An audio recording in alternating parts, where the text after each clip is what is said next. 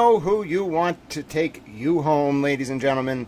Isn't that the existential crisis of our age? Well, nonetheless, notwithstanding the existential crisis of who we want to take us home, my name is Grant Smith Ellis. Hello to the Towel friends over on the Towel YouTube. I'm sorry I didn't do a scheduled stream, so this notification is just popping up for you, but you know what that means. Roll the intro. Hold on. Wait a second.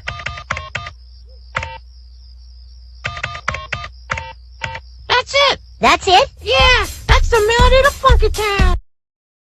You heard the Towel. That's it. That's a melody to Funky Town. How's everybody doing?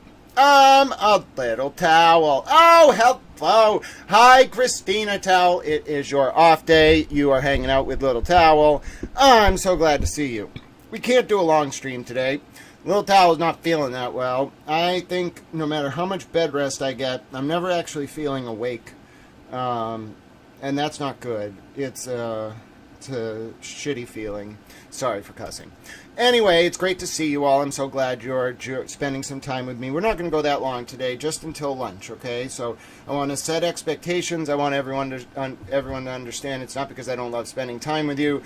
It's because I'm really struggling physically. So we're going to keep things same with the last stream. Going to set expectations. We're not going to go too long. I'm going to drink lots of fluids. Got some electrolytes. And we're going to talk about what's been going on. There's been a lot going on. Hello, Dale. It's great to see you. Towels watched some college football this weekend. Obviously, Boston College is quite terrible. But the Patriots are good. How good is Drake May? Ladies and gentlemen, Drake May absolutely pulled off a miracle last night. Up in Buffalo, I'll tell you, you want to be the man, you got to beat the man, and there is no better team in the AFC East right now, at least after yesterday, than the New England Patriots coming off that win, 23-20, up in Buffalo. Hello, Falcor Luck Dragon. Yeah, we'll take a listen to the colloquy between the Glarer and I. I mean, listen, we have very different styles, okay? I'm more, I want him to be a priest. He's more like, I don't know, he's like a shock jock, and he owns it. He, if you listen to him, he'll tell you, that's his style. Now, does that mean he believes everything he's saying? I don't know. He's a little bit of a troll. But, on a human level, when you get through the polemics and speak to Will instead of the Glarer, yeah, he can be very kind.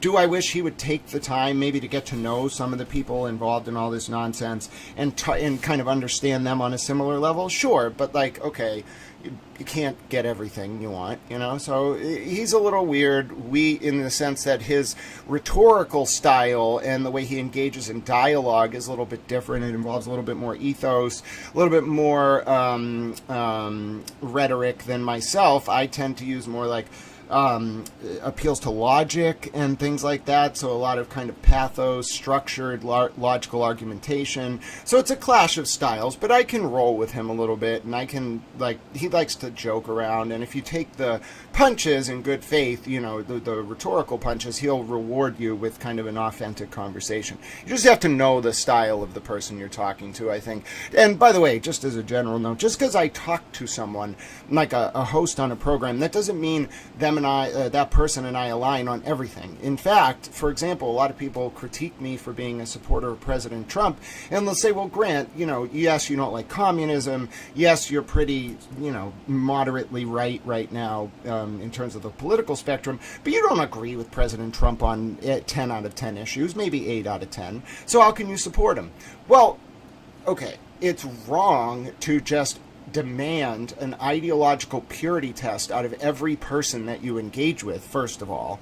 And the other thing is, you can't understand the full spectrum of perspectives on any given issue, person, or development unless you talk to people who you don't agree with. That doesn't mean you're condoning or promoting or endorsing everything that they're saying. It's a necessary component of the amalgamated perspective necessary in order to parse kernels of truth from polemical sort of rhetoric and thus reconstruct some semblance of what happened.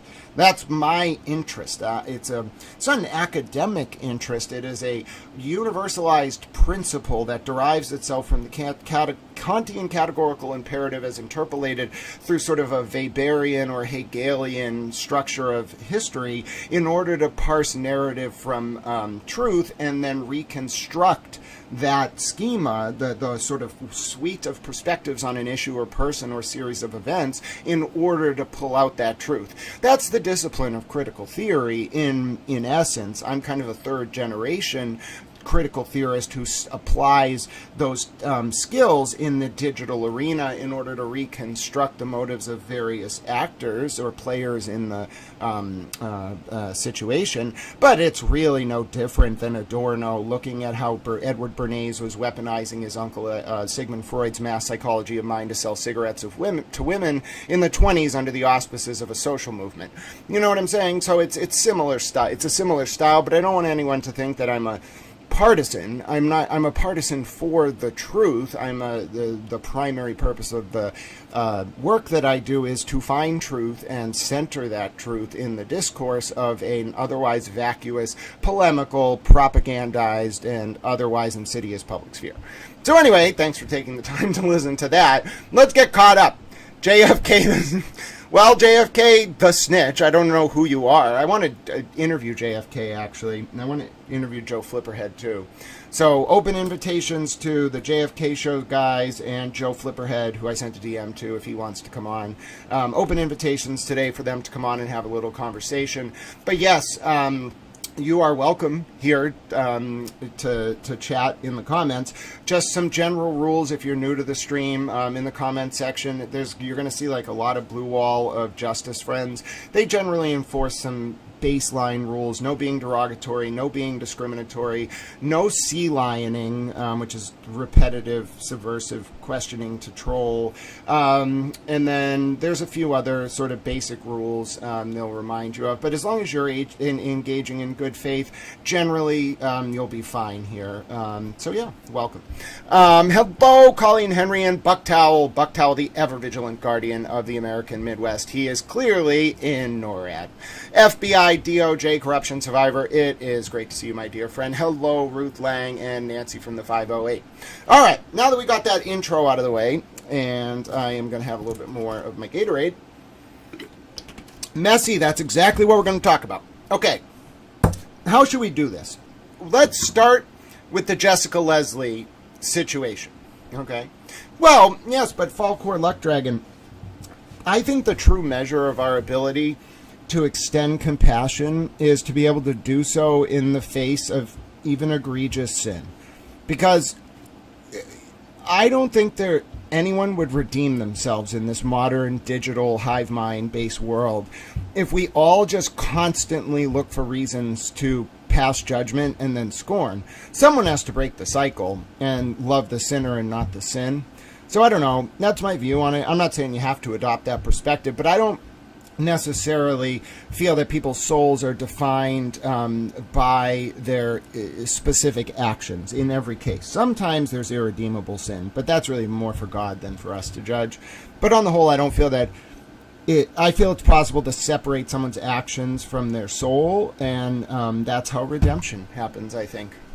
Hello, it's so good to see you again, Ruth. Oh, it's the buck towel emoji. I'm pleased. All right, let's get into this. So, Messy, we are going to talk a little bit about, by the way, I got a new streaming setup. I shrunk the size of my monitor because it was hurting my eyes to look at the big monitor. So you got to give me like 5 minutes to adjust here. I now see your comments like directly in front of me, so I'm going to be a lot more interactive with the comments. Before they used to kind of hide. But we also have stuff to watch, all right? So I got to do my summary as much as I would love to answer all your questions. How about this? We will set a segment aside for questions at a certain point, but as of now, when I just look at your questions, it makes me want to answer them all. Hello, Jerry. Very good to have you with us. Welcome. Welcome to the chat. But let me dive into this a little bit. Okay, so last week, what was going on? Jessica Leslie got sentenced. Now, I actually have a video for us to watch because I want to talk today, but I want to talk the least amount possible because I'm not feeling well and I'm physically ill. okay? So I'm going to play a lot of my videos that are already recorded, and then that will provide our background, and then we'll go from issue to issue. So this all ties in. Remember, there's a lot of stuff going on. There, if you watched the stream last week, I did a short stream about the Aidan Kearney and Karen Reed recordings and how that was bubbling up because Joe Flipperhead was on an X Spaces with this guy who thinks he's a koala, and then this other Australian woman named Lily, and Joe Flipperhead and Aidan Kearney got into a battle, and in the middle of the X Spaces, Joe Flipperhead got permission from Karen to release information that Karen was recorded while talking to Aidan, and then someone sent it to Karen's lawyers. Okay, then the next day, like a limited hangout happened, and like 8 of the clips from a recording of Aidan and Karen talking got released, and they were very specific type of clips that didn't really make Karen look bad, they made Aidan look bad. Now this has crescendoed to the point where then Karen went in the JFK show chat within the past few days, and then started saying she was recorded without her knowledge, and there's more that's going to come out, and there's people she wants to talk to. Basically, this is running in parallel to a number of subsequent developments. It really started, I'd say, late August or September of 2025 when Robert Cosgrove, the special prosecutor on the Aidan Kearney cases and apparently the potential Karen Reed cases, announces in a court filing that there's an open ongoing investigation related to Karen Reed and Aidan Kearney, or at least related to Karen Reed, that Cosgrove was aware of. Now, who's doing this investigation? If it's a federal investigation, a state investigation, I don't know. I don't want to know, frankly. But anyway, Cosgrove writes that. Okay, then I'm reading Defense Diaries Twitter on like Friday night a few days ago, and Defense Diaries is this, I think it's Bob Mata, I don't know. It's one of these lawyers. So he puts up this affidavit from Betterow. Mark Betterow's Aidan Kearney's lawyer, one of his lawyers in the criminal cases. And Betterow writes this affidavit. It's a little bit of a ridiculous affidavit, but in the affidavit there's some like kernels of gold. One of them is Betterow just says there's an open investigation of Aidan Kearney and Karen Reed. And I'm like, Betterow, what the hell are you doing, bruh? Why are you saying that? So anyway, that's kind of what's going on, right? That's like the real world developments. And then you got the online drama related, I wouldn't call it drama, it's very substantive, related to the recordings and the Free Karen Reed camp kind of splintering, and Kate Peter telling people that she wants them to support Aidan Kearney because Aidan Kearney apparently might have information that would allow his charges to go away if he flipped on Karen Reed so that Karen Reed could get charged with something new. It's wild, all right? But think about the parallel developments there, okay? You have the situation with the criminal case and the potential investigation into Aidan and Karen. Then you got these leaks by Karen. Then you got this online war for the soul of the Free Karen Reed movement. What's happening? I happen to think Karen's a tactical genius and got ahead of what she saw was going to be a play by Aidan Kearney, Kate Peter, and the state, the Commonwealth and the state police to drop all of Aidan's charges if Aidan gave up Karen Reed so that Karen Reed could face more criminal charges. Witness intimidation, 268.13b, conspiracy, 274.7, etc., etc. Now, Karen Reed, for whatever reason, has these like intel connections. I don't know why. I haven't really figured that part out. It kind of baffles me a little bit. But Karen Reed is very smart, and I think Karen Reed got ahead of it. And part of why I'm so upset is that I think there's this pattern, okay, of women in Aidan Kearney's life that he gets close to, whether he gets with them or doesn't get with them, and then there's this kind of transactional relationship, and then he thinks that he can control them. It's a playbook. That's my opinion. I've seen it play out a few times, okay? There's evidence of this. And I don't, listen, I don't like when that shit gets run on someone who's just of the regular class, okay? You want to talk about the movie Metropolis and the people up in the garden above the cities and then the fucking working class. You run that shit on the working class, you're going to piss me off. Not because I'm a damn communist. I don't like damn communists. But because you don't treat people like that. I don't care if they have millions of dollars or $10 fucking dollars or negative $50. You don't treat them like that. That'll piss me the fuck off. But listen, you run that shit on Karen Reed, who's a savvy, diplomatic, political operator. That's more than just offending her, bro. That is going to bring out in her a tactical side that you are not going to like. I wouldn't fuck with Karen Reed like that, okay? Like, yes, I'm a strong critic of Karen Reed, but I wouldn't disrespect her. One, I'm not a misogynist, so I would never treat a woman as less just because she's a woman. And two, she's a genius. just like with men, there are some women that are like really smart, some women who aren't so smart. It's just a, varying whatever. Not everyone can be in the top of the bell curve, all right? Karen Reed's at the top of the damn bell curve. And that's kind of why I'm cheering her on here. Not because I agree with her version of what happened on the night John O'Keefe died. I don't. At all. Please don't mistake me praising her about what's happening now for praising her about that. I'm not. I do think she's smart enough to have covered it up in real time, which that's... it's on another level. You gotta be really smart to do that in real time. That doesn't mean I'm okay with what she did. But what she's doing now, because of how everything aligned, because of how Aidan Kearney, in my opinion, hitched his wagon to Karen Reed, there's only one person that can stop him, and it's Karen. And Karen, in my opinion, never talked to her, she doesn't like when people take advantage of women, especially people in positions of power like law enforcement. So how do you think... I think Karen tolerated some of what Aidan was doing, but I don't think she ever liked it. I don't think she was ever comfortable with how he treats women or how he acts. And then he ran the playbook on her over this last week. And this was outside of Lindsay Gattani, who I think over 18 months came to a similar position as Karen Reed, okay? But Lindsay Gattani is not from that world, okay? Lindsay Gattani was a nurse, worked Stop and Shop, just kind of a working class single mother, okay?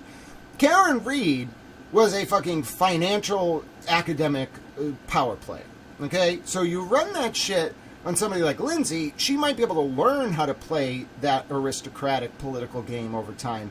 You run it on Karen, she already knows what you're doing the second you send that fucking email, whether you tell her that it's from you or not with the recording. She's going to know if the recording is real. She knows what the conversation was like, so she's going to know right away. The reason why I think Karen's moving on Aidan right now, in my opinion, is because that recording is real. She knew it was real. She took it for the message that it was, and instead of playing ball... You don't play ball with someone who, in essence, whoever it is blackmailing you. You want to stop someone from blackmailing you? You go out in the public and you're like, hey, someone's saying this shit to me. Fuck them. And then you burn them. And that's exactly what Karen Reed did. So don't underestimate Karen Reed's tactical intelligence. It's too good. You know what I'm saying? Michael Diamond asked, do you think Aidan tried to catch the glare up with a charge at the pizza shop? He did the same thing with Meredith showing up at Higgins in August. Someone said that to me, said Michael Diamond. I don't know. It's an interesting theory. I don't have enough information to pass judgment either way. If I got more information, I can tell you an answer to that, but I'd have to hear it like from somebody who was directly involved that had information that they felt it made it a setup.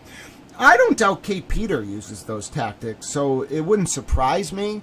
But I don't know enough about those two situations to say that that's why Aidan brought the glare to the pizza shop, or that's why Aidan brought Meredith to the Higgins thing. I don't know. I just don't know. Allie and Rue. Hello, Allie and Rue. They say KR is an evil genius. Christina said, I want Karen to be held accountable. Well, yeah, but Christina, it could be a zero-sum equation. I think my biggest concern is people saying, well, it doesn't matter what Aidan Kearney did wrong or what the people victimized in those cases think. It's important to get Karen, so let Kate Peter wheel and deal with Aidan, make all of Kate and Aidan's criminal charges go away, and then get Karen. Okay, what? And especially if that only happened because Brian Tully and Kate and Jen McCabe and Michael Morrissey have this weird, personal relationship. You gotta think about the timing. Morrissey recuses in, October 2023? Then immediately Mello starts up the grand jury, but Mello's talking to Kate, Kate's talking to Tully, Tully's talking to Jen McCabe.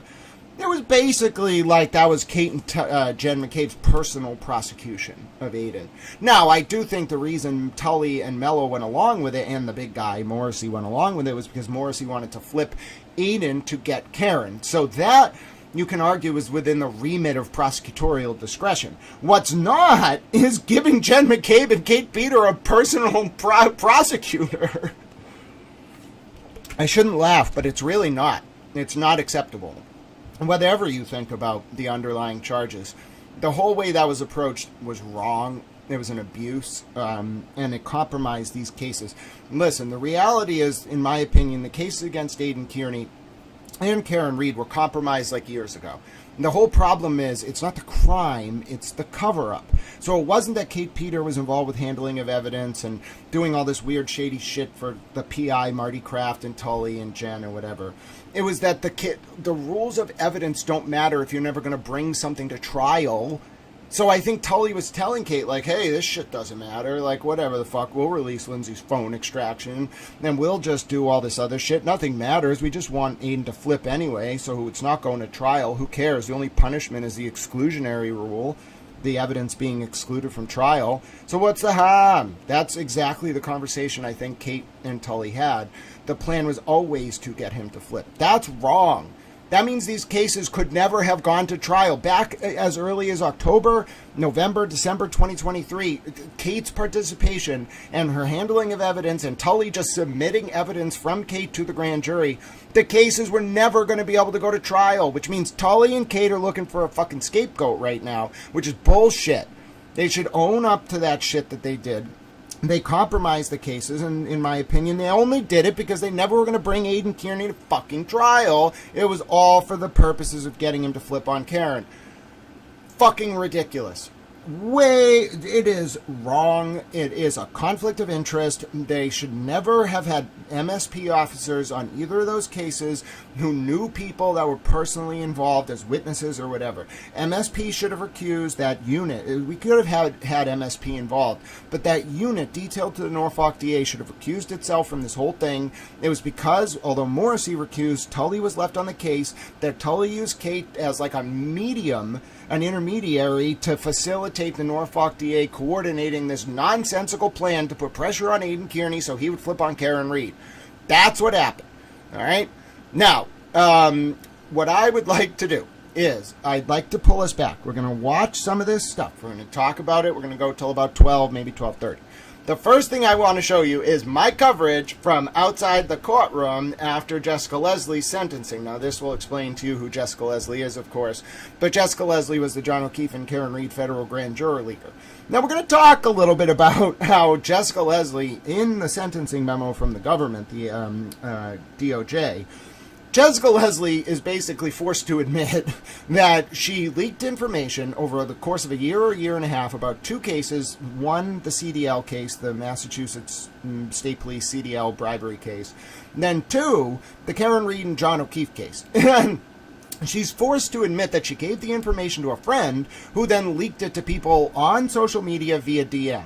Now we're going to watch my coverage, then we're going to watch a video of Jessica Leslie's mother, the first public footage of Jessica Leslie, known to exist, of her and her mom yelling at me, and then she calls me a towel. Then we're going to watch a video of Aidan Kearney talking about how he was messaging with Leslie's friend, and when he went on live stream to look at their messages, her profile was gone and all their messages were deleted. So let us go ahead and watch the little towel video. You know why? Because I'm a little towel. All right, towel, take it away. You are a towel. Go. Good afternoon. It is just past 3 p.m. Eastern outside the John J. Moakley Courthouse in Boston. My name is Grant Smith Ellis, and John O'Keefe and Karen Reed grand juror leaker Jessica Leslie, as indeed predicted by myself, did have her proposed plea disposition rejected by Judge Telwani. Instead of time served, 1 day in prison, 24 months supervised release, and $100 special assessment, Jessica Leslie will be sentenced to time served, 1 day, 24 months supervised release, 2 months of home detention for the first 2 months of that supervised release. Now, Judge Telwani read Miss Leslie the Riot Act in court, ladies and gentlemen. Judge Telwani made very clear that this was more than just Jessica Leslie leaking once or twice. It was a pattern over a year and a half, leaking to a friend who then went out and revealed the information.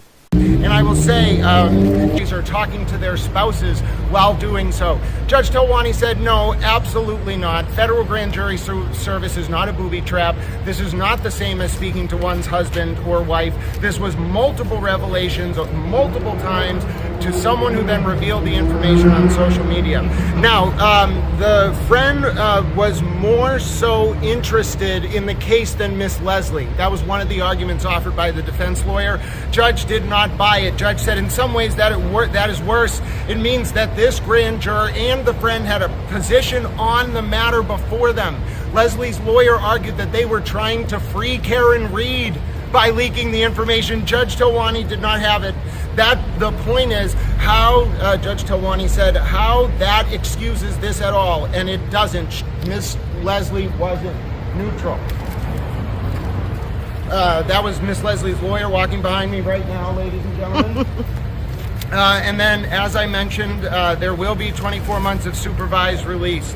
And Judge Talwani also said, I was so impressed by that jury that Judge Talwani herself impaneled. But you can't do it if you don't want to or are unable to live up to the promises of confidentiality, because that creates a problem. And Judge Talwani said now that she tells all her jurors, if you can't keep information secret, if you can't keep this private, do not serve on the jury. And I will say there was a moment where the defense counsel turned around from Judge Talwani to a half-empty courtroom and said, the fervor is here in the courtroom, that's why she leaked. Oh no, Judge Talwani did not buy that argument. Now, I will say Jessica Leslie did get up there before her sentencing, and I have my notes here, and she did give a tearful apology, ladies and gentlemen. That tearful apology, I will try to read from my notes. Miss Leslie says, I am sincerely sorry for the harm I did. I disrespected the judicial system. I understand I could have seriously harmed someone by revealing what I did. I know you have to have faith in us, Judge Talwani, so that the system can uphold the best possible version of itself. This has personally and professionally impacted me. She then paused and continued crying. I just want the court to know I'm sincerely sorry for what I did. I understand confidentiality and our oaths are important. I truly regret what I did, not only because I am here today, but because I was a law-abiding citizen my entire life. I am sorry I harmed the court and could have potentially harmed others. It was at that moment that Judge Talwani then took 90 seconds in a dramatic pause before rendering her ruling, rejecting the proposed plea disposition and condemning Miss Leslie to 2 months home confinement during 24 months of supervised release. My name is Grant Smith Ellis, reporting live from outside the John J. Moakley Courthouse, where Chris Albert was in attendance, and we extend all of us an apology to Chris Albert. Kate Peter should not have spread the rumor that you and your son sold drugs out of your pizza shop. We all apologize. My name's Grant Smith Ellis. God bless and good luck. Now, that is true. I want to show you this, okay? Chris Albert did indeed, okay, show up. And I took a video of Chris Albert leaving the courthouse, and I apologized to him for Kate Peter releasing a rumor about him and his son selling drugs that did not exist before Kate spread that rumor. So let's take a look at the video of Chris Albert coming out of court. I'll play this for you now. My camera. We all extend you our apologies. We wanted to let you know that. In particular about the Kate Peter video. We just want to let you know. My camera. He definitely smirked. Now, if you're wondering, I am going to show you this video. I know you all want to see the video of Jessica Leslie's mom calling me a towel. But I have to show you this video because it ties directly into why I said that to Chris Albert.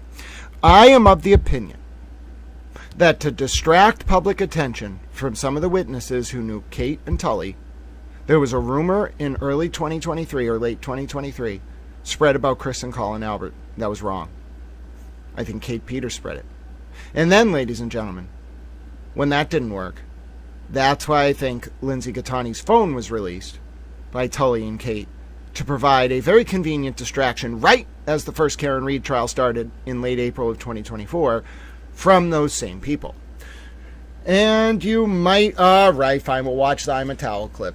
But it is true. I just want to be clear, all right? We will watch the I'm a Towel clip. No, we're going to hold it. I'll show you a preview. How about that? How about that? But I have to show you this clip involving Kate Peter. Not because I feel necessarily pleased. Let me show you a preview of the Jessica Leslie clip. There it is. That's her and her mom.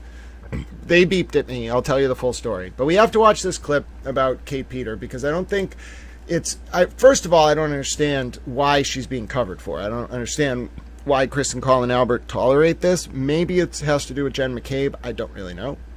But I want to play this clip because it goes to why I said that to Chris Albert. And it's only a short clip. And then we will play the video everyone wants to see which is me being called a towel by Jessica Leslie's mom.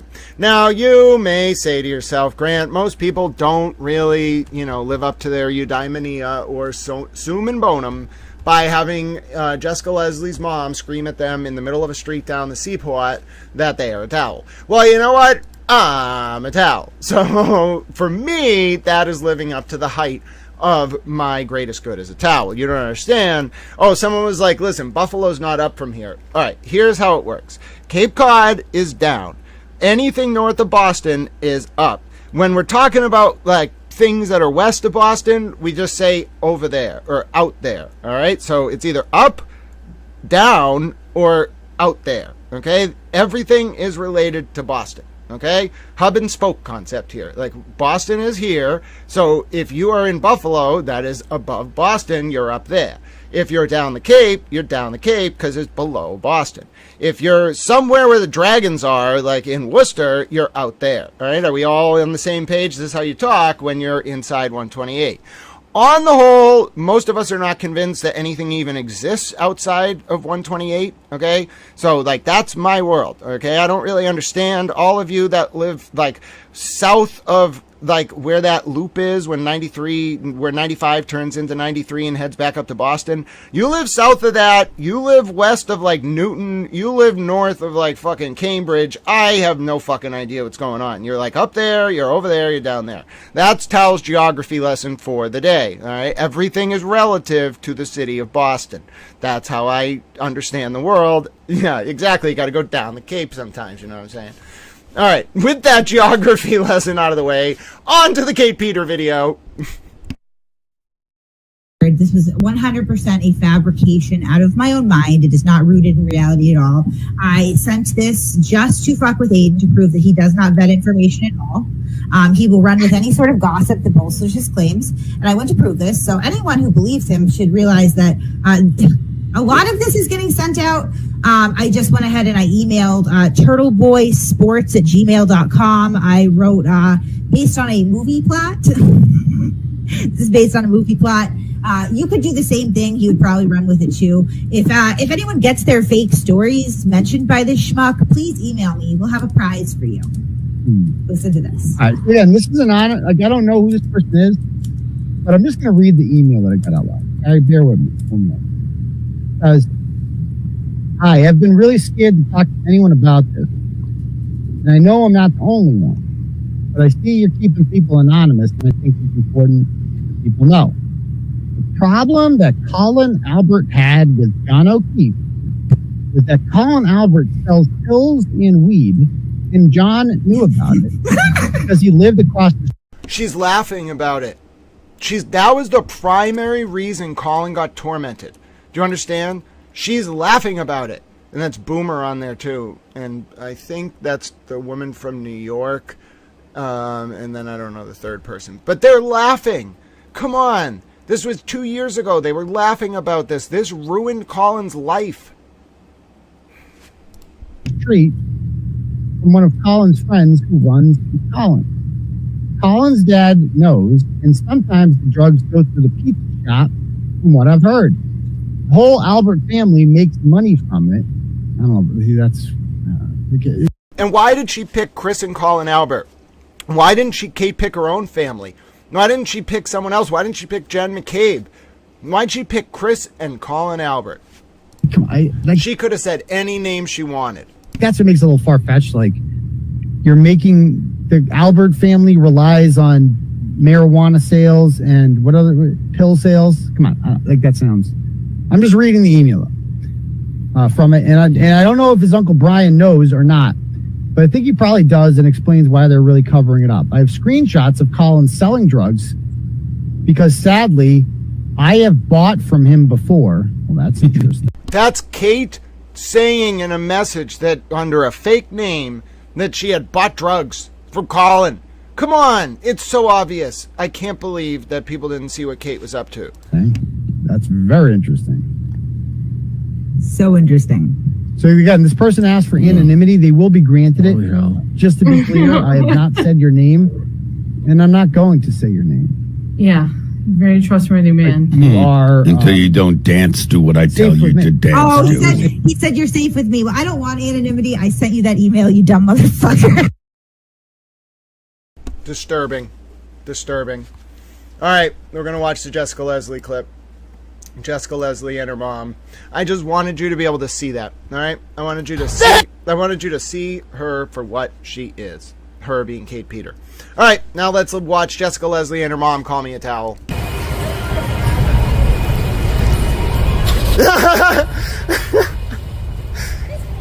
You beeped at me. You beeped at me. You beeped at me. You gave yourself away.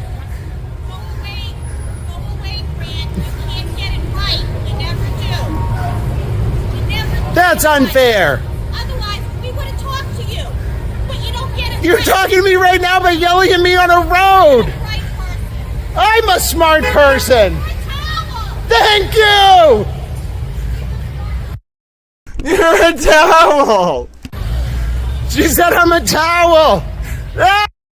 Ah! By the way, that, yes, Julie, craziest person on earth, thank you so much for helping to film the interview outside the court. And by the way, Julie, craziest person on earth, is my witness that it was not me who even knew Jessica Leslie and her mom were driving by. We were standing there, the press, outside court. Jessica Leslie's mom beeped. Okay, I saw the car. I was like, wait a minute, that's Jessica Leslie and her mom. I then proceeded to go over to their car because they got stuck in traffic, and I pulled up my camera. I didn't say anything to them. I just filmed them, and then they started yelling at me, at least her mom. So I'll tell you right now, that's the first public footage of Jessica Leslie and her mom, and it was quite an experience as a little towel, you know, I'll tell you, just as a little towel. I was like, what is going on right now? And I'm like, listen, this is like meeting Bill Murray, you know what I'm saying? Unless you have a witness, he's just going to be like, this never happened. Well, if I didn't have my camera, if I didn't have Julie, craziest person on earth, there as a witness, I don't know if I would have believed it, ladies and gentlemen, but yes, indeed. Yes, indeed, they wanted to tell, and Grant took them up on the offer, says Julie, craziest person on earth. They were waiting for their chance. They wanted to be able to yell, and my word, did they yell at Little Towel. Now, I could not have predicted she was going to end it by calling me a towel. I was like, wait a minute. I am a towel. Thank you very much. But also it shows that they clearly followed the case, and I'm going to listen to this. We're going to watch the interview I did with the Glare, but this transitions nicely into how Jessica Leslie's friend, okay, clearly was leaking to Aidan Kearney. How do I know that? Oh, is that the real Esty? Esty, hold on. We have to figure out if this is the real you before I give you a wrench. Let me see. Let me see here. Esty, what is the best restaurant in the Seaport? All right, there we go.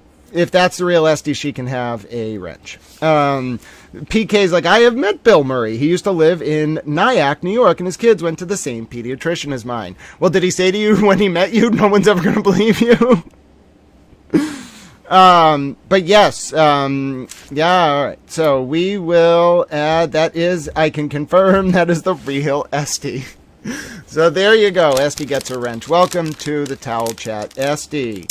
All right, so we are now going to watch an interesting segue, because as you heard Jessica Leslie's mom say, that is the one and only Esty, and you know the rule. We will all be friendly. I don't want to see any hostility. I want to see everybody being cordial little towels, and that will make me a happy little towel. All right, so let us. Oh, you're so kind, Christina Towel. That's the type of spirit we like to see in Towel Chat. All right, so now we're going to take a look at the segue here, which is we're going to watch the interview I did with the Glare. But before we do that, I want to watch just a segment of it, a 10-second clip where Glare is like, I don't know who Jessica Leslie is, and then I tell him, and then I have a clip after where Aidan, a few weeks ago, had realized Aidan Kearney on stream. Apparently his name is Aidan Kearney. I'm sorry, maybe it's because part of my family's from Ireland. Kearney, bro. Like, it should be Kearney. Like, the phonetic pronunciation should be K-E-A-R-N-E-Y. Irney. Okay, that's just how I think it should be. I'm going to do some Irish genealogy. I will talk to people from Ireland. I'll go to Ireland if I have to. And I'm going to find out whether the correct phonetic pronunciation of Aidan Kearney's surname is Kearney or Kearney. All right, I'm telling you, I'm going over there. I'm going to figure this out. I'll write a report on it, and then I will present it. All right, and by God, I want to be vindicated that it's Kearney. Anyway, so we're going to watch this section of the interview I did with the Glare, where we talk about whether who Jessica Leslie is. Then you're going to hear Aidan Turtleboy reading on his stream out loud how he goes to check the messages with Jessica Leslie's friend. They're all gone, and so is her Twitter account. Her Twitter, all right? So let's do that. All right, here we go. Give me a second. All right, let me find this. I know I have the video because I queued it all up for you. You know why? Because I'm a little towel. Now, you might be saying to yourself, sir, we know you're a towel. You're efficient. You're effective. And that's why we watch, because you just go from thing to thing to thing, and you have all these clips ready. We appreciate you. Well, I appreciate you, too.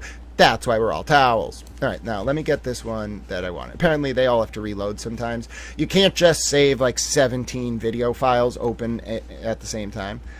I wish I could, but I can't. All right, this is the right one. No. Oh, yeah, and at one point, Will just starts railing, which I was very happy with. Will just starts railing on priests who take advantage of the sacrament of penance. And it was like, things, Will. Like, Will hates people who abuse children. He's a little misogynistic sometimes, but, like, come on. Like, we can't expect every man to just stop being misogynistic. You got to walk him through the process a little bit, you know what I'm saying? But, like, he really doesn't like people who hurt kids. I'm pretty sure if you hurt a kid in front of Will the Glare, he would just start beating you and then take the jail term. You know what I'm saying? So, like, that, how can you hate someone who, like, cares that much about kids being abused? You can't. Like, that's honorable. That doesn't mean all the other shit he says is okay. And I don't understand how we can have that view on kids, but not women. And, like, I kind of get the vibe it's because he's, like, an advocate for children who get hurt, which is great. Like, keep doing that, Will. I'm pleased. But, like, bring that over to, like, vulnerable women, too, Brett. Like, come on. Like, similar levels of vulnerability, maybe not cognitively, but like similar levels of vulnerability here. Like just a little bit further, you know, and you'll be aligned with where I am on this whole thing. All right, let's listen to this. Fair enough. Fair enough. Did you see me down the Moakley courthouse the other day? Miss Leslie's mom called me a towel. Wow. Wow. I don't know who Miss Leslie is exactly, but and I'm sure I've met her. Jessica Leslie was the person on the Karen Reed federal grand jury who leaked information to a friend who then sent it to Turtle Boy via DM on Twitter. Oh, okay. All right. Yeah. So, I mean, are you stoked? This is about the Jessica Leslie story. Is there anything legally stopping a friend from telling the entire story about the leak? If not, she needs to tell the Boston Globe. You, Karen, and Jessica should have your names cleared. Interesting. Good point. Let me see this 1 second.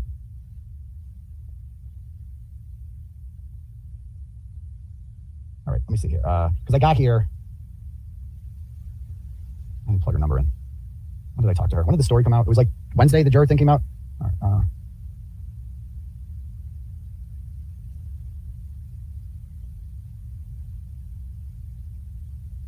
right, so I sent her a text just to ask her that. That's a really good question.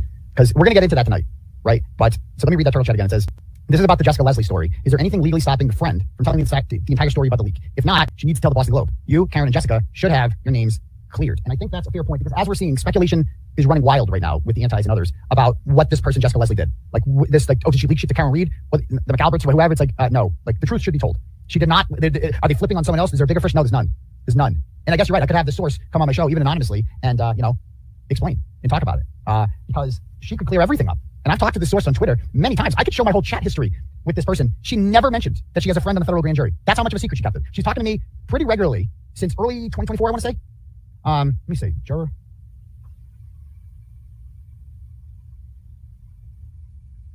Jury, let's see.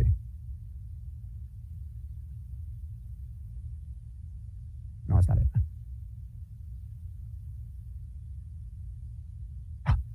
Oh, she deleted her whole fucking... She deleted her Twitter account. So I can't even... You realize this is Aidan realizing in real time the friend who's I'm pretty sure mentioned in the papers from the government, the moving papers in the Leslie case, deleted her Twitter, and all their messages. Watch, this was in real time. This was a wild moment.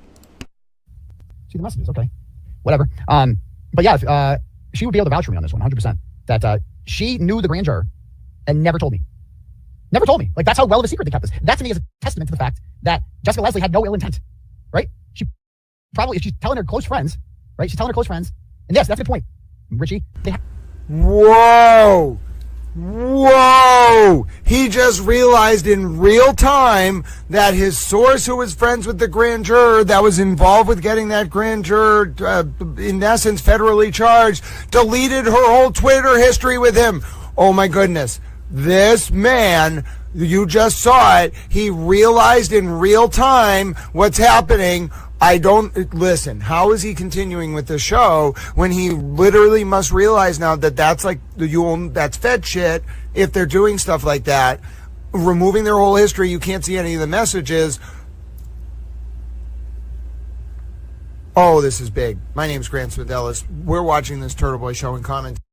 I caught that live too. I forgot we were commenting on his show live that night on the stream and watching it together on this channel. I knew right away. You heard me say it. And that was before the government sentencing memo came out. Just inductively, I just knew it. I knew it. All right, so here's what we're going to do. I want to play the Glare interview, but before we do that, we can't just play the Glare interview. Oh, I turned myself off. I'm back. Hey, I'm a towel. You know what? This is kind of funny. Look at me. Look at me now. I'm a giant towel. Hey, look at me. Look at me. I'm a giant towel. What do you think of that? Do you all appreciate that? Look at me. I'm just on your screen as a giant towel. You see the Virgin Mother? She's hanging out.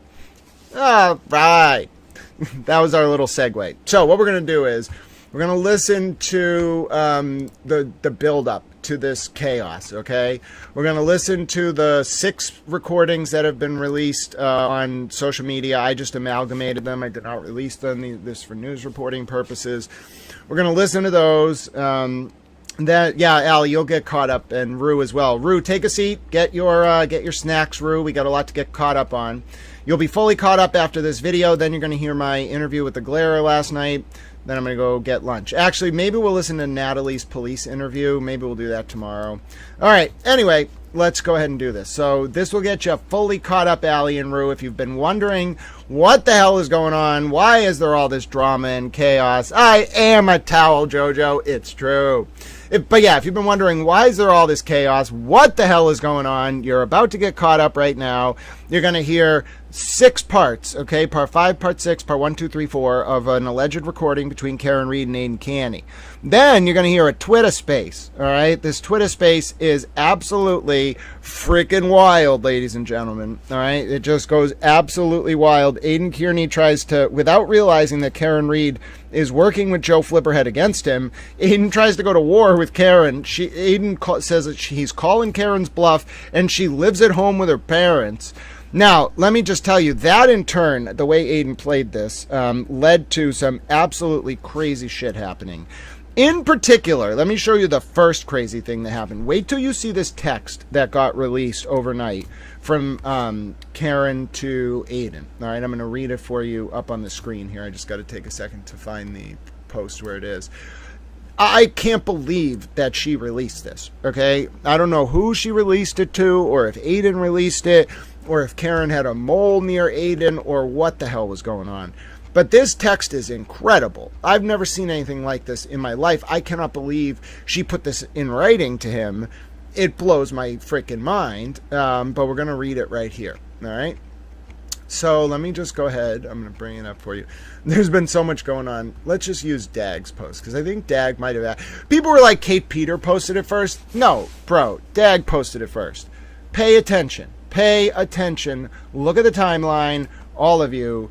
Dag posted this shit first, all right? So what does that mean? Listen, Karen's a fucking ruthless operator, all right? Karen knows what she's doing. She's smarter than all of us, all right? And I'm not being gratuitous or fawning over her. I'm analyzing. She is smarter than all of us. She has a lot of resources and a lot of friends. So look at this message from Karen Reed, and it had to have been to Aidan Kearney, all right? And reminder, Dag is connected, okay? Dag doesn't really like Aidan, but Dag likes Karen. So who are you going to go to if you want to fuck Aidan's day up? You're going to go to Dag, all right? You might even go to Towel, all right? But you're not going to go directly. But that's how I know it had nothing to do with Kate Peter. It was Dag, okay? Now think about who Dag Nabbit is. I'm not going to dox her. I think she's wonderful, all right? Dag is a great advocate for women. Dag does not fucking like Aidan Kearney. Dag is politically connected like you don't understand. Dag will fuck your day up. She might not always get it right, but she's like a reporter kind of now. So, like, she's trying, you know? She's always coming from a good place of good faith, trying to figure out what the fuck's going on. Look at this message that Dag releases from Karen to Aidan, okay? Oh, thank you, Jerry. I'm happy to add you as moderator. Welcome to the honorary towel fold. You can't really do anything because I see the whole log in real time, but enjoy your pro forma blue wrench. All right, here we go. Message from Karen Reed to Aidan Kearney. All right, this is what was released. Not only, this is a quote, not only did you illegally record me and lie about it, you doubled down and flat out made fun of me. You, quote, sold out the Wilbur and I live with my parents, mocking that I lost my home to fight for my freedom. This is how I knew she was fucking pissed. That I have loving, cool parents that I want to spend time with. That's how I also knew it was kind of real. Like, she would say that shit. She is a mama and daddy's girl. Like, which is not a bad thing. That's what aristocrats are like. It's a very loyal family structure. But I was like, yeah, okay, maybe she did say this. How about, now this part, I was like, wait a minute. Is her street side coming out? Because you would normally... You wouldn't say how about unless you're fucking angry, if you know the dialect. Because when you're saying something like how about around here with the New England accent, it's really like basically telling them like you want to take it outside. How about the part where you repeatedly asked me to do the Wilbur with you and I turned it down? How about, when she's doing it again, how about the fact that you lived on a couch until my until my case came along and you were able to move forward and get a life of your own because of my case? I've never treated you anywhere close to this. I've never made fun of you, never shared screenshots or recordings. And by the way, she's not saying she has those. She's saying she doesn't do that. And he did that to her. I'm realizing you're actually just a nasty... This part, I was like, I can't believe she said this shit. I'm realizing you're actually just a nasty, hateful, negative person, taking shots at me purely because you can, because you know I'm limiting to whom and where I speak. Enjoy screenshotting this message. Make sure everyone sees it so they know the real you. Oh my God. The Wilbur's a theater, Ruth, in Massachusetts that Aidan did a show at recently. But let me just say... This ties into something I was saying earlier, okay? And we're going to listen to the full context now. I really do fully believe that Karen Reed, tactically, she's not being a jerk, okay? Let me show you some of these screenshots from the JFK show, okay? She's not being a dick. She's tactically moving on him and saying to all these people who have come to her, I'm sure, over the past year and said, Aidan, or year and a half, Aidan is dangerous. Like, come on. She's probably told them, okay, yeah, but I need him now. I need him. Now it's her time to rally these troops and say, listen, this man thinks he's untouchable, referring to Turtle Boy. I, Karen Reed, am probably the only person who can hold him accountable. Yeah, it's going to suck.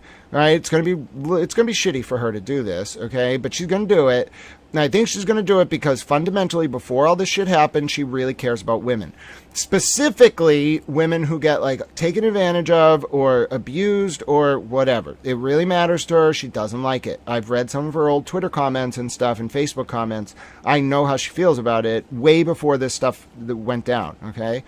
I think that she looks at herself now as kind of like she has this duty. She's in this position. It falls on her. Like when you're called to do something like this, she's a person of faith and her family's very religious. You do it. Like, you suffer the slings and arrows of outrageous fortune. You deal with the bullshit because it's about more than you at that point. It's about this pattern of Aidan doing this, in my opinion. And Karen, I think she wouldn't just do it. She's got her own shit to deal with. She wouldn't just do this selflessly, okay? Like, she's not a fucking Kantian. But she has an aligned interest here, okay? He tried to pull this shit on Karen. Karen probably knows this is the playbook he's run on all these women. Now Karen's like, fine. And she knows that's what is going to earn someone like me. That's what's going to earn my support. And I also think she's got like Joe Flipperhead in her corner and Sean and some of these other guys. And who the fuck knows who these guys are connected to in the intel world? Like, I would not fuck with these people. Sean's clearly 26 years DEA. You never leave the intel world. I don't care what happens while you're on the fucking beat. You never leave the intel world. Joe Flipperhead basically doesn't exist. He calls himself some dude named Nick from Philadelphia. Come on, I'm not a moron. I know what intel looks like. Olivia Lamb's mom, whether Olivia is real or not, or whether Olivia is who she says she is or not, I don't really care. Her mom's connected to Levy. I'm not a fucking moron. I know what they're doing. I can see this. I don't want to give too much away because no one's told me anything, but I can see what the fuck is going on. I'm sorry for cussing. I know exactly what's happening here. Okay, it's all intel. And Karen is the fucking quarterback. She is the one who understands all this. I don't know who all these people are. I don't want to know. You start asking too many questions about people in the intel world and you get answers you don't want and that you shouldn't be asking for in the first place. So I don't want to know. I'm not going to ask. But I know Karen knows because I see how she's maneuvering these pieces tactically, and you're going to hear this come up. But what I want to look at is Karen's comments on the JFK show. Now, I set it to a music video, so I have to mute this tab. Hold on one second. I don't want the music video to play, but I guess we could play 10 seconds of the song, but I just don't want it to. So I'm just going to bring up the image and then not play the actual song. So hold on one second. All right, now this is what I want to show you, okay? This is Karen's comments on the JFK show, and we need to do all of this because this will contextualize the leak of these recordings, okay? So here are some of Karen's comments that from the show that's now been taken down. First, this was the big one that people really were focusing on. It's Jen Rocco. Interesting. Barbara, that's fascinating. But yeah, so that's why I don't want to say too much, Barbara, because I think I know what's going on. All right? And I think I shouldn't say anything for right now, specifically about that, because I kind of see how Karen is moving all this stuff around, and I don't want to fuck anything up. I haven't talked to her, but listen, I'm not going to fuck her shit up. I want her to prevail on this issue. So I'm not going to fuck anything up. But I think, like, I see it. I'm telling you, because of what you just said, Barbara, whether it's true or not, I already was going in that direction, but I'm not going to say anything right now. All right, just I want to so bad because I see it. It's brilliant. Everything she does is fucking brilliant. But I'm not gonna say it. All right, just because I can figure it out doesn't mean that I should give that away. Okay, it's very active. This is very, very real, very raw, very real time. You're not getting that out of me. One, because it's just my theory. Two, because if I'm right about that, revealing what I think at this moment could fuck that whole thing up, and I don't want to. It's brilliant. It's fucking brilliant. See, listen, I'm a very cerebral person. My mind rebels at stagnation. You do something brilliant on a cerebral level, I love it. You know, I'm not saying that I support everything that Karen's done, but I see exactly what she's doing right now. Fucking brilliant. I don't necessarily know if it's very ethical, but all's fair in love and war, I suppose. All's fair in love and war. I'm such a cheeky little towel, but let me just tell you, I think I figured it out. All right. Wow. Listen, people move in such weird fucking ways. It's very hard to understand, like, high-profile public figures unless you are a high-profile public figure and unless you understand how people like that think. Like, it's always indirect, and it always is designed to, if they're smart, send a subtle message behind the overt message. And some of this, it's more it's kind of like good jazz. Like, good PR is like good jazz. It's as much about what you're saying as what you're not saying. It's the notes that you don't hit that mean as much as the notes you're hitting, that blank space, all right? You don't need to write their name in the blank space. It has a power in and of itself. And it's what Karen is not saying right now that puts it all together for me. And I'm just like, I should have seen this from the beginning. My only question is whether Karen sees what Kate Peter is doing. And I think she does, because the only thing that makes sense to me is that Karen knows that Kate Peter worked for Marty Kraft, and that Marty Kraft was working for Tully, and that Tully knows Jen McCabe. So therefore, Karen's got to think anyone who's a mole for Kate Peter is working for in the interests of the Commonwealth to get Aidan to flip on Karen. All right. So she has to know it, but I just wonder, I don't think Karen underestimates Kate Peter. I think Kate Peter acts like a fucking moron so that people will be thrown off, like her and her people on that little Discord there. By the way, the government's about to crack the fuck down on Discord. I was reading a news article about this unclassified threat assessment. Oh, fuck, they're coming for Discord. I saw how the threat actor level was ranked under that analysis. I think it was something from the DNI. So you're fucked. Like, they're all fucked. They were doing some bad shit on that Discord.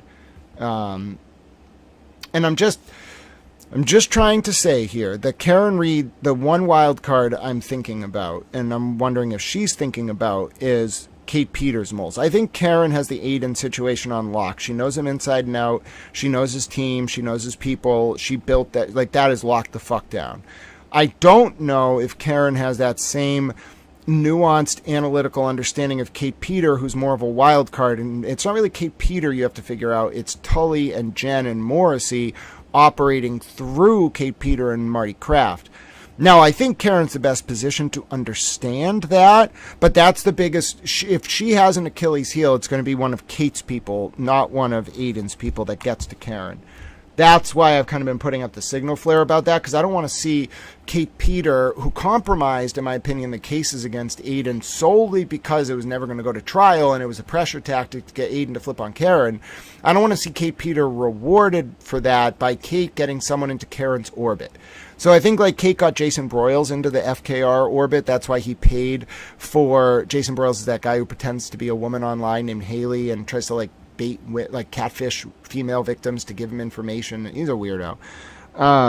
Real dangerous, in my opinion. But he's known Kate Peter since, like, 2019. I think he knew Biff and some of Kate Peter's people before 2019, because they're in these, like, online Discords. The problem is, you can't fuck around too much in that world, because I don't care how good you are at technology. I don't care what the fuck. There's an order to that shit. There's like gray hats and white hats and fucking black hats.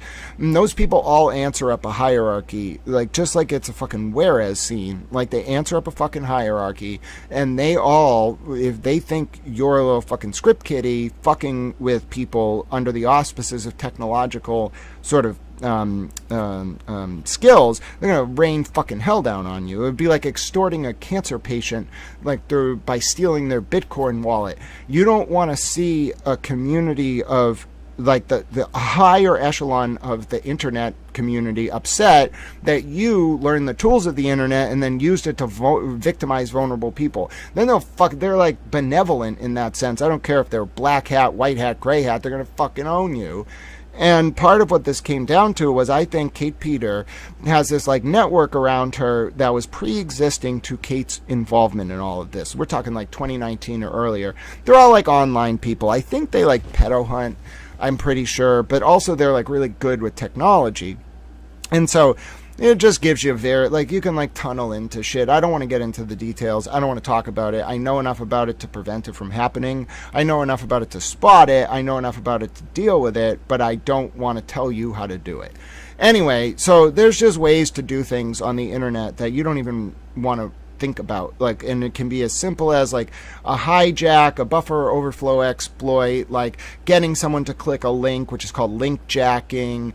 It's spear phishing is another way that it happens. We're talking about complicated threat actors deploying nuanced digital mechanisms to basically hijack computer systems in violation of federal law. It's very illegal. It's very serious. Like, doing it is not a game. It's not something like that.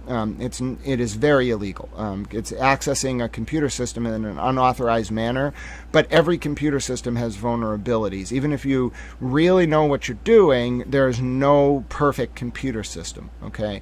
Every computer system, unless you're in a fucking SCIF, which is a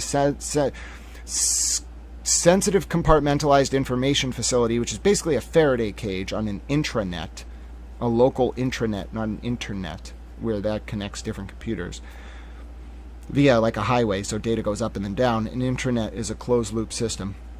Local access network, some of you older folks might know it as a LAN. But my point is, no system is impenetrable, and these folks know it, but it is a crime to do any of that shit. And so I think it's very important for folks to understand the level of skill we're dealing with. These people had a pre-existing sort of internet community. Kate Peter comes in.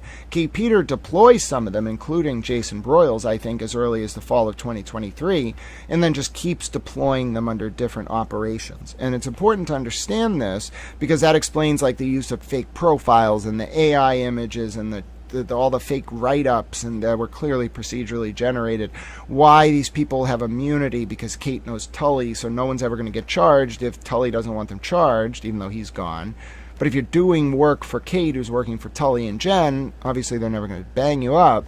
That's why I think Broyles had basically immunity. All right, so that's why I think it's important to understand from Karen Reed's perspective that Aidan Kearney is okay at running those kind of molds. Like, I think he's decent at it, but they're very fucking obvious. They're like fans of his, okay, mostly women who like just approach people, and it doesn't really work. Like, you're dealing with anyone with any level of counter intel training, they're gonna be like, bro, like, come on, like, don't insult my intelligence. Like, maybe they'll play along, but they're not gonna give you shit. Kate Peter does not do rudimentary honeypots, okay? She's not like that. She runs way more complex operations than Aidan Kearney. That's the only weak link in Karen's chain. Now, Karen may well have it all sealed up. I understand. I'm talking to her by speaking about her right now. So I know that she'll hear this. So I'm giving her tactical advice in some sense. That's the weak link. That's her Achilles heel, if there is one. It'll be that she won't see Kate Peter's people coming. Because Kate Peter, it's not necessarily Kate, it's the people around her who just have a very refined level of skill that allows a lot of like effective catfishing. Like, ask Joe Flipperhead, you know. But also, family member said this to me a long time ago, you can't bullshit a bullshitter. So like, why you can't run an op on someone like Karen who's running ops on you? She's going to know about your op. That's what counter intel is. That's why double agents are important.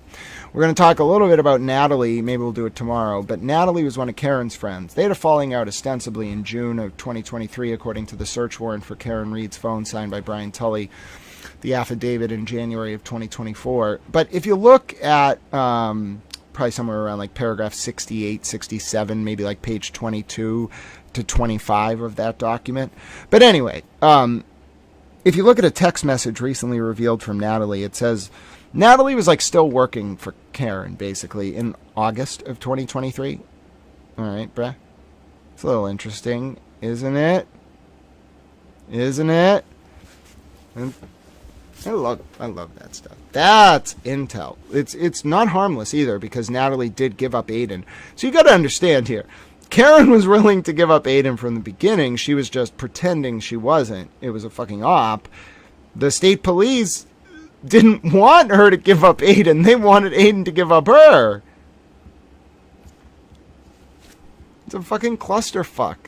And she was sending them a fucking signal with Natalie that she was willing to give up Turtle Boy, and then Natalie was running intel back to Karen because the state police thought Natalie had turned on Karen. Tully should have realized, this way, if you're going to be a fucking detective, think about it. Tully should have realized that was a signal flare from Karen, Natalie coming over to talk to them. That was Karen's offer to give up fucking Aidan. The state police just didn't realize it, and so they were just treating Natalie like she had flipped, and then Natalie was using that to feed intel back to Karen, probably telling Karen these people are fucking stupid.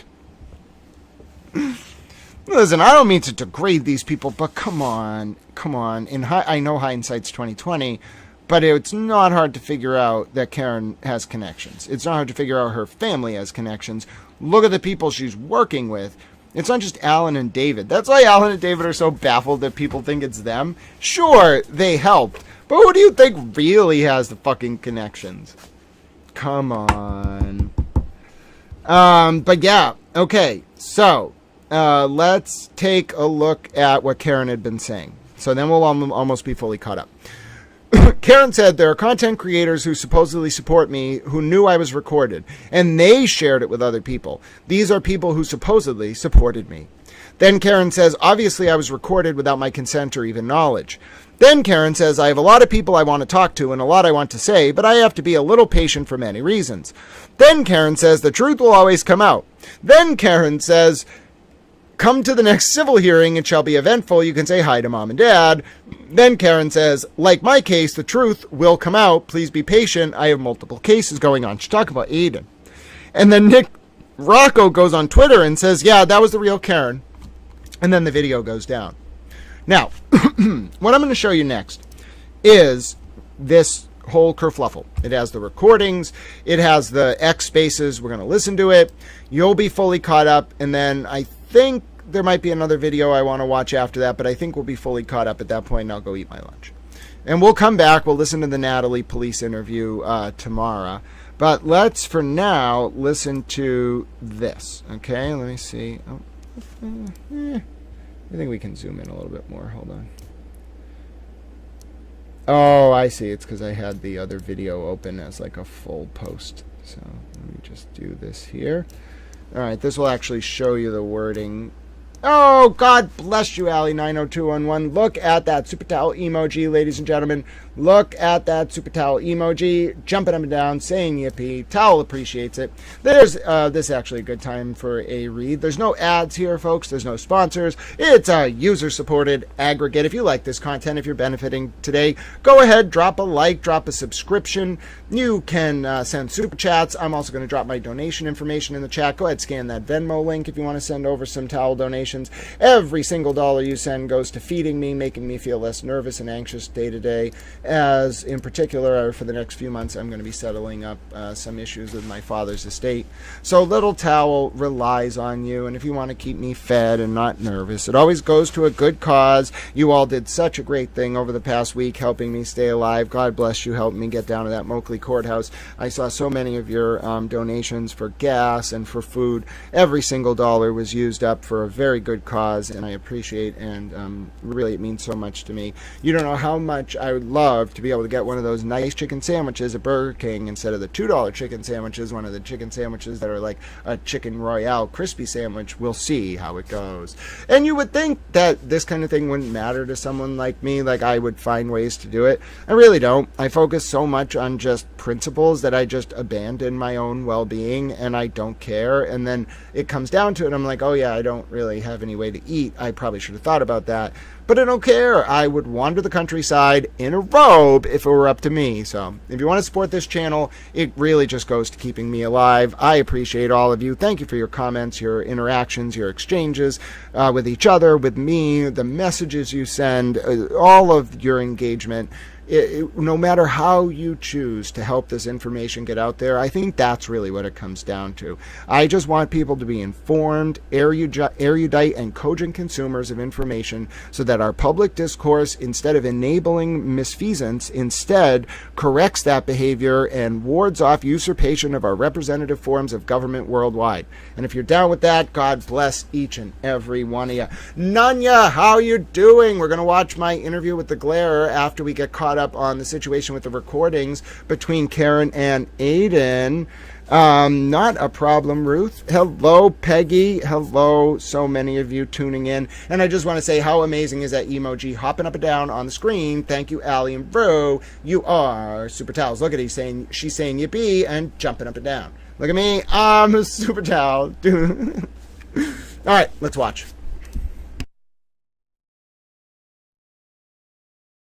Hold on. It's not you. I muted it earlier, so I didn't accidentally play the song. Here we go. You remember that night when you hung up on me and told me to fuck off? Are you not? Another one of your tantrums I had to deal with? I didn't hang up on you and tell you to fuck off. Yeah, you did. Until you nearly got me arrested with Lindsay. Karen, where would you be without the story? I mean, let's have this conversation. Seriously, let's have this conversation. Okay. I begged you on December 22nd not to go to her house. And then you brought me in the fucking mud with Tully. Again. Karen's talking here about how she told Aidan not to go to Lindsay's house on December 23rd, 2023, and Aidan ignored her. Fuck it again. Do you have any clue what's on my phones that they took? Yeah, I went to jail. You didn't. I paid the price for that. You didn't. Because I didn't do it, Aidan. After I got arrested. I didn't do anything either. Fuck around with these these guys anymore because they're dangerous. There, Karen saying she's not going to fuck around with Tully and his unit anymore because they're dangerous. And by the way, she's not wrong. I think, like, as good as those dudes are sometimes at catching people, dude, they're some scary people. Like, especially with the Birchmore cover-up. Like, they're scary as fuck. Really, really. They're all gone. They've all been removed. And if the DOJ weren't looking into them, I would be fucking scared of them. Like, how would you not be? I've heard that it's the state police and then God in Massachusetts. So that's what Karen's saying there, though. She's scared of Tully and his unit, which, frankly, I can't blame her. Karen, do you honestly believe that the $1.1 billion is your legal defense fund, that you need it badly, right? Where the fuck do you think that came from? Of course, it was partly to do with Lindsay. And I paid the price for that. I had to sit in there for 60 days and think. That's not the narrative you keep feeding. Your narrative is, I went to jail for Karen Reed, and she doesn't thank me. No, I was arrested for Karen Reed. That's a fact. And I nearly got indicted with you, Aidan. I nearly went with you. House. That's what I said. And who has saved your credibility? I gave you the story, and I have backed up everything I've ever told you. And now you're taking to Twitter, like, it gets people to hate me, but I don't. But God forbid I go on a show without you. So you didn't even ask Howie to be on there yesterday with us. This is a whole platform. You've got your own platform. What do you imagine? We can sit there with Alan, like you're my lawyer. Karen, do you at all? You're out of it, Aidan. Am I on? You're on, Aidan. So who are you? Now, here's an important context before we begin this next part. When Aidan starts this Twitter Spaces, by the way, this is for everyone who's getting caught up. If you've been tuning in over the last week, sorry, pause my camera for more resources. If you've been tuning in over the last week and you've been wondering what the hell is going on with Aidan Kearney and Karen Reed, why is Kate Peters supporting Aidan Kearney? Why is Karen saying in comments on a YouTube show that Aidan Kearney recorded her? Well, you just heard some snippets. And by the way, for the people saying it sounds a little spliced, no, what I think it is chopped up. It's cut because Karen got a 33-minute recording through her lawyers that someone sent anonymously. I think this is what's called a limited hangout. So if you've never heard of a limited hangout, when you do those 6 recordings we just heard, I'll play them one more time. When you do something like that, if you want to Google it, that's fine, but I'll just tell you what a limited hangout is. In the intelligence context, the word derogatory information has a very, very, very specific meaning. Okay? Derogatory information means when you tell information, you have information about someone that makes them look bad. A limited hangout is when you are the target of that derogatory information, but you also have it. You get ahead of it by releasing it in a very contextualized format. You rip out the stuff that is not derogatory to you, but derogatory towards the person who is targeting you. And then you release just that. So if you look up a limited hangout, you will see that this parlance, I'm not making this up. Karen did not just come up with this on her own. To be a genius is not to just come up with new ideas. To be a genius is to synthesize all of human history and all of human knowledge so that you know every single thing that's happened. And you have an answer for every situation. I promise you nothing is new. History moves in cycles. So when Karen's using a limited hangout here, it's because she either knew what a limited hangout was or someone told her, listen, Karen, here's what a limited hangout is. Your best option here is to release snippets that are derogatory to Aidan, but not derogatory to you. And that undercuts that's called a limited hangout because, think about it, limited, just a small amount of information hung out. Okay, putting it out in the public. That undermines whoever's trying to fucking blackmail you. That's some shit. You really have to study. I don't know if a lot of people understand. Intelligence is a new discipline. Okay, military intelligence has always existed, but the discipline of intelligence didn't really get going until after Bletchley Park. We can talk a little bit about balloons in the Civil War. We can talk about the War of 1812 and the Franco-Prussian War, but you don't really evolve past scouts until balloons in the Civil War. That was the first time, I'm pretty sure, it was either the French Revolutionary War, it might not have even been that, it was either a war in the 1800s on the continent or the U.S. Civil War where we had a balloon used for the first time for intelligence purposes. We didn't get our modern understanding of intel until post Bletchley Park. Signals intelligence, the enumeration of intelligence, or the bifurcation of intelligence into human intelligence, HUMINT, and signals intelligence, SIGINT, SIGINT, did not occur until after 1944. The whole discipline barely exists. It's very new when we're thinking about the overall history of war and human development and all that. It's like 70 years old, 80 years old, maybe at most. So you want to talk about limited hangouts and the use of this stuff. It's not out there. It's not popular knowledge. You can find it if you dive into the archives, if you are tuned into the intelligence community. But this is not just taught. All right. We're dealing with two things. One, Karen's not reinventing the wheel. She did not come up with this on her own. This is not something she just decided to do. This is a tried and true tactic. Two, this tactic is very new. It's like 80 years old at most. It barely exists in the public consciousness. To know about it, you must be trained in the world of intel and counter intel. That's what we should be pulling from this, okay? How she's doing this. Remember, don't look at the surface. It's more than just what she's saying in the recordings, how she's saying it. It's the timing. It's how it got released. It's what got released and when. So what I'm going to take you through, we'll listen to the snippets one more time between Reed and Aidan. And then we're going to listen to the X spaces. We're going to flow right into that. And remember, the X spaces, folks, Aidan doesn't know the text messages from Karen to Joe Flipperhead are going to be released. The spaces start with Aidan like what the fuck is saying, what the fuck's going on. Flipperhead, middle of the X spaces, drops the tweets with the messages from Karen. It was a setup, okay? And then the next day, the clips start leaking, okay? And then the text leaks from Karen, the one we saw where Aidan called Karen's bluff and said she lived at home with her parents. He said that shit on that X spaces. She was listening. That was a setup from Karen. Karen's a G. And listen, I have a G tattooed on my fucking head, all right? I went to London, I went to fucking England on a very high level program and turned down the opportunity to work with the government so I could go hang out with people experiencing homelessness and sit at the base of the Royal Crescent and have political debates about the downfall of Yugoslavia and the emergence of the Czech Republic. All right? I'm telling you, this woman, this Karen Reed woman, who was a financial analyst, is a G. If I'm saying she's a G, it's because she's got fucking street smarts. Street smarts is just intel by other purposes. Don't underestimate Karen Reed. Don't. You do it at your peril. You remember that night when you hung up on me and told me to fuck off? I did not. Another one of your tantrums I had to deal with? I didn't hang up with him and tell you to fuck off. Yeah, you did. Until you nearly got me arrested with Lindsay. Karen, where would you be without this story? I mean, let's have this conversation. Seriously, let's have this conversation. Okay? You on December 22nd not to go to her house. And then you brought me in the fucking mud with Tully. Again. Again. Do you have any clue what's on my phones that they took? Yeah, I went to jail. You didn't.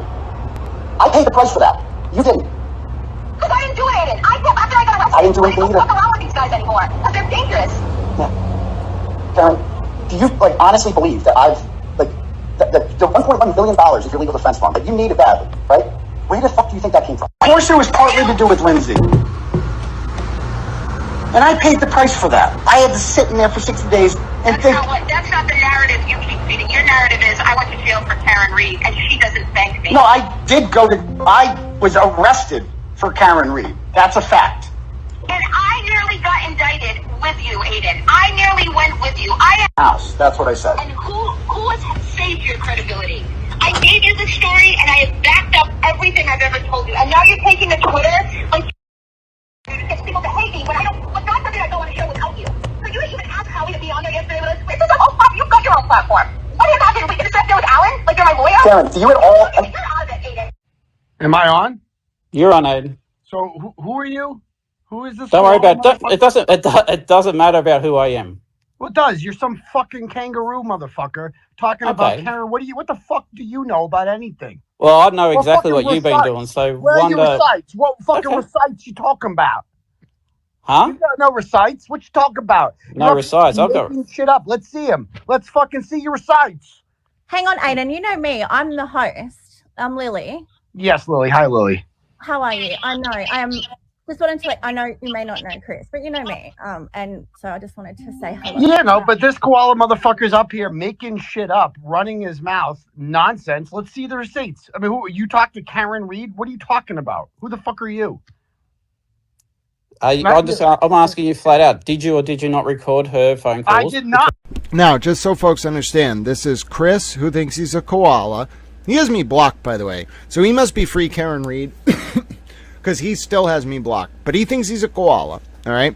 And then the other woman is named Lily. Now, she does not think she's a koala, all right? So just so we're all on the same page. Chris, the male voice, thinks he's a koala. Lily, the female voice, does not think she's a koala. Then you have Aidan, who thinks he's a turtle. Okay, so you got a man who thinks he's a koala talking to a woman who's named Lily, and then they're playing good cop, bad cop with a man who thinks he's a turtle. Now, eventually, this guy named Joe Flipperhead, who's not Allen Iverson, but I thinks he is sometimes, but that's a compliment. All right, Allen Iverson used to be the point guard for the Philadelphia 76ers. Dude could ball, you know what I'm saying? A little bit ornery on the court, but dude could ball. Anyway, so Joe Flipperhead's name isn't actually Joe Flipperhead. His name is Nick. Now, eventually, Joe Flipperhead is going to come in here. So then you're going to have the man who thinks he's a koala playing bad cop, the woman named Lily playing good cop, the man who thinks he's a turtle being interrogated, and the man named Nick clearly talking to Karen coming in to sabotage Aidan. Everybody understand? That's why it's a setup, in my opinion. Aidan likes to talk so much about setups. Motherfucker, this was a setup, bro. You want to see a setup? This was a fucking setup, and I think Karen set you up. All right, so just watch as this plays out, and I'm not going to read you the text from Karen to Joe Flipperhead until Joe Flipperhead comes in, because I want to be clear, Aidan doesn't know these texts exist yet. That's why it's so fucking epic. Hello, Troy. Hello, Stray Ent. No Stray Ents. Hello, all of my Super Towel friends. It's great to see you. As you can see, Towel isn't necessarily feeling wonderful, but I'm sitting in my chair. We're getting through all these videos, and I'm going to go eat lunch afterwards because I'm a little towel. Have you ever considered that? I'm a towel. You're all towels. What a wonderful day to be a towel. Let's continue. I did not. So Karen's lying? What do you talk to Karen Reed? Like I said Karen to you, Reed isn't talking to anyone in the media, but she's talking to this koala motherfucker. That's what you're telling me. Listen. I don't know what to tell Aidan about this, but we haven't even gotten to the best part of this. How do you go into a conversation with a man who calls himself a koala, a woman who you think is your friend who's also clearly not from America, who knows this man who's a koala, and not realize they're about to set you the fuck up? Like, come on now. Come on. Also, Peggy, you got to think about it this way. It's not a money game. Everyone has money. Anyone can make money. Anyone can have connections. It's about whether you have the savvy to operate in the world of intel. The Island Boys have more money than either Karen Reed or Aidan Kearney. One of the Island Boys, his only relevance right now is holding up his child on TikTok who looks like E.T. and talking about it. All right, and that dude's got more money than Karen or Aidan. He's still a fucking moron. So it's not just about can you raise a lot of money. Anyone can make money, okay? It's a fucking paper chase. Anybody. Bro, you can make money selling crack to children. It does not mean it's the right thing to do, or that you've done something noble, or that your acquisition of wealth somehow makes you intelligent. That means you sold fucking crack to kids, and you're a fucking asshole. You just happen to have made money doing it. I think that was the point Tupac was trying to make in the song Changes, you know what I'm saying? Oh, you made a G today, but you made it in a sleazy way, selling crack to the kids. You know what I'm saying? Tupac was genius. Anyway, my point is don't sell crack to children. I'm not really sure how we got on that point, but here's your public service announcement for the day. Stop selling crack to fucking children, you fucking assholes. Anyway, pulling this back, just because someone has money doesn't mean a fucking thing. It's how you deploy those resources, who you know, what you know, how you understand the world. It makes you no different than anyone else to have $10 million. If you don't know how to use it, motherfucker, that's the perfect fucking mark for really rich people, a person with money who's a fucking moron. Anyway, let's continue. For me right now. If you want to, like I said, if you want to die on this hill, stand 10 toes down. I'm calling you out because you're making shit up. I'm not making anything up, Aidan. What? I'm not making anything up. So let's see it. Let's see the fucking evidence. Let's see your communications with Karen Reed where she says that. Let's see it. hang on, Aidan, Chris, you're gonna have to provide, and I knew that, like, you have to provide receipts. I've got the receipts, and the receipts will come out. I can't literally post them here. Yeah, sure. Let's see it. Huh? Let's see it. So let's get them posted. Why? Well, let's see it. Produce it. Tweet it out right now. So Aidan's denying it in like hardcore. 100,000% them denying. You have to deny it, Aidan, don't you? Because you become a bit of a fuckwit then, don't you? It's about as fucking legitimate as Lindsay Catani being raped. Let's fucking see. What the fuck is wrong with this man? First of all, notice that Chris and whatever don't even go down this road with him. He tries to bring this shit up. They're like, what the fuck, bro? I'm like, what the fuck, bro? Who fucking just says that shit? First of all, let me just make a point about this. And there should be a content warning, but that's my point. Don't just say that shit. I don't care if you're a shock jock, you like to cuss, you want to talk about something that is like the most outside of murder, the most damaging thing you can do to a human being, male, woman, I don't care. You want to talk about that shit, you do it respectfully. You recognize the people in the audience might have experienced it or known someone who went through it, and you don't do that. Whether or not you want to make a point. Setting aside all of that, you don't just drop that shit on people. Do you know how traumatizing that shit is? And this is not PC culture. I don't like the fucking communists. I don't even buy into that shit. It's not PC culture to say some stuff like that. I don't care if you're the president. And I'm sure President Trump would agree with me on this. I've never asked him, but I'll fucking do it if I have to. Like, I'll send a press inquiry. There are some things where if you're going to bring them up, for whether people agree with you, disagree with you, for the sake of the people listening, you don't just say that. You don't say that word. You don't just talk about this stuff. You have to preface it. Because there are people out there who have a right, including the people listening to this stream, that's really why I'm fucking ranting about this. You don't bring that shit up unprompted. It traumatizes people. And we're not talking about some word here. This is not a word. Okay, we're not debating about whether you should say words like that are vulgar or not. That's not what we're talking about. This is a word that talks about the most violent invasion of a person's personal intimacy, short of murder. And if you're going to talk about it, especially if people in the audience might have been impacted by it, you preface it. And you don't use it like that. It's wrong. It's really, really wrong. And I know Chris, the host, and I don't know him, but I know Chris, the host, and the other co-host, Lily, don't indulge in this shit. They move right the fuck on, which is the appropriate response. But for him to do that, think of it. First of all, there was 3,000 people listening, and then probably 100,000 people listened to this replay clipped all over the world. Think about, let's look at the lower end of the numbers. 40 to 50% of those people were either directly impacted or know someone who was directly impacted by the crime of SA. And you're going to just drop that word. I don't care how angry you are. I don't care how on tilt you are. I don't care how frustrated you are. All that I ask is that you not do that to people. Your own supporters, people who dislike you, disinterested parties. The trauma is not a reflection of being gratuitously PC. Not at all. The other way. The trauma that those people experience is so real and so raw, just because they're not yelling at you in the chat to stop doing that. I'm going to yell at you now. I'm not talking about this chat. I'm talking about the fact that he brought that up on that stream. I don't care how you feel about it, or him, or this situation. What he did there was wrong. That was wrong. To his listeners, to the people listening to that chat, to the people in this chat, I'm sorry you had to hear that. It was wrong. See it, motherfucker. You got it, right? Because when I make accusations, I always bring fucking receipts. Where's your receipts, bitch? You got them? No. I've got them, Aidan, and I don't think you want them to be seen, to be honest. Kangaroo motherfucker with no receipts. You got them? Yes or no? I've got them, Aidan. Where's your sites, bro? Crikey. Bro, where are they at? You just need to chill, because you're gonna have a lot of fucking egg on your face. Because I don't really care. And you clearly do. You're a fucking I said to the people who bought this to me, if I end up having egg on my face, I'll put everyone's name in it. And let's see it. I'm giving. I have Aidan. If you just shut your fucking mouth for one fucking minute. Let's see your communication. Right. Let's see it. I've just messaged the person and I said, "How are we going to do this?"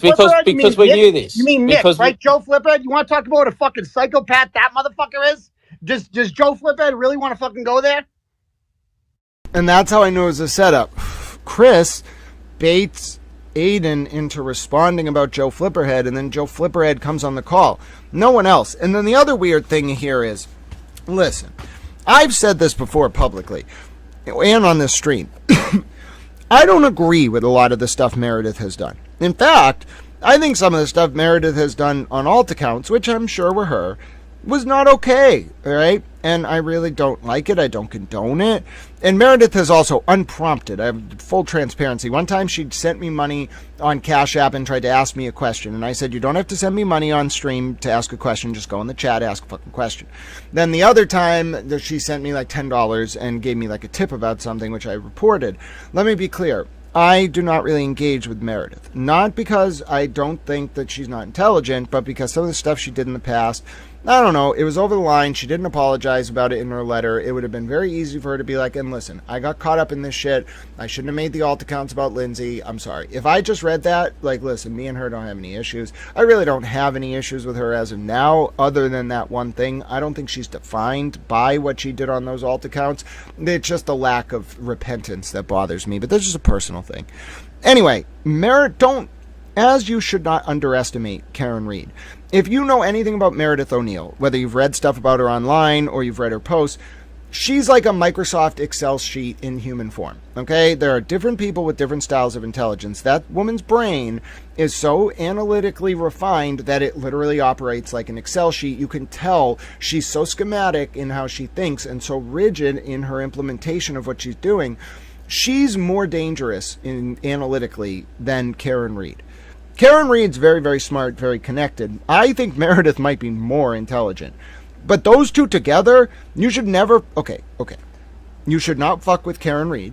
You should not fuck with Meredith O'Neill. Combine Karen Reed and Meredith O'Neill, you're fucked 6 ways from Sunday. Those two women could run the United Nations. They could run a company. They could run the state of Massachusetts. They could do whatever the fuck they want. You don't understand what that level of intelligence is, independent of each other, not to mention combining them. And one thing you're going to hear in this conversation, which, by the way, Aidan should have known how real this was right away, because I did when I was listening. Chris, the koala motherfucker, basically said, listen, it's his fault. He's the one who called himself a fucking koala. The koala motherfucker basically says, Aidan, Meredith released this. You went to lunch with Meredith and played this for her. She leaked it. Now, that doesn't mean Meredith leaked the recording to Alan and David, or whoever the fuck it was sent to, Karen's lawyers. I don't believe that. No. I just think Meredith is loyal to Karen. Hello? You see how close they were at court? Did you watch that shit? The days when Aidan wouldn't go and Karen and Meredith would sit next to or near each other during the break? Bro, I saw that relationship bubbling for a long time. They identify with each other. They like each other. Meredith knew Karen was her safety blanket, in my opinion. I don't think she necessarily 100% moved on it right away, bruh. You know what I'm saying? But I'm telling you, like, I think when shit went bad with Aidan, who do you think was the first person Meredith ran to? Karen! And Karen was like, let's own the fucker, Meredith. And I bet Meredith was like, yeah, bro, let's do it. Now, I bet both of them were a little bit, apprehensive about this shit. And I don't think they trust a fucking soul right now. I think they got people out there, like, monitoring what's going on, but I don't think either Karen or Meredith trust anyone right now, and they shouldn't. Trust but verify, you know what I'm saying? But anyway, my point is, if you can't tell this was Karen and Meredith, I don't know what to tell you, bro. Like, this was Karen and Meredith, 100%. They may as well have written their fucking signature on this fucking X Spaces. It combines, like, Meredith's technical kind of PR mind with Karen's like chess mind. What do you get? Like, okay, so Karen's not like a boomer. She's like kind of closer to my generation, but I wouldn't say she like grew up on the internet. Like, she's a fin trader, so she grew up like at like dinners and shit like that. She's more like cultured. Meredith is very close to my level of technical proficiency, I think. She's a fucking G. So you combine Karen's like the adult, and I'm not insulting Meredith. Meredith has a kid. Meredith is an adult. But Karen's the adult in that relationship. Meredith is the younger generation, like very intelligent, very technically savvy. You combine those two things and their knowledge of intel and counter intel, you get this X spaces. Are either Meredith or Karen on the X spaces? No. But can you feel that it's Meredith and Karen if you know what you're listening to? Yeah. And that's why we're listening to this. Then we'll listen to my interview with the Glare. Then I'm going to lunch. It's Joe. You can just say it. It's Nick from Philadelphia, isn't it? Yeah, I know all about Nick from Philadelphia. If he fucking wants to go there, and Nicky fucking Two Toes from Philadelphia. You know, it sounds like when Don Rickles was interrogating fucking Frank Sinatra on Johnny Carson. He was like, "Hey Frank, how's your buddy Benny Boombots doing there?" And Frank's like, "Oh yeah, buddy." Nicky Two Toes from Philly. Fucking hell that psychopath put Olivia Lambeau through. Does Joe want all that stuff coming out? Does he want to talk about all that? Does he want How was your lunch? Okay, you know what? You want to fucking go there? Aidan, how was your lunch with Meredith the other week? Fuck it, I don't care. How was your lunch with Meredith? How was your lunch with Meredith? What the fuck are you talking about? What am I talking about? How was your lunch with Meredith? Here we go. You want to do it? You want to carry on and be a fuckwit and be a hero like you always are? How was your lunch with Meredith a couple of weeks ago, and what did you play for her? What the fuck are you talking about? Yeah, what the fuck am I talking about? You know exactly what I'm talking about. And I was trying to do this respectfully, but you come in hot like you always do. So now I'm just going to... Oh, pause. Sorry, so it's not related to this, but I just wanted to let our friends know in the chat, JFK the snitch is not actually JFK. I just want to see... Claudia, my dear friend, I think it's okay if we leave JFK the snitch here. He's been very kind this morning. So what I'm going to do is I'm going to switch the timeout duration to 10 seconds, and I'm going to bring him back. Claudia, if for folks wondering, one of our towel friends from around the world. Claudia, I just want to let you know, JFK the snitch has not said anything untoward towards me or the chat members so far. They've been very cordial.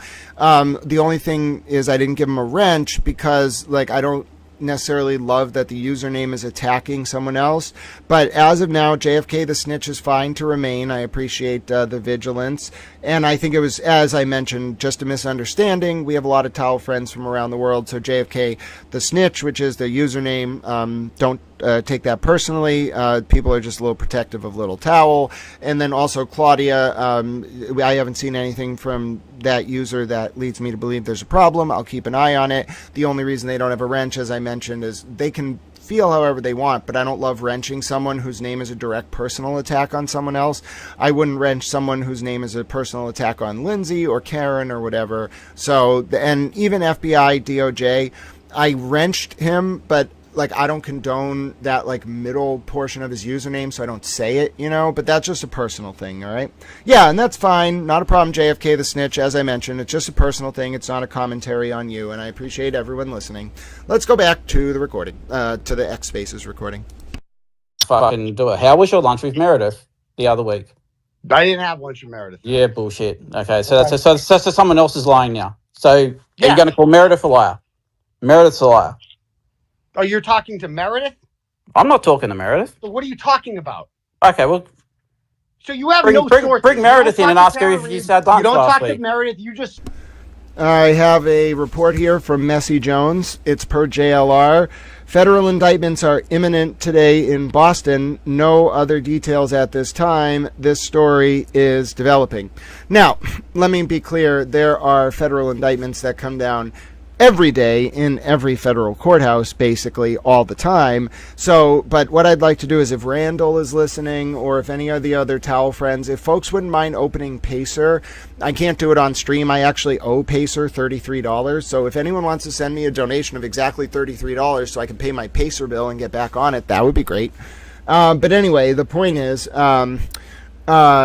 if someone could go on Pacer, what you can do is open up the Massachusetts District Court under the ECF filing page. Don't file anything. Just open up the docket. Click Run Report. You can see everything that's filed on the docket today, okay? All indictments that go up. If any... Okay. Oh, goodness. You did change your name. Now, oh, my God. Wait a minute. JFK the snitch. You can't... Listen.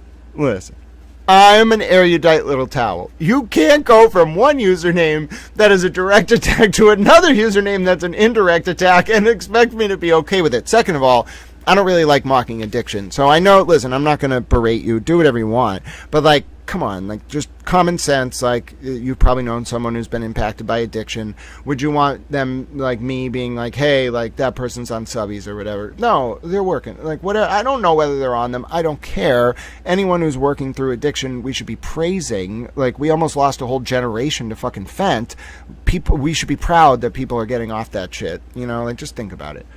Anyway, South Park is a good show. All right, so anyone who just heard the report from JLR, we'll stay live for a little bit. I'm hearing that JLR they're saying there's going to be indictments today in Boston. Now, let me be clear.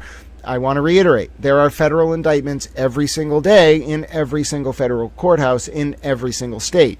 What we're really wondering is if these are relevant indictments to anything related to the Reed case. So, all right. So, what we want to do is keep an eye on that. We're going to keep an eye on the district attorney, the U.S. attorney for Massachusetts. We're going to keep an eye on their Twitter as well. If this breaks, I'll be reporting it. We'll get the documents. We get Towel Friends ready and at the attention to report on this as it comes down. But I can't make them go up early. All right, I can't make any indictments go up early happen. I don't even know if this is relevant to what we're talking about. But if it is, you will be damn sure to hear it from me. I will break in to whatever we're covering if we get the confirmation these indictments are somehow relevant, which we do not know right now because it's a very vague tweet from JLR. We'll go right. We don't know. For those tuning in, all we're seeing is a general tweet. Now, JLR's got a lot of sources, but again, he can be 100% right about this, that indictments are being handed up today at the Moakley courthouse, but that doesn't mean that it's related to any of this. Indictments get handed up all the time. He can then say, well, indictments got handed up. I was right. Well, okay, that's a very easy prediction to make. Now, maybe he has other intel. I don't know that, so I'm not going to comment on it. All right? So, here we go. We're going to keep listening to this interview. I'm going to keep an eye on Twitter. If I hear any news, also, if you hear any news, please let us know in the comments about these federal indictments. If it's at all relevant to what we're covering, I'll break in, do a breaking news report. That'll be our day. Here we go. Spread rumors. That's what you do. I'm not spreading any rumors. I warned you last night about this. I warned you, Chris, about this last night. You want to start with third-party fucking information. You got Joe Flipperhead fucking feeding you nonsense. That slimy psychopath fucking nutjob who called in Olivia's entire family, tormented them to the point where she had to fucking block her. This has got nothing to do with Olivia and Joe Flipperhead. This is to do with you. Stop deflecting. That motherfucker. This is to do with you. Oh, he's the one telling you this. He's the one telling you this. I've been told by three different people. What? Three different people. There's people in this chat who know about this. There's people in the chat, and they won't stand up and say anything, but I know the people who know about this. Bring all these limey cunts up. They're all there. Bring them up one by one so I can slay them down one by one because ain't one of you motherfuckers got a receipt to back up any of this shit. None of you do. All right, Bring stand it, by, Aidan. Stand by. Stand by, Aidan. Let's do it. Stand by. Aidan. Oh, it's Nick. You have the text, bro. You know. Yeah, I saw the screenshot. So we're going to talk about what you did to Olivia Lambo? You're deflecting, dude. You're deflecting.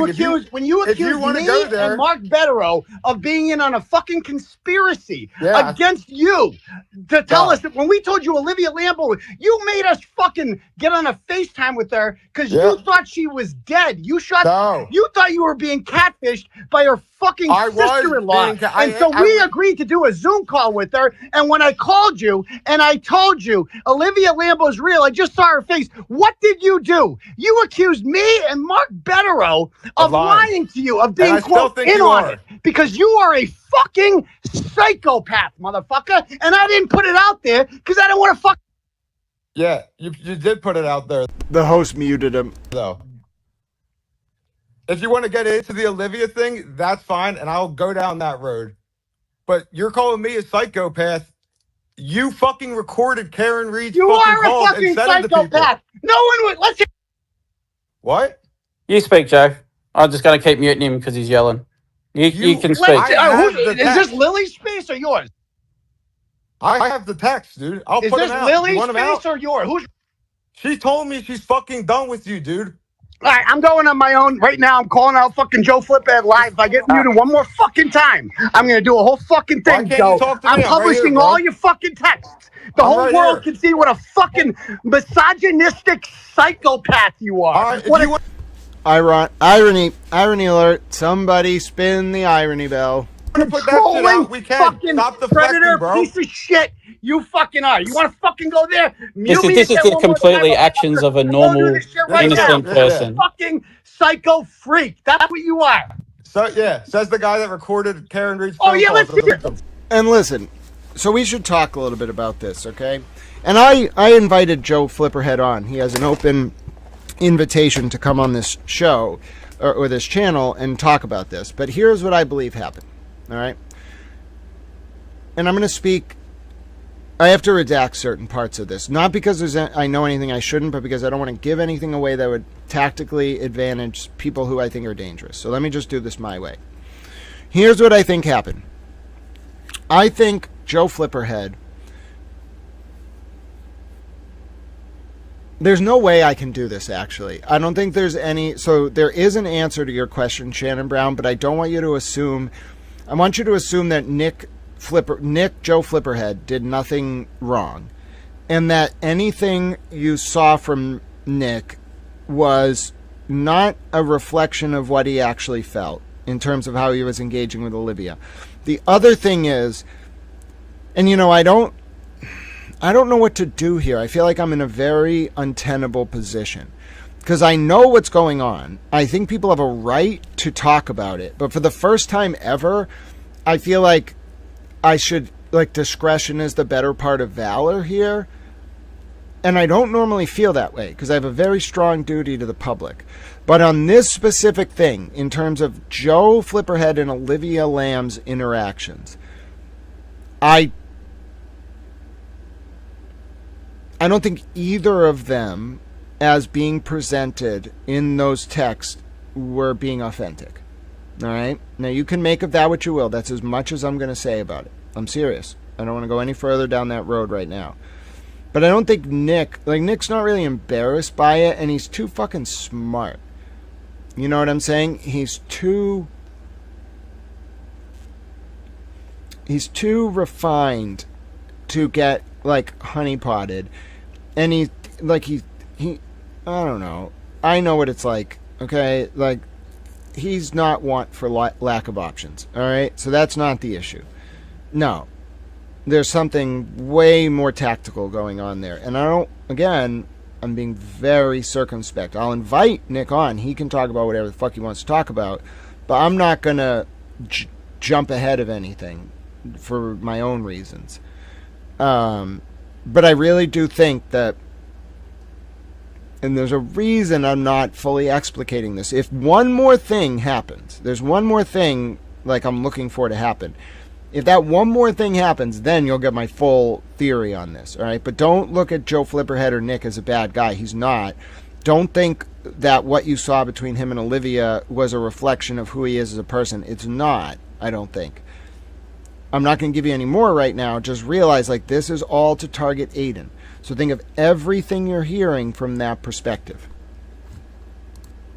Let's hear the fucking recording. Can I hear it? I got the text saying you recorded them, bro. But the text says there's a recording. So where's the fucking recording? Aidan. Where's the fucking recording? Aidan. Let's hear it, Joe. Why? I just got to ask. What would you say? I'm a misogynistic psycho. Why does Olivia still text me to this day? You text her. Oh, you want to see the receipts, dude? I've seen the receipts. All of them. Okay. All of them. I got all the receipts. You got the August ones, the September ones where she misses me and hates how things ended. You got those fucking receipts. Okay, yeah, let's see them. Publish them. I would, dude. I don't fucking need to air her out. I'm talking about you. Go for it. You're doing Explain everything this but to me, take Aiden. your own Wait, shit, Aiden, Aiden, what as did you tell usual. me when I told you how she wouldn't FaceTime me for 3 months, how she puts up month-old pictures? If you want to fucking Yeah, go you down know that why? road, You know why she wouldn't do that? and you know Because what? she's She just didn't want not you to that put this into out, you, you sick brother. fuck. She's just not. You ever have? Do you do this with every girl you fucking talk to? You have an online You said relationship to with? me after reading the text from her, Says she's the in guy love who's with you, swinging on a bro. I 19-year-old. have it. You What? said Aidan Kearney fucking quote. She's in love with you, bro. That's what you said. She's Not in me. love with you. That's what you said. Yeah. When you had Oh, me yeah. convinced that her sister. And then, You had me Aiden, convinced can you just listen that for you a were second? being catfished Anyway, by Can somebody you who let's listen just for go wasn't 1 back Olivia second? to Lambo. the You were deflection from fucking wrong Aiden, who about doesn't that. want to Listen for own. 1 second. Now notice, Chris the koala wants to move on. Joe wants to keep talking about this. Now, Aiden's the one saying, Joe is saying to Aiden, hey, bro, like, Aiden told me, Joe, that Olivia was in love with me. Which means, why would Aiden be talking to Olivia about Olivia's love life? And then second of all, no one outside of, and this isn't even confirmed, because Mark Betterow and Aiden never showed any screenshots, and this third girl overnight has not shown a screenshot. 3 people claim they have seen Olivia Lamb, okay, on FaceTime, owning up to being the Olivia Lambo account. 2 of them, Mark Betterow and Aidan Kearney, okay, told Joe Flipperhead they did a Zoom with Olivia, but Joe couldn't be on it. That's why he got all sketched, ostensibly. Then, this other girl overnight, then this week, Olivia releases something trying to ostensibly say she FaceTimed Joe / Nick Flipperhead. But Nick's like, no, that didn't happen. Then we get this weird situation where this girl out of nowhere makes a post on X overnight, so Sunday into Monday, last night, saying, oh yeah, I did a FaceTime with Olivia. Look at these screenshots. But nobody actually shows who the fuck Olivia is. All right? And no one actually knows, as of this moment, no one has actually confirmed. 3 people have said they know who the person is behind the Olivia Lambo account. No one has actually shown a picture on a chat or in person with Olivia Lamb. All right? Now, this gets even more fucking crazy, because then you got Elizabeth Domborowski, who runs Good Counsel Services. That was the one that had Jen Altman and whatever as paralegals for Aiden. Wrote the letter to the judge. Then, that was on the docket that I published on my feed. Then you got Olivia's mom, Christina Lamb, who does boutique PR consulting for lawyers and knows Josh Levy. Bro, Intel. I'm screaming it to you now. Intel. They are all Intel. Every one of them. Aiden's the only one who's not fucking Intel, and he doesn't realize what's happening. Even Dag Nabbit. I don't know what her deal is, but the way she sandbagged Aiden a month ago on an interview, she's fucking trained in interrogation. These people are trained in interrogation. How does everyone not realize this? It's Intel. Intel. I don't know who the fuck Nick is. I doubt his name's fucking Nick. I don't know who the fuck Olivia Lamb is or Christina Lamb is. I don't want to know. I don't want to know who these fucking people are working for. But you know who the nexus of all this is? Karen fucking Reed. That's what's going on. The lies, as For 3 usual. months, she wouldn't FaceTime me. She wouldn't meet up with me, and she lied to me constantly. Yeah, For why do you 3 think months, she wouldn't meet up would with you, not man? show me her Maybe face. she's Shut just up, not dude. that into you. Told You ever me think she about was that? Maybe she's just not that into you.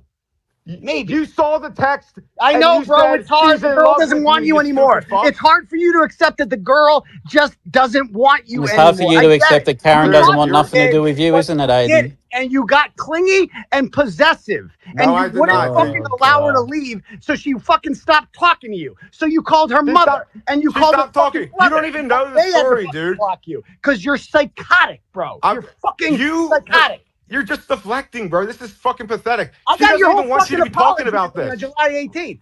I got your whole fucking thing. Shannon, you're asking the right questions. Is it bad for who? Could be good for Karen. But Shannon, like I said, I don't want to give too much away. I don't know if I'm right.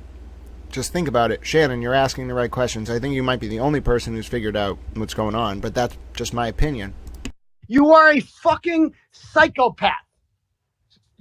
you're first of all, she doesn't want you to fucking be talking about this because why? Well, you're the one fucking airing it out, motherfucker. I didn't say you're shit. The I said that you were recording. No, you're the one airing it out, nobody Aidan, because you got I didn't say a caught as fucking word usual. about her. Don't put it So on let's me. hear the recording. Let's play the recording. You got a recording of me, right? I know you did it, dude.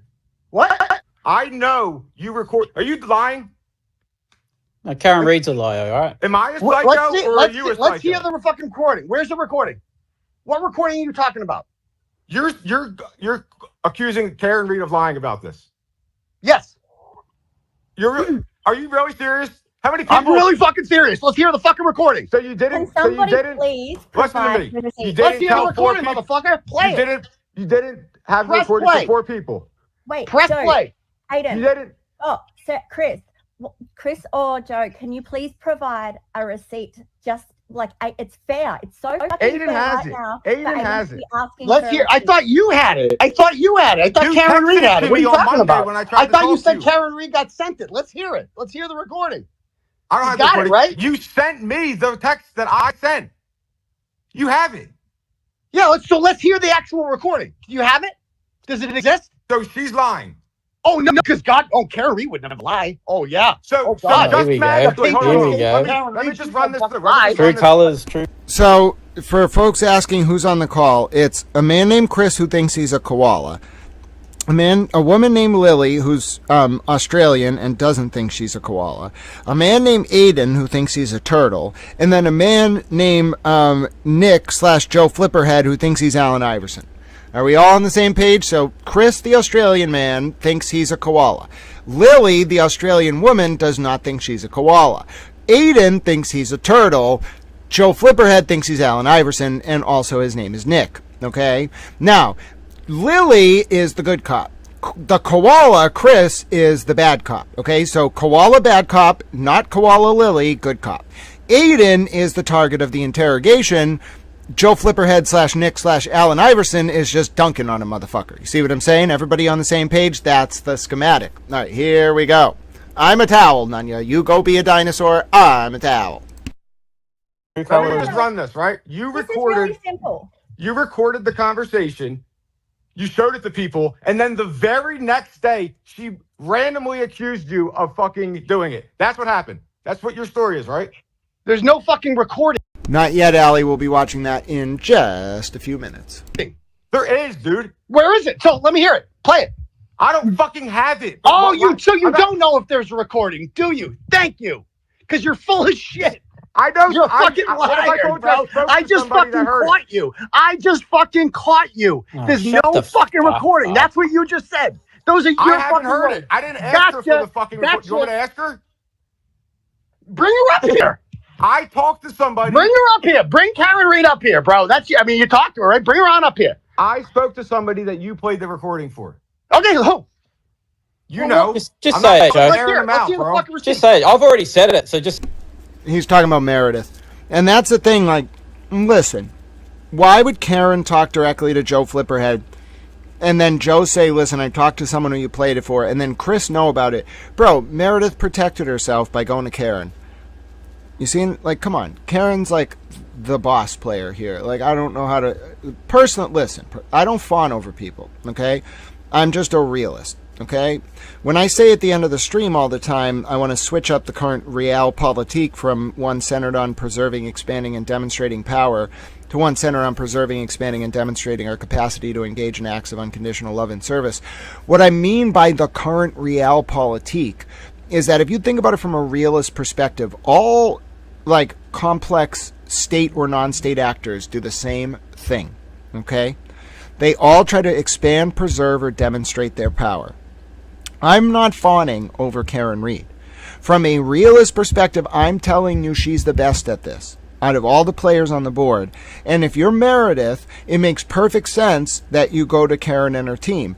Now, who does it seem Karen's team here is? Okay, it seems to be at the very core Nick and Jenna Rocco, Redacted, Nick, Joe Flipperhead, who's a different Nick than Nick Rocco, and then Meredith.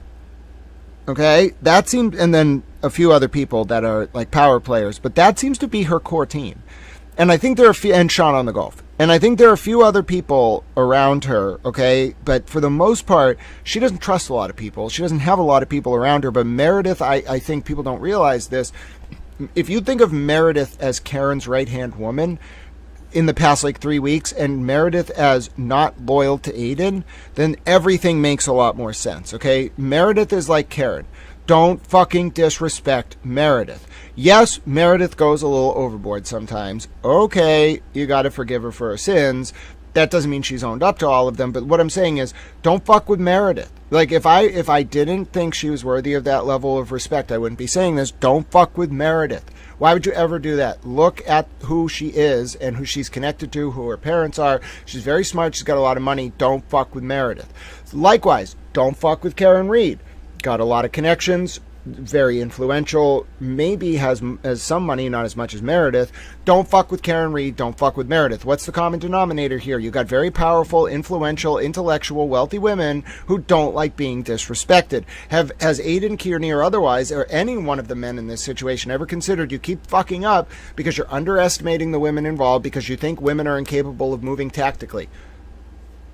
Hello? And so you're constantly missing the read. People are missing the read, especially the misogynistic folks, in my opinion, because it's Karen and Meredith and some other people who made Aidan go into this trap.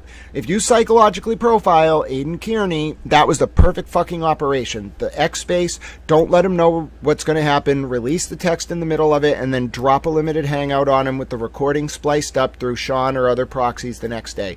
Just fuck him. Just rail him on the X space, and then when he commits, and they didn't know he was going to insult Karen by saying that she lives at home with her parents and he called her bluff, but then he does that shit, you fucking rail him with the limited hangout of the recordings. That's what she did, but you have to be very intelligent, because a lot of this is, when you're in the public sphere, if you don't have training, you're going to get emotional about it and you won't react in a way that's analytical or intelligent. You will get overwhelmed by the moment and just react. That's when you suck. An analytical mind isn't just responding tactically in the moment. They're prepared for every potential bifurcation in the road. They have 7 different strategies ready for you no matter what you do. They're waiting for you to walk into one of the check boxes they have to drop their fucking trap. This Aidan motherfucker goes on this spaces and does the stupidest thing possible, in my opinion. He insults Karen Reed's intelligence. You cannot do that. You want to play on that level with her. I have looked this woman in the eye 80 times. By the end, she begrudgingly respected me. You want to play on that level with her. First of all, you better treat her with respect. Second of all, you better not threaten her. Third of all, if you're going to play that tango with her, she's not playing in the moment. She is prepared for all 7 outcomes. You better understand what path you're going down and the consequences of that path before you do it. You don't go on an X space and fucking rail on her and mock her and quote call her bluff. What do you think she's going to do? She's going to counter it, and that's what we end up seeing happen. But listen to Aidan in the moment. He's not giving Karen or Meredith the respect they deserve. I don't think, now one, I think that's a tactical advantage for Karen and Meredith, but I just don't understand how anyone trying to play on that level in the public sphere, if you're Turtle Boy, would be thinking, oh yeah, the best thing I can do right now is just underestimate Meredith and Karen Reed's intelligence. Bro, you were very close to Meredith. You clearly got close to Karen Reed. I'm not close to either of them. I know they're 2 of the smartest women involved in this. You have to be blind to miss it. And you want to take them both on? Motherfucker, good luck with that, bro. They're going to rail you. Let's think about who's going to wear the pants in that situation. And I'm going to be cheering them the fuck on. All right? Say it. No, Fuck I'm it. not fucking airing it out. I said I would, and I'm not saying their name. But you know who you played it for. I haven't played for anyone. There's no recording. Stop fucking lying. Let's hear it, bro. Point? Let's hear it. Let's hear it. Aiden, this is fucking crazy, dude. I'm not the one that fucking got blocked by Olivia's mother and fucking brother. Here we go, Olivia again. Here we go. It's just deflecting, dude. That's even admitting how fucking guilty you are. Let's hear it. Let's hear the fucking recording. You said you got a fucking recording, right? Nobody said that. You've got the recordings. Nobody said that. We said, oh, I have Karen recorded. Reed won't talk to you anymore because you recorded her calls, sent them to people, and it got back to her. I got a question for you, Aidan. Oh, so I when you went on your little pity tour, so it should exist then. And then the worst part is you lied to everybody, acting like you had no idea what was wrong and why she won't fucking shut you out, trying to get sympathy. My friend, is fucking psychotic. Okay, sure thing, pal. Sure thing. Yeah. So you said I sent the recording out. Where's the recording? Dude, I'm not obligated to fucking get the recording. Oh, yeah, you wouldn't want to back it up, right? So you wouldn't want to back up what you're saying. So you're going on record saying... That's a little too much work for you, pal, right? She's lying. Say it. You're saying you're calling Karen Reed a liar about this. There is no fucking recording. You're lying, dude. It's fucking crazy. This is crazy. Let's hear it. Play the recording. You play it for us then, buddy. You got it. I don't got it. Let's hear you play it. You're the one that says there's a fucking recording. To be fair, Aidan does have history of recording people's phone calls. Hold on. So wait, I feel like we have a responsibility as me as the host too. Chris and Joe, you're actually both not providing a receipt, and Aidan is actually asking for a receipt. He's asking for the recording. He has the receipt. He's asking for the recording, which he has, which he's sent. To which so I sent it. So who has it? Post one of the receipts. I know you don't have the recording because just fucking say it. Karen doesn't want the recording out there. Right? What recording? There's no recording. Never even asked her for it, to be honest with you. So you never asked. Thank you. You never asked her for it. She fucking is so done with you, bro. She told me about this completely unsolicited. But that's beside the point. And I'm not the first person she told this to. Who gives a fuck? Just post the fucking receipt for him. You can't come on here saying he has it, Lily. He's seen the same thing you've seen. Aidan's seen the same thing that I showed to you.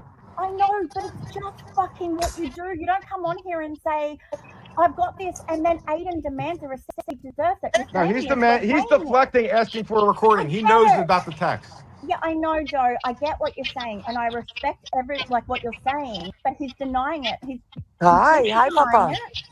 So I'll post them right now. I really don't give a fuck. Thank you. And then he can then whatever he can. I'm so nervous. I've got dry mouth because then Aidan can look at those and he at least has. He's seen them. He has them. He sent it to me. He knows exactly what's been spoken about. He's just denying it. You say that, and I get it, but he is asking for the receipts, which is fair. And then I'll even add the text message when he came on here initially. He said it was all a lie, right? He sent me the fucking text message on Monday morning. But I see it. But I'm a psychopath. Now we've established that Aidan's denying it. So just post the receipt that you have. And then he can actually reflect on that. And do you see what I mean? He's not going to turn around now and say, actually, it is true. But if you've got the receipt, he can then say, okay, well, this is X, Y, Z. I just think it's fair. Oh, so the voice that we heard in the background was one of Turtle Boy's mods, Erica Walsh. Now, you're going to hear Erica Walsh interject at two key moments. You're going to hear her voice come over the stream. Have a great time. We'll be with you in spirit the rest of your day at work, Chair Bear 56. It was great to see you, my friend, and God bless you for joining us. I was so happy when I saw your name pop up. But yes, okay, so Chair Bear, have a great time at work. But let me answer this question about Erica Walsh. So Erica Walsh isn't going to actually talk for a little bit, but she talks twice. Once she talks when someone starts talking about Meredith, and then at the other point in time she interjects when Aidan starts talking about how bad the content of the conversations between him and Karen is. So I think Erica Walsh might be a little double agent there, pretending to be a Turtle Rider, really Karen Reed person. I also want to say a special Super Towel thank you to the Sunken Grave. Not only is the Sunken Grave a valiant defender of the greatest zebra on North American soil, the Super Towel himself, Ed, but the Sunken Grave would also like to remind us all that towels are a human necessity, and more importantly, Sunken Grave wanted to let us know that, hold on, where is this first one? Sunken Grave would like to let us know, I'm way behind, but be that as it may, never forget, boys and girls, to always wash your elbows and ears every day. I am a soap dispenser. Well, God bless you, Sunken Grave. God bless Ed, and God bless the United States of America. You keep doing your thing. The world needs towels and soap dispensers. All right, thank you so much.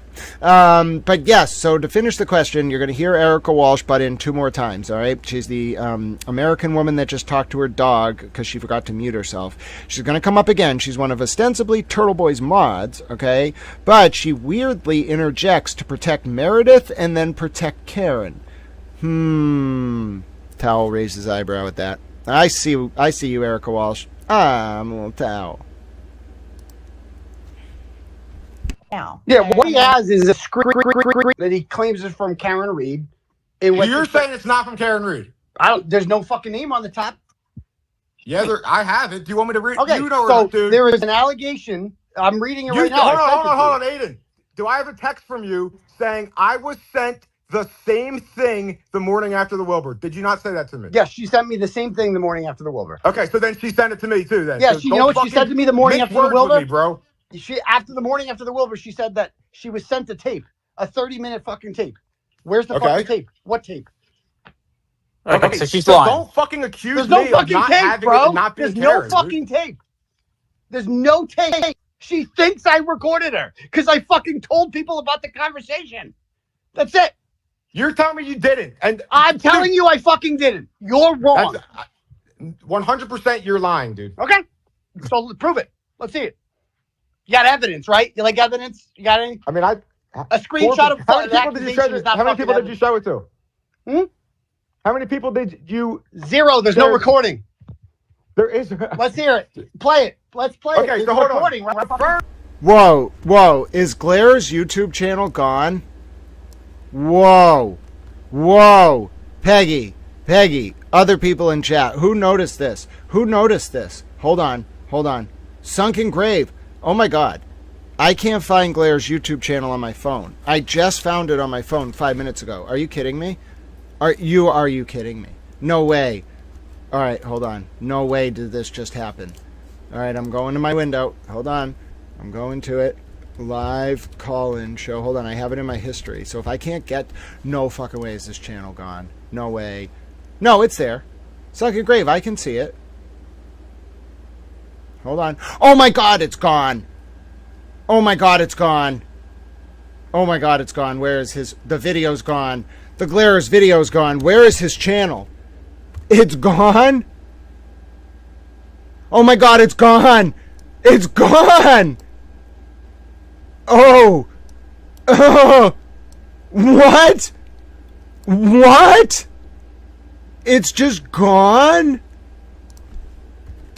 No. Holy shit. No way. If I click this link and it's gone, I'm going to lose my mind. No fucking way. No way is he gone. Oh my God, he's gone. Oh my God. Oh shit. Oh fuck. Whoa. The Glare is banned from YouTube. Holy shit. Oh fuck. Whoa. All right. Here we go. That's some shit, motherfucker. All right, I'll clip it. Oh, fuck. My name is Grant Smith Ellis, ladies and gentlemen. Breaking news. The Glairer, Will, from Florida, is gone from YouTube entirely. You can see right up there on the screen, credit to the Sunken Grave for being the first person to find it. Yes, ladies and gentlemen, Glairer is apparently gone from YouTube. I'm reporting it right now. The Glairer and I did an interview just last night. His last stream was a call-in show about Karen Reed and Aidan Kearney and the debacle about Karen going after Aidan for Karen being sent a recording of her and Aidan talking. Ladies and gentlemen, breaking news. The Glairer is gone from YouTube. I believe, I don't know if he's from Tennessee or Florida originally, but either way, he is gone. He is gone from YouTube. This is a very serious thing. YouTube escalates sanctions. He's gone. Well, now listen, we can see the last phone call, one of the last call-in shows that Glare had, because I have a record of it because I called in. But he's gone. Folks, he is gone from YouTube. The Glare, Will from Tennessee, one of the biggest Karen Reed supporters, he is gone, ladies and gentlemen. And yes, reporter towel sunken grave, the biggest supporter of the Zebra Ed and the biggest supporter of soap dispensers worldwide and keeping ourselves clean, and one of the greatest super towels we've ever met.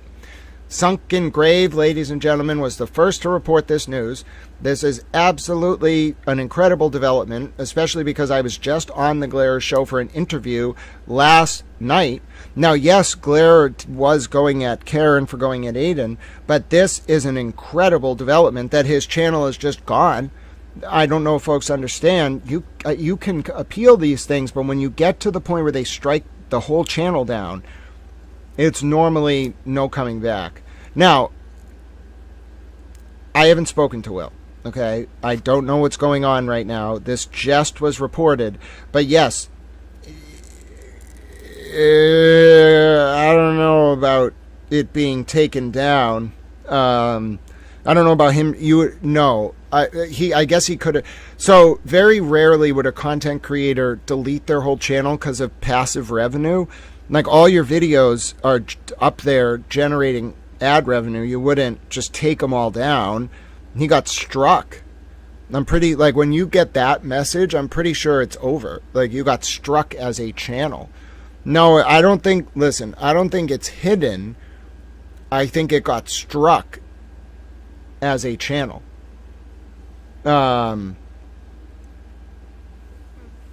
Because it's just such, he was a big channel. He had 50,000 subscribers. You make a decent amount per 1,000 views, so he does, whether you're streaming that day or not, you don't nuke your whole channel. You'd be kneecapping your revenue. That's crazy to have seen that happen in real time.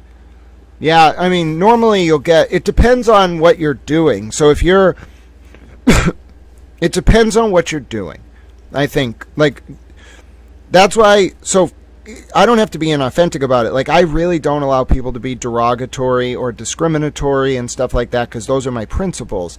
But if you push that limit, yeah, they're not going to keep you around. Like, you might be able to do it for a while, but eventually they're going to boot you.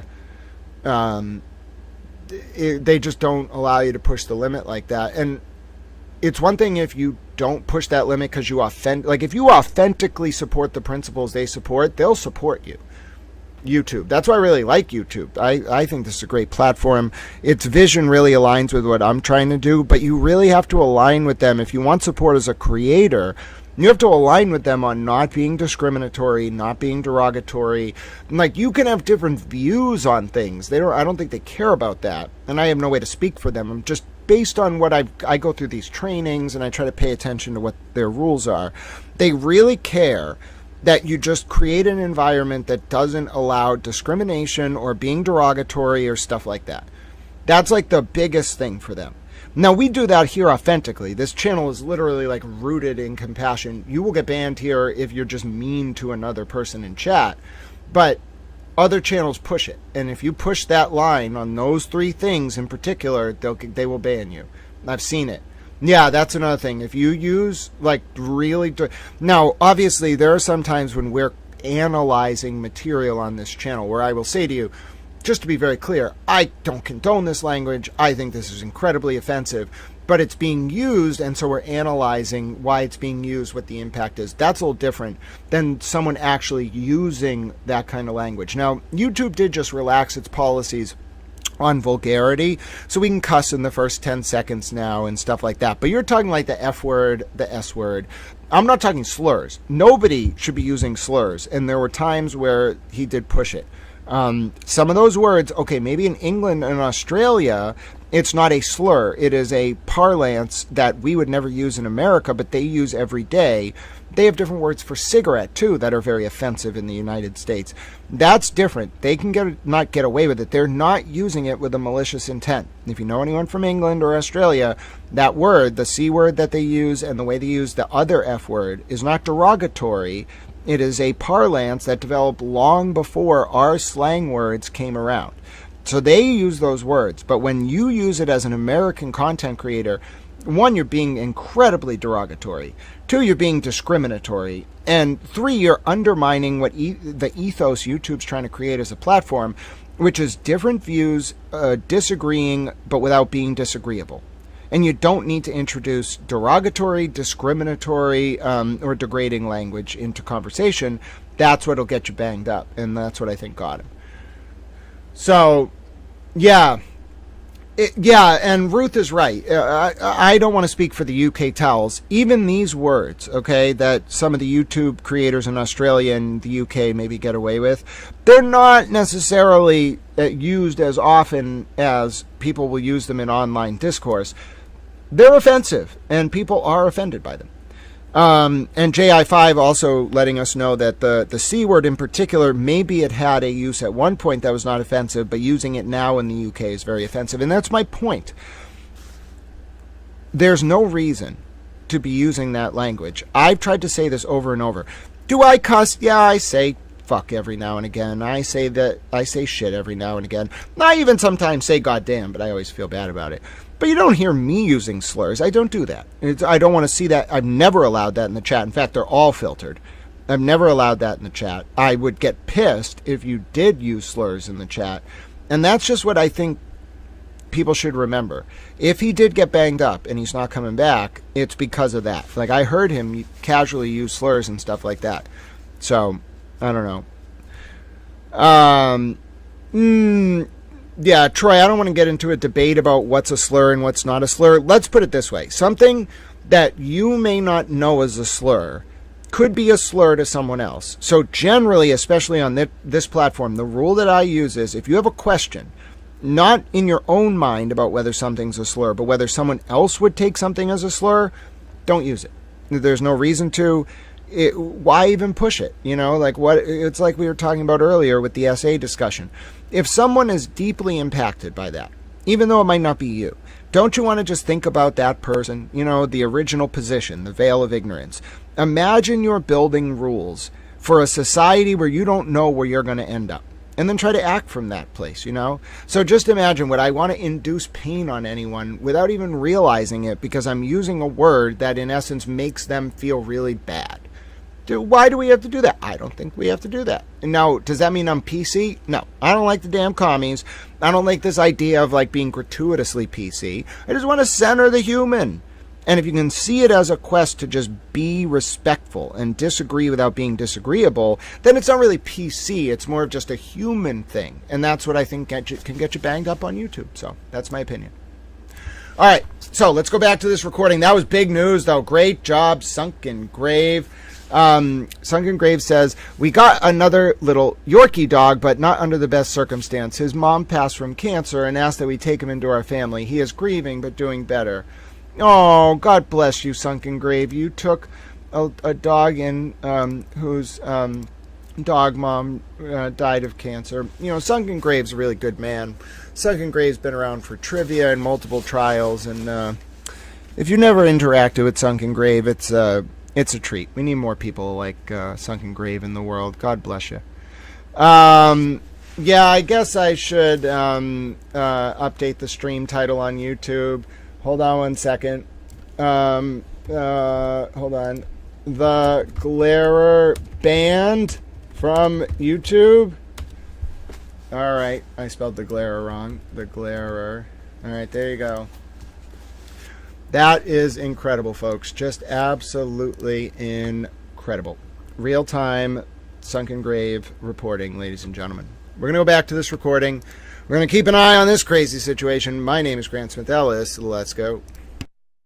Let's hold on. Can I go real quick? So you come in here, called him, you were making fun of Chris because he's an Australian motherfucker who doesn't have nothing, right? A koala motherfucker, I called him. Koala. You said there was no text, no proof. And then now we're transitioning to the recording because I don't have everything. Yeah, that's the proof. Okay, so you think Karen Reed is fucking lying about this? How would she know? How would she know what? About the recording. There is no recording. Shut up to anybody. Is that really what you're going to tell people? There's no recording to share with anyone. Okay. Okay. Right. Well, I mean, you got evidence, right, to back this up? Yeah, you got words. Right. You got something, right? Yep. Yeah. Dude, you've been Right? lying. I mean, you have it, right? You have it, right? The entire you time. have it, right? Because you wouldn't say screenshot of a conversation with Karen Reed. You don't have actual fucking audio, though. I have in Karen Reed's words. When you think she would lie about this? Think she would lie about Why having do a you recording? think she would lie about this? That one. About having a recording? Yes. I know she's lying about that. Why though? I don't know why Karen is acting the way she is. It's unfortunate. Yeah. And honestly, I'm not the one airing it. You're fucking airing this all out right now. No, and that's odd. She's That's the one really telling odd. you. There's a reason you don't want it aired out, That's kind Aidan. of odd that Karen would greenlight you coming on here and fucking doing this. That's kind of odd. Because I don't know if you know this, but like, kind of, we raised $1.1 million fucking dollars for a legal defense fund. I know. You're a hero, I heard bro. this fucking. Yeah, I know. You're a hero, bro. You're a hero. Good for you. You're still a fucking snake. Yeah, I know. You record people's phone calls. Well, let's hear Let's hear it. I don't need to hear the tape. If because Karen Reed herself is saying she has it, I'll take her word over your word because you're full of shit. Okay, if you say so. Let's hear the tape. You're the one making accusations. You can't back up. You got nothing. Well, nothing. I just sent the fucking text out. Just say. So everybody get that? He did that in the middle of the show. He dropped the text. That's ruthless. That is ruthless, friends, to do that. You have to be a savvy tactical operator. Nicky Two Toes from Philly. All right, yeah, he ain't no fucking mobster. Motherfuckers. Intel, in my opinion, screams fucking Intel. Screams it. He doesn't say it, but the way this went down, I know what I'm listening to. By the way, if you're just tuning in, breaking news, Will the Glarer has been banned, apparently, from YouTube. His channel is just gone. We have no official confirmation that he has been banned, but his channel is gone. So, the way I'm going to report that is Will the Glarer is gone from YouTube entirely. We don't know why. It appears he has been banned, but it is a stunning development. All right, let's continue. Okay. So Karen Reed is greenlighting this. That's what you're saying. I asked her. You asked her and she said yes. Go. I said, do you want your side out there? She said, sure. You want me to read it? Sure. Told many people on my side. This is my last straw. I would never and have never betrayed him. Meanwhile, he put me in harm's way in a huge way multiple times. I put her in harm's way. Fucking words. Okay. Dude. Not mine. Yep. Okay. I put Karen Reed in harm's way. I went to jail for Karen Reed. I don't know if you're familiar with that. You didn't go to jail for Karen Reed. Really? Then what was I on bail for? What is it for? What's it for? You went to jail for Karen Reed. You went to jail because of Lindsay. You went to jail. Why was I on bail? You went to jail because you're a fucking dickhead. Can you answer the question? Why was I on bail? I don't give a fuck why you're on bail. Well, you don't like care. Why was I don't care. Maybe something. I don't care. So hush, everybody. Like, why wouldn't you just tell the people what she was saying since she's lying? What do you mean hush about it? You say I won't talk about what she texted me, but you were hinting at it. Because I don't want to air the fucking drama, but apparently she does. Because she's having you fucking do this. Because you're recording phone calls. You're telling me no recording of any fucking phone calls. What's the phrase? So you weren't mocking her the past however long, every time you went on the show saying you owe everything to Karen, all that shit. All your little tweets, I owe everything to Karen. The little sob story you went on 2 weeks. How is that mocking her? That wasn't in the recording. What recording? There's no fucking recording. That wasn't in the recording. There's no recording. I'm just asking. I heard it was a 10-minute recording. Does that make sense? There's no recording, bro. Let's hear it. You heard it? Let's hear it. Dude, I'm putting that person right now. I didn't hear it. She's texting you right now to say this shit? What? She's texting you right now, obviously. Who? She's egging this on, isn't she? Who? Okay. Who? Keep playing dumb. Who? Mm-hmm. All right. We'll leave it at that. Are you talking about the person that heard the recording? You guys got nothing. Right? We got from the horse's mouth, mate. I mean, it's not from the horse's mouth. That's enough for me. I don't need. I don't know why. Anyone in the media is talking to Joe Flipperhead and some guy from Australia. If you read the text message, I just reached out to her as a friend, just to reach out and say, "Hope you're doing well." Mm-hmm. She went into this whole thing about you. So She's you not- reached out. Let me get this straight. You reached out to her and said, "Hope you're doing well." And the first Yeah. thing she did was complain about me. Yes. Okay, that says it all. There we go. Yeah, this is his mouth. There we go. Maybe she's fucking tired of you telling people bullshit, dude. What bullshit have I told people? That you have no idea why she won't fucking come on your whatever it is. What do you mean I have no idea why? That's what you've been saying. You don't know what's going on. Like, you feel a bit sorry for... Like, the thing with the fucking Howie Card, dude, that was ridiculous. What was ridiculous? The entire way you handled it. I didn't say a word about that. Yes, you did. No, You I did a didn't. show It's and the you fucking receipts. tweeted about it. What? You deleted the receipt, bro. Let's see. Where did I complain about her appearance on Howie Carr? You made a like whole deleted the post tweet, about bro. it. Fucking hell. Wait, you think we're fucking dumb, dude? People aren't fucking dumb. So where did I after she You deleted it, and then you made a post about deleting Howie it. Carr. What did I say about her? I don't remember, but you were Yeah, fucking you don't moaning. remember, do you? Yeah, receipts aren't Well, really... you deleted it, Oh, bro. yeah. You deleted it. Yeah, Remember, what you did I say deleted it, after she went on and Howie then Carr? Did I you have made any a post commentary about the deleting of the post. Did I have any commentary after she went on Howie Carr? Oh, you were fucking whinging the whole I think time. you did a show about Why? it. Yeah. Why go on Howie, not me? Then you got the shits at Howie because you weren't included, because Karen didn't want you on the fucking show. So you got the shits at Howie saying Howie was disloyal. Yeah? What Is that did a I quick say summary? after she went on the Is that a show? quick summary? Can you tell me one thing I said about Oh, their bro, you actual fucking- thing, about the actual interview? Can you tell me one thing I said?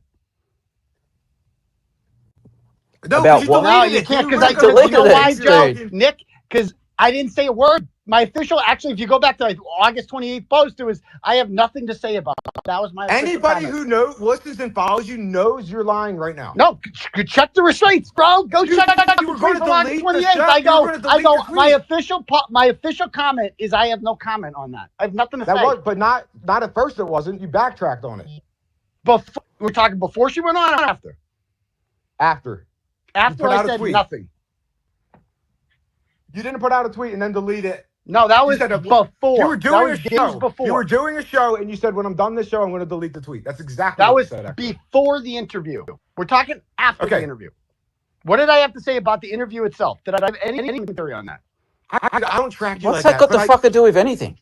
What You the guys fuck the does ones that brought got it to do up? with anything? You guys are the one No, brought it up. Karen brought it up, dude. What? Karen brought it up. Karen brought it up. Okay. So this is who Karen Reed is. Somebody who just has Joe Flipperhead. You were telling and everybody Chris from how you Australia don't do this. understand. Okay, that's fine. See, Aidan just realized it, and Aidan just realized it.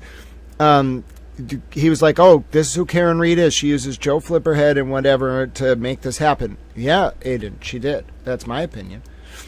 Julie, craziest person on earth, one of our super towels, who we all love very much, said, JFK said he had to keep streams private because he got a bunch of reporter copyright issues, so I'm sure the cult reported him, and I bet the reciprocal is true if the Glarus channel is gone. Yeah, and that's, so I guess it's a little different. It really depends on the status of your channel. So I guess they're not just going to do that. It really, I'm serious. Like, they have systems against that. Like, there's this whole process, and depending on where you are in the chain, you also, and I don't know where these guys were in the chain. Maybe they didn't do it right. But, like, some of us have, like, contacts at YouTube. Like, we get assigned contacts depending on where, like, where our work level is. So that means he, one, didn't have that, or two, despite that, got banged on it. And listen, JFK can say it's a bunch of stuff like that, but that's not the YouTube. If you know the YouTube system, maybe they're a newer channel, it's built to stop that. So if somebody does that, one, it doesn't keep doing it over and over. Like, if there's anything on there that is, it has to be claimed, like there has to be a claim ID, you can just get rid of it. Now, if they're falsely claiming it, there's a whole abuse report system, and it will just stop them from doing that. That's different than if you play something and they claim it, which you can then remove. That, neither of those things explain why the JFK video went down or why the Glarus channel is down, because there's other options. Now, I think that I think JFK took that stream down because they wanted to. For whatever reason, it was a tactical thing. And I think the Glare's channel went down not because of strikes from the Turtle Riders. He was trying to defend Aidan, but because he got caught up. Now, how this all plays in, yeah, no, Carol Ann, that's not the one that's on private. It's the one where Karen made all her comments it's the one where Karen made all her comments that was privated. Now, again, if you're just tuning in, the Glare has been apparently either removed from YouTube or his channel's down. I highly doubt he took the whole thing down himself. We're going to listen to Tal's interview in just over about 10 minutes here. We're going to finish up this Aidan Kearney and Koala and Kangaroo and Joe Flipperhead / Allen Iverson / Nick interview, which is important as well because that comes up during my discussion with the Glare, which now no one can watch anymore because his whole channel's gone. That's fine. I'm happy she's doing that. That's what it must like it. Yeah, How do you it must think be she just feels upsetting. Bro, I just sold out the fucking Wilbur and she's living with her fucking parents. What are you talking about? Oh my God. That's where he fucked up. Aidan fucked up. You just said first of all, it's the fucking Wilbur kid. You're not on tour with what the fuck are you talking about? It's the fucking Wilbur. Second of all, it's Karen who has the connects in the theater world anyway through Ernie Bach. Think. Third of all, who the fuck do you think patrons the fucking arts in Massachusetts? Ernie fucking Bach Jr. Third of all, and he's a big Trump guy too, that's why I like him. Third of all, this motherfucker says she lives at home with her parents? Are you out of your mind? Do you know what she's going to do to you if you say that? And he's mocking her. And then he's going to go on to say he called her bluff. You want to know why Karen acted the way she did? It's because of this specific statement from Aidan. He never should have said that. You're a piece of shit. Here it comes. This is you. What are you talking about? This is you. You sold out. Why did you sell out the Wilbur? Because I'm fucking awesome. That's why I sold out the fucking because Wilbur. of Karen Reid is why you sold it out. That's fucking why. Yeah, and you want to see 19-year-old girls. How many fucking people pay to see you, bro? Nobody. Fucking nobody. I don't need people to pay to see me, bro. I can tell you I'm doing a lot better than you are. Oh, sure. Oh, sure you are. I'm sure you're doing great, bro. I am, dude. No, wait, dude. I mean, Aidan, it has to be more personal if you're going to fucking come at her for living at her parents. You know the deal, dude. Why do you got to go there? Do what? You're the one that fucking brought because he's a piece of shit. No, because, Aidan, you've been dragging her since the fucking trial ended for not coming on your show, dude. I actually haven't. Yes, you have, bro. No, I haven't. There's people online are picking sides and saying she's doing the wrong thing, doing you wrong. And what have I said? You know that's happening online. And what have I said? You know that's happening. And what have I said? You don't shut it down. All and say, I said. Oh, so it's my job to shut down negative commentary about Karen Reid. No, but you're misleading people. How so? How am I misleading? You know people why? take your word for gospel, dude. So how am I misleading people? Explain that to me. Because you act like you don't know what it is, and you do know. How am I misleading people? Oh, fucking hell. This is like talking to a 12-year-old. Dude, yeah, it's fucking crazy. Let's hear it. I mean, how do you know? Well, okay, let's look at this week. You say you just wouldn't tell anybody what it is, what she texted you. So you left it out there for speculation, right? Okay. And? Yeah, well, now the speculation's fucking done. You could have addressed this if she was lying, right? I didn't want to air it out. Apparently she does. Knowing you, dude, Apparently I know how she you've does. been, and I've been a fan of you, dude. Knowing you, if somebody was accusing you of lying and you were not lying, you would go and address it head on. Who's accusing me of lying? Nothing. Who's accusing you of lying? What? Who's accusing me of lying?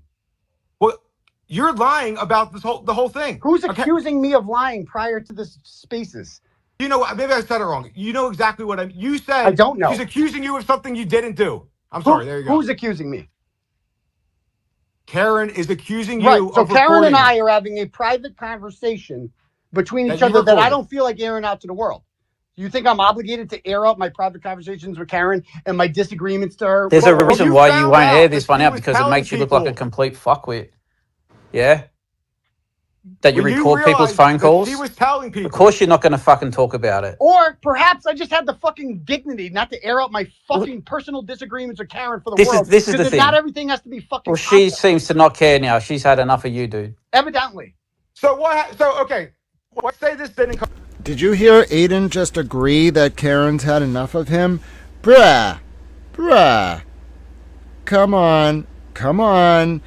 Aidan basically was like, clearly, he said clearly from as a result of this exchange, he knew shit had just hit the fan. He knew. He could tell. He was like, Karen did this. Karen set me up, and he realized it midstream.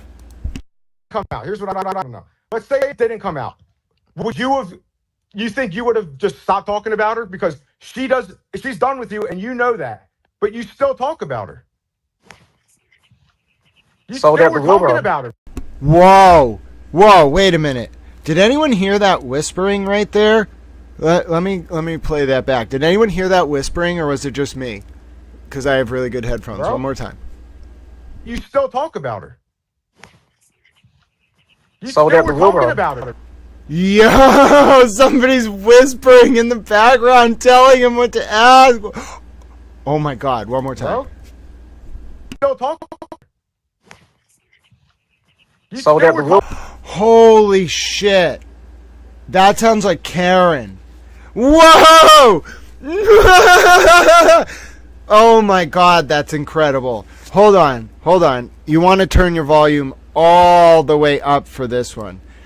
So it's my video of the, which is 39 minutes and 17 seconds. I'm turning my headphones all the way up. You want to start it at about 29:14. Listen to whether there's a woman whispering with an American accent in the background telling someone, I think Joe, what to say. That, but you still talk about her. She says something like, ask him if he... I can't really hear it. That's crazy. That's so fucking crazy. That's Karen, I think. You can hear it. She's like, ask him. It's very, very hushed, but it's there. I mean, I know it. Listen, I have very good hearing. I don't know if I can't say to you with 100% certainty it's Karen, but I have really good hearing. I know that that's an American accent, woman, kind of Fall River accent, whispering to ask him something. Oh, yeah. And then let's see what Joe says next. So one more time, let's run it back. We'll hear the whispering, and then we'll listen to how the conversation flows. But I swear to God, that is somebody whispering to Joe Flipperhead. Ask him. You know that, but you still talk about her. Ask him if he... All right, one more time. Yeah, no, and that's what I'm saying. An analysis is different than saying 100%, but just listen, use your own ears. Every time we run into these situations, I say the same thing. I can only present it. All right, use your ears. If you have headphones, play it over and over and over. We'll analyze this, we'll chop it and whatever, like we'll cut it up, we'll amplify it. We've done it before, but tell me that doesn't sound like a woman whispering. No. Also, note that the conversation is about Karen at this point. Let's listen to the larger context before she starts whispering. She seems to not care now. She's had enough of you, dude. Evidently. So what? So okay, let's say this didn't come out. Here's what I just want to know. Let's say it didn't come out. Would you have? You think you would have just stopped talking about her because she's done with you, and you know that, but you still talk about her. She's done with you, and you know that, but you still talk about her. Who do you think that question's really coming from? And then let's listen to the whispering. You know that, but you still talk about her. You still were talking about her, bro. That's the thing. Talk about the Karen Reed. And let's see what Joe says next. Oh, yeah, we can slow the speed a little bit. One sec. Hold on.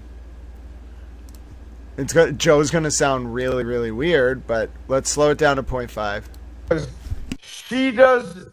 She's done with you, and you know that, but you still talk about her.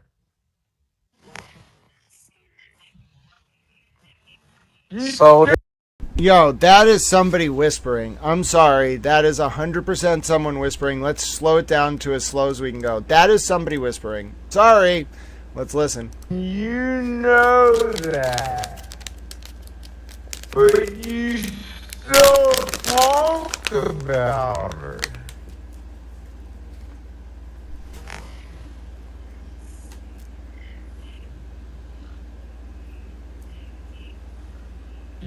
So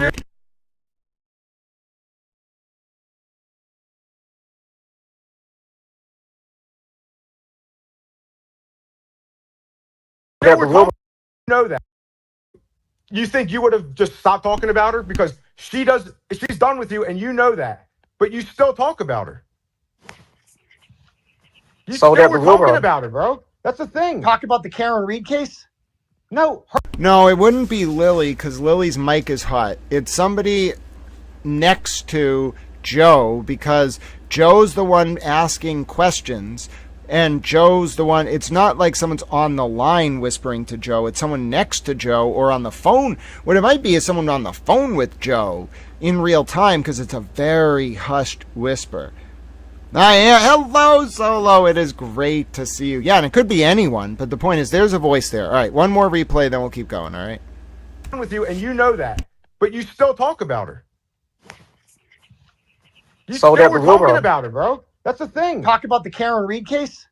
No, her. Specifically her. What do I talk about?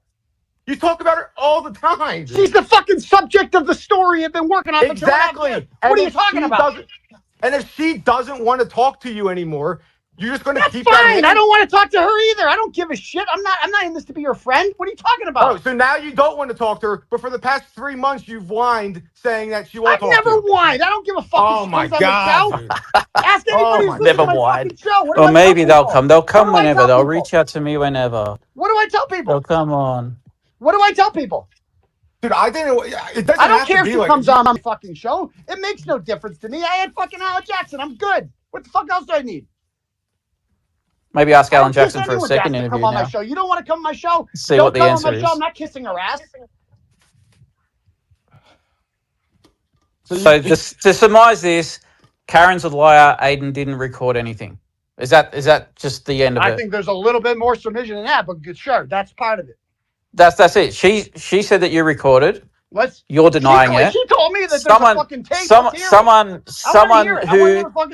who has said that you showed them the recording is lying. Who's that?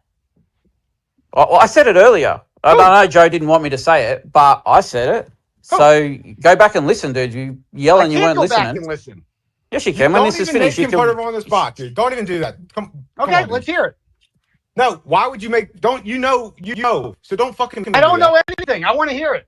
No, he plays dumb with everything. I want to hear it. Oh, I said it earlier anyway, so you can go back to watch it. I don't have it. Let's hear it. So just let me run this straight through. So you have okay. Let's say right that there is no recording. Let's just assume that. So you call people after the call, tell them about the conversation, and then the very next day she messages you knowing what you said. Is that what you're saying? She didn't message me knowing what I said. But she knew you told people about the conversation, but you only told a handful because I told a lot of people about the conversation. That's not. Yeah, I told a lot of people about the conversation. And what was the conversation? You're right. What was the conversation? You want me to air out what she told me in the conversation? This is what Karen wants right now. You told a lot of people. Is this you what? You told people, Aidan. Why don't you just say it now? Is this what Karen Reed wants right now? Is that what you're telling me? I think it's not what you want. No, I mean I'm happy. If I read that text message. That was not her giving you. People are going to have a very different. I don't want to smear the image of Karen Reed. Did you hear that? If I share what was in the conversation, people are going to have a very different image. I don't want to smear the image of Karen Reed.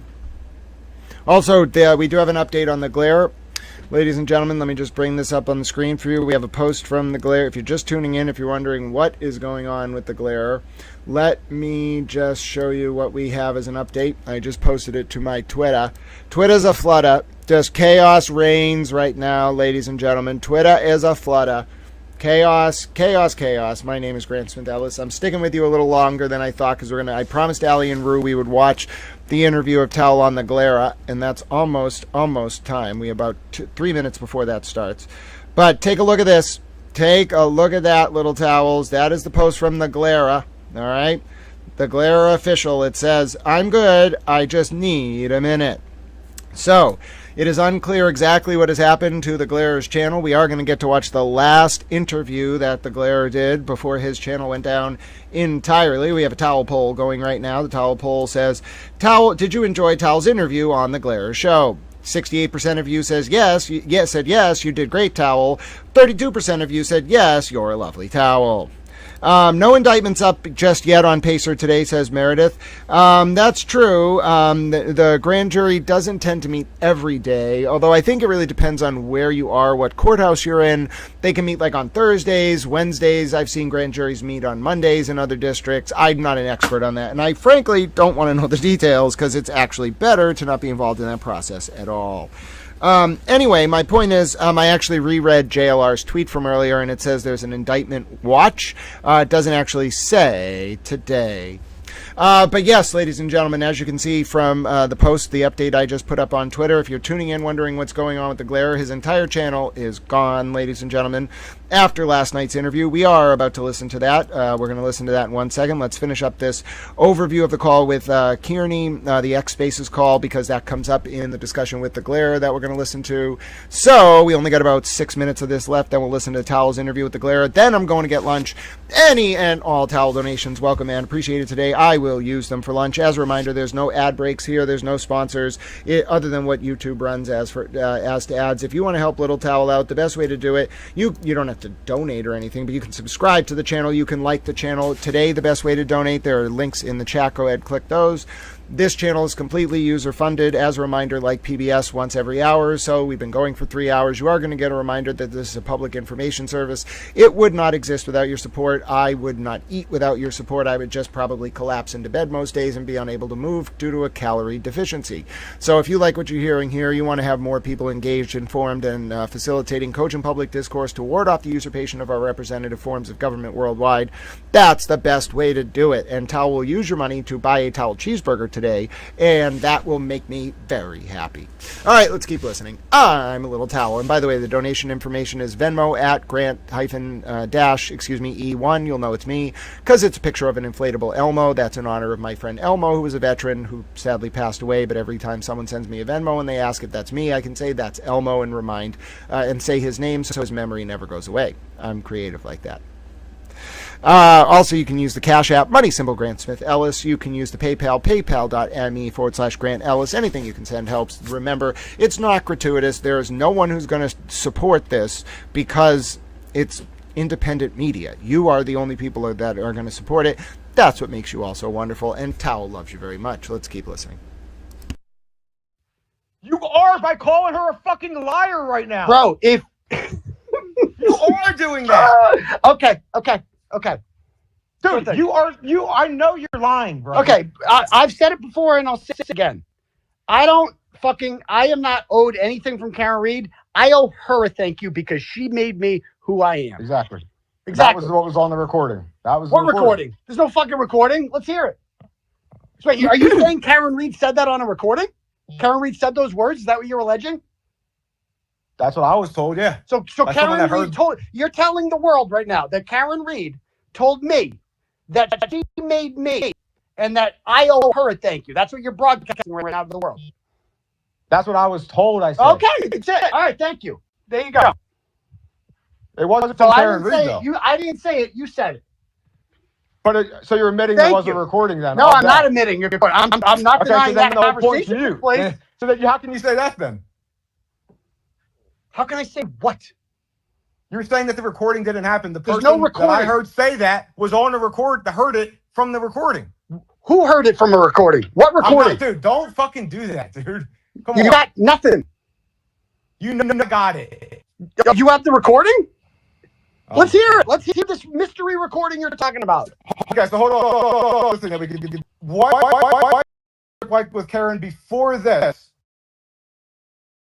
that all of a sudden, out of the blue, now it's all done. Now she's just completely done with you. What was the recording of your business? So out of the blue one day, that you recorded her. You're done. She's done with you. She accused me of that. That's correct. Okay. And she had no receipts. And I'm like, what are you talking about? And she had nothing. And she said, there's a fucking tape. And I go, let's hear it. There's no fucking tape. I called You her had bluff. that conversation with I her. called her fucking bluff. There you go. You had that conversation with her. What? You had that conversation with her. Via Messenger. Are you sure? 100% positive. I got the screenshots because that's what's called a receipt. So the people that heard, I'm not going to name them because I know a couple of them. Okay. Who are they? Let's hear them. I've heard this recording. I'm not naming them. Oh, okay, not naming them. Right. Okay, go. No, so I don't have to real accuse. legit I'm then. talking about you, so dude. Very real. Just like Olivia Lambo wasn't real, right? I never said she wasn't real. You thought she was dead, bro. You thought she that's died in just- 2019. You did your whole tinfoil research. We had a whole fucking conversation about this. I never said she was dead. I said I just don't want anything to be wrong. I don't even know Oh, what yeah. He doesn't Oh, even want you to bring this Olivia up. Lambo was dead, right? Totally That- not. she- Yeah, that- yeah. Wait, hold on. Right, so this right. girl, this is just showing your character because this girl has told everybody she doesn't want any of this public. And you're airing it right now. And so you can see Nick doesn't dislike Olivia. He's not mad at her. He's protecting her and Meredith. Now, if you're just tuning in, if you're wondering what the hell is going on with the glare, no! Someone sent $4 and said, Grant, enjoy the 7-Eleven pizza. Well, okay. I definitely, now that you mention it, I could actually go for pizza. I was thinking a cheeseburger, but you want me to get 7-Eleven pizza? Mysterious person, I'm going to do it. Also, God bless you to Bossy Texas Chicken Bella, who sent $2. They're number 3 in the chat rankings, and said, great to see you, Grant. And I said, God bless you, Bossy Texas Chicken Bella. Now, this is the update from LTL. All right, if you're just tuning in, wondering what's going on with the Glarer, this was the update from LTL, and then the Glarer took down his entire channel, I'm hearing, made it private, and put up that post on Facebook saying, I'm good, just need a minute. So this is what LTL posted 14 hours ago about, looks like about the Glarer's channel. So the Glarer made a post saying Crawford's a clown, LTL is a clown, Nick Rocco is a clown. Which makes me wonder, are those all Karen people? And then LTL says, the carpet beetle strikes again.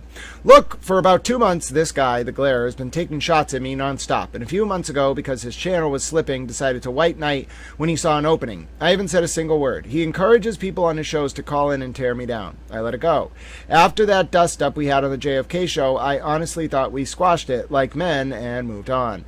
But clearly, that wasn't the case. He says he's not into drama, but started his shit-stirring again today on a Sunday. It's obvious, Willie, you don't like me, and that's fine. Trust me, I'm not losing sleep over it. But tonight, instead of addressing the red-headed stepchild who accused you of hearing the Karen Reed recording and you knew about it, you decided to go live and take aim at me. Mike from the Young Jerks and Nick Rocco, people that did phenomenal work for Karen, called it. Willie is someone who sits in his basement, doesn't have a job, smokes and drinks all day off his subscribers' donation. Oh, come on, he's just working. Pretending he's not part of the drama, but that's literally all he does. He's like an assistant living sewing circle. The guy craves what? The guy craves attention. It's really pathetic. He talks trash about creators and people who've actually spent time doing the work and helping the FKR community move forward. To the eyes on my platforms. If that's the kind of content you want to consume, then seriously, please unsubscribe from my channel and my platforms. The kind of people I want here are the ones who care about facts, who enjoy hearing from real experts, and who want to engage in meaningful discussions. I'm not looking for the lowbrow crowd digging around in the basement like the carpet beetle. Okay, that's a weird statement. Karen Reed is free, and we still need to get justice for John O'Keefe. All right, so this leads me to believe that the Glarer tried to side with Aidan, and Karen just ruined him. And now the Glarer is like, fuck it, I'm taking a break. All right, I think I get it. What girl? She works for you. Did she tell you it was okay? Because if we want to air it, we can go into that. I don't have anyone working for me. Olivia doesn't work for you now. Olivia, what about it? Yeah. You know she doesn't want this shit out there, but what shit? To get back at me for calling you out, you have to now air this. Are you still crying about Olivia Lambo, Lambo, dude? Move on. Jesus I mean, Christ. like, I'm going to be honest. Up, dude. Like, people are bringing up him and Olivia nonstop. Like, I will step in and say that. He's stayed behind the scenes and everything like that. And I have a lot of respect for you, Aidan. obviously, but this Olivia shit is just, nobody should be outing her and giving, but everybody says that she left him, whatever. That's fucking bullshit. He left her ass in the beginning of June, and she still texts him. You to don't this know day the saying she misses conversations I him. had with Joe. Oh, I do. I've seen it all. I've seen every single side, but that's besides the point. I don't want Olivia's business. That's like, it makes me sad to think about everybody talking about her right now. He thought Olivia was fucking dead. He was convinced. Yeah, because I have the text. We've all, guess what? We've all Now, this new girl who's coming in, by the way, here, I think this is a girl who knows Joe or Nick, Joe Flipper Ed / Nick. She is American. She pops up out of nowhere. I didn't see what her username was because I was just listening to the audio of the spaces. But the point is, she defends Joe, and she also talks about Joe leaving Olivia's ass. And that language, that parlance, makes me think she's with Joe now. That's just my read, but I can't confirm it. Investigated shit. We've all been a little fucking crazy when we love someone. It's not that deep. I've never called somebody's mother and fucking brother and got blocked by them, accusing them of lying. He called her fucking brother and her mother and accused them of being in on I don't condone what he did. I think it's fucking psycho, but it is psycho. It's very psycho. Yeah, and he has no problem admitting that. Okay, so he's a psycho. Thank you. Yeah, that's all I'm saying. Somebody's He's a psycho. So you're telling me, right, Aidan, if you talk to somebody that like was known in Free Karen Reed and she wouldn't meet up with you, she wouldn't show you her face, and she sent you pictures from 10 years ago, and if I brought that to somebody and said, honest, I'd probably move on to the next one. That's what I'd probably do. And that's, hey, buddy, not you that's though. what You I handle did. it differently. You get a little That's what I did. Sentimental. I stopped talking to her. Yeah, he 3 did stop weeks talking. after I stopped talking to her, her and another account started coming after me, sending me pictures of my grandmom's Facebook. That's what they did. Do you know that part of the story, or you just fucking? No, I only know the part where you called me up. You only know the part that helps you, Aidan. I know that. If you want it all, I'll fucking put it all out. Okay. Because you I brought also this know up. the part where you told me and Mark Betterow that Yeah, we were in because on the Aidan, conspiracy to trick you. That's what you So told you're us. telling me if somebody wouldn't FaceTime you for 3 months, somebody that tells you they're falling in love with you. Hold on. Falling in love with you? Jesus.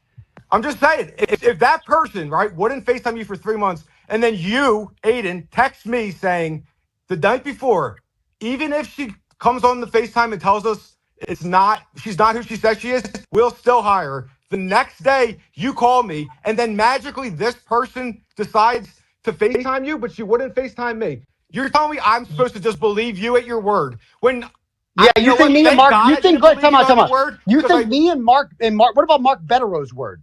I know you're lying about this with the recording. What about Mark Betterow's word? What about when you called Mark Betterow a fucking liar? What? What about when you accused Mark Betterow of lying to you after he FaceTimed? I don't. Just because you said you FaceTime somebody where's the FaceTime? You there he is. There's Crazy Nick. There he Shows is. the FaceTime. Shows the screenshot of the FaceTime, Aidan. Go take a screenshot of your FaceTime.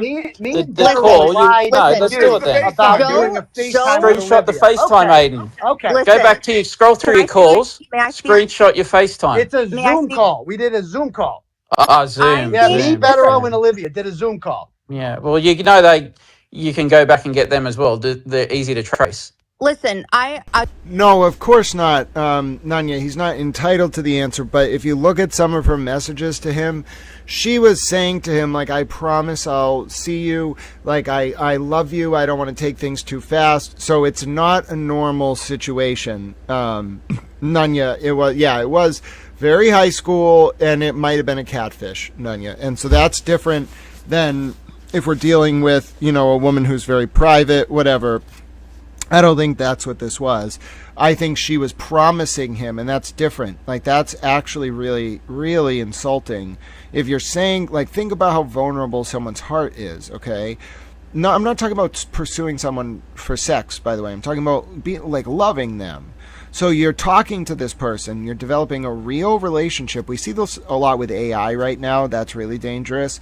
But you're talking to this person you think is real. They have a lot of attention on Twitter. They support the causes you support.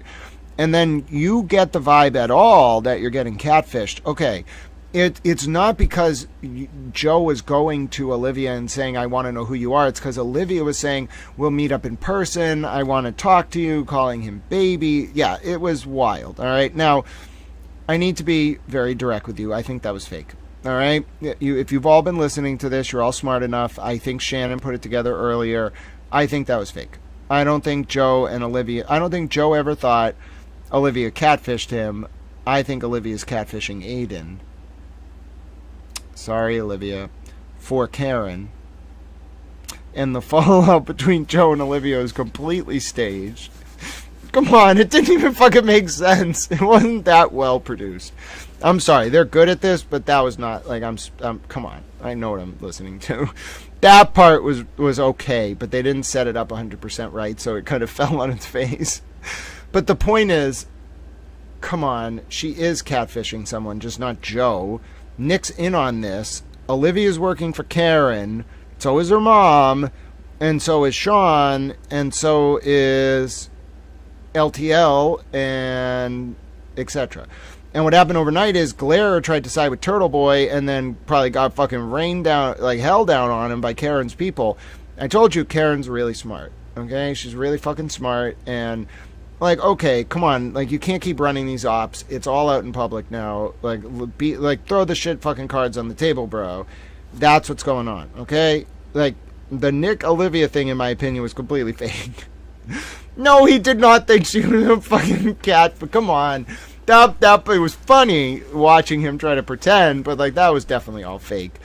Olivia and Joe were working together. Clearly, they're loyal to Karen, just like LTL, etc. Like Karen, I'm trying to tell you all. Like, you think Turtle Boy has loyalty? No, he has a bunch of people in chat from around the world that like him and want to like clout chase off him. They would just as quickly clout chase off Lindsay or me or anyone else. It's about the clout, not about Turtle Boy. Karen, her loyalists don't care about the clout. It's about Karen. Okay? You can't fuck with that. That's fucking loyalty. That's why this is some crazy shit. She uses very, very complex tactics, and Aidan can't play on her level. I knew she was eventually going to do this to him, but watching it actually happen, and then if you think about it from the perspective of Joe doesn't care because he wasn't actually like being like whipped by Olivia. There was Joe and Olivia were putting on a show, probably so Olivia could get close to Aidan and feed information back to Karen. I'm sorry, I don't mean to like blow up your spot, folks, figuratively, but like, come on. It's not that. If Shannon's putting it together in the chat, I'm not insulting Shannon. But if Shannon's putting it together, other people put it together. Okay? So that kind of makes it all sense. Oh my goodness. Sunken Grave. I think that is one of the biggest donations we have ever received on Towel Channel. Ladies and gentlemen, Ace the Yorkie told Sunken Grave that it was an imperative to donate to Towel Channel. And I just want to say, God bless you, Sunken Grave. Folks, if you can't get inspired by that kind of act of soap dispenser and doggy-based kindness, well, I don't know what to tell you. I don't think we'll ever be able to get through to you. But that is probably one of the kindest things that anyone has done for Towel Channel. God bless you, Sunken Grave. God bless you, Ace the Yorkie. God bless you, Ed the Zebra. God bless towels everywhere, ladies and gentlemen.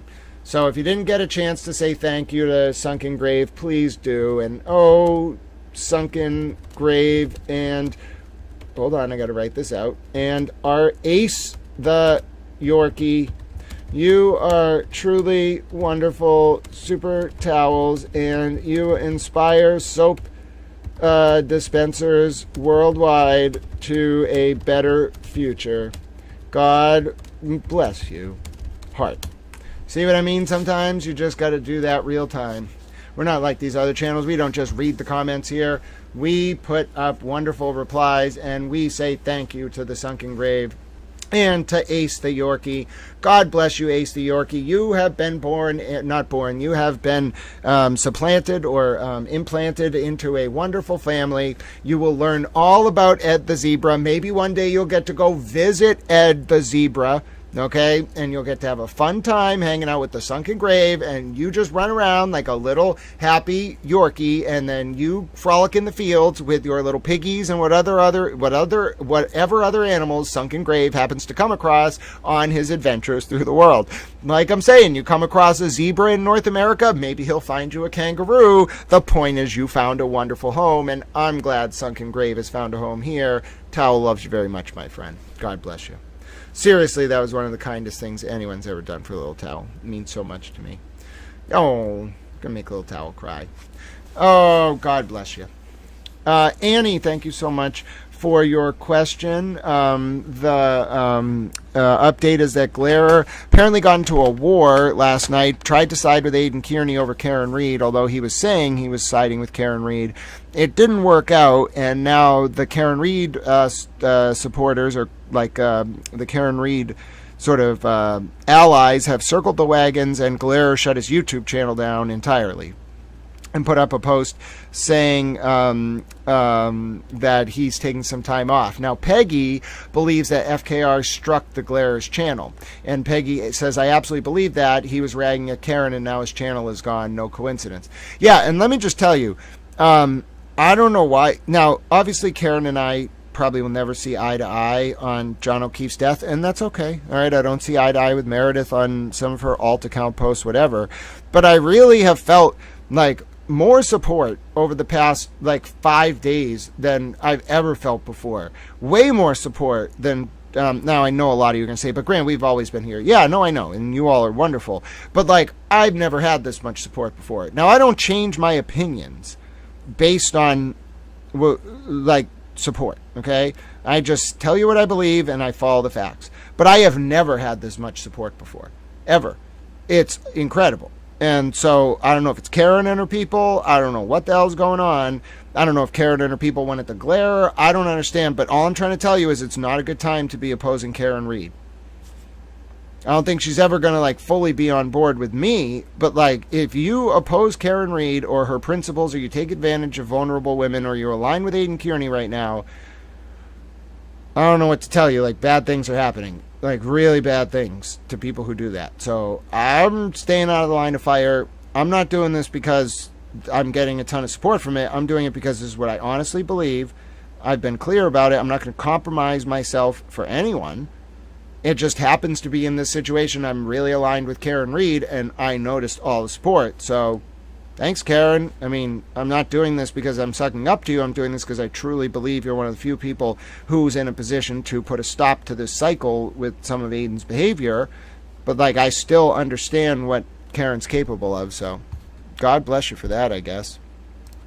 Again, Joe, that was a crazy fucking moment for him. But then he stops talking, and the narrative that, I don't believe it's Olivia spreading that, but the fact that he's psychotic and he stalked her. No, Jimmy started that rumor. We have text with Olivia. You know what? I'm going to jump on my, I'm going to do a stream right now, impromptu. I'm sharing all the receipts. All right. See you guys. So he ends up going off to do his own stream. But no, Ruth, I want to be clear. What I was saying there, and this is probably why Karen thinks it's a little strange. I'm never going to see eye to eye with Karen Reed about the events of the night of January 28th into the early morning of January 29th, 2022.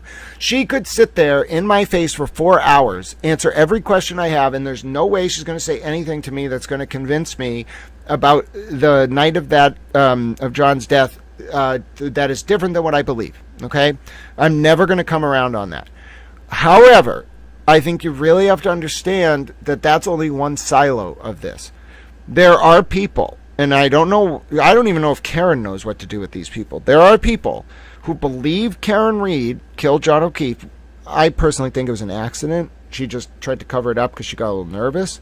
So I don't see her as culpable as if she ran him down with the front of her car. All right, that's just my view.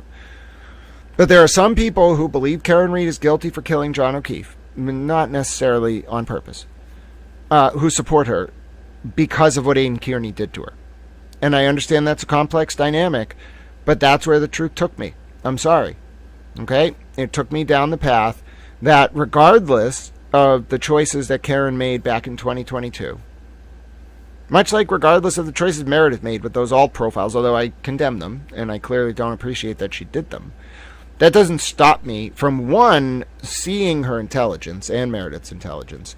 Two, recognizing what they're doing tactically right now. Three, looking at it from the perspective of, why does Aidan Kearney keep getting away with this?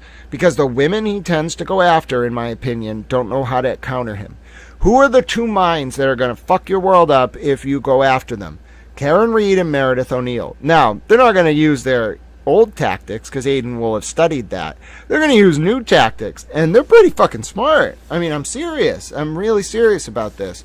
So That's kind of what I'm saying here. I'm not fawning over Karen Reed. I'm pointing out the realpolitik of this. It's a zero-sum game, and someone's got to break the cycle of what Kearney's been doing. All right? And if it takes Karen Reed and Meredith O'Neill and LTL, and even, God forbid, Mike Crawford, think about how intelligent Karen must be. If I'm willing to sit up here and be like, fine, I'll back off Mike Crawford. Do you understand how the chessboard must be aligned for me to be willing to do that? I vote that man's existence. This motherfucker. Karen's really smart. I do want to talk to her. She really is, and I don't like, that's what this keeps coming back to for me. I think what really pissed me off and what made me go on this path is not the support. It's I didn't like how she was treated. But by Aidan, by the cops, whatever. I didn't like how Lindsay was treated.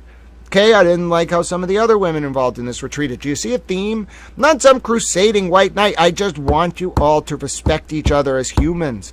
Just because someone's a woman doesn't mean you should look at her as a fucking sexual object. And just because someone's a woman doesn't mean you should assume that she's incapable of acting from an analytical position.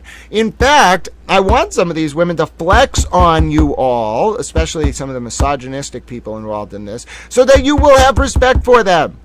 If you just would show respect to Karen and Lindsay and Meredith or whatever, and I'm not saying that every one of those people has been 100% perfect. Okay, some of them less perfect than others. But if you can't show intelligent women a modicum of respect, this cycle's never going to break. Sorry. I'm sorry. It's going to keep going. You're going to keep getting called out on it because they're going to move behind the scenes and just ruin you.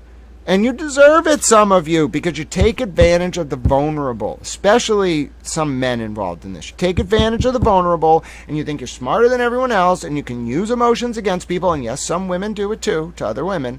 And I hate it. It's wrong. It's what got me involved in this. And if it takes Karen Reed to fix this, so be it. She's got my support.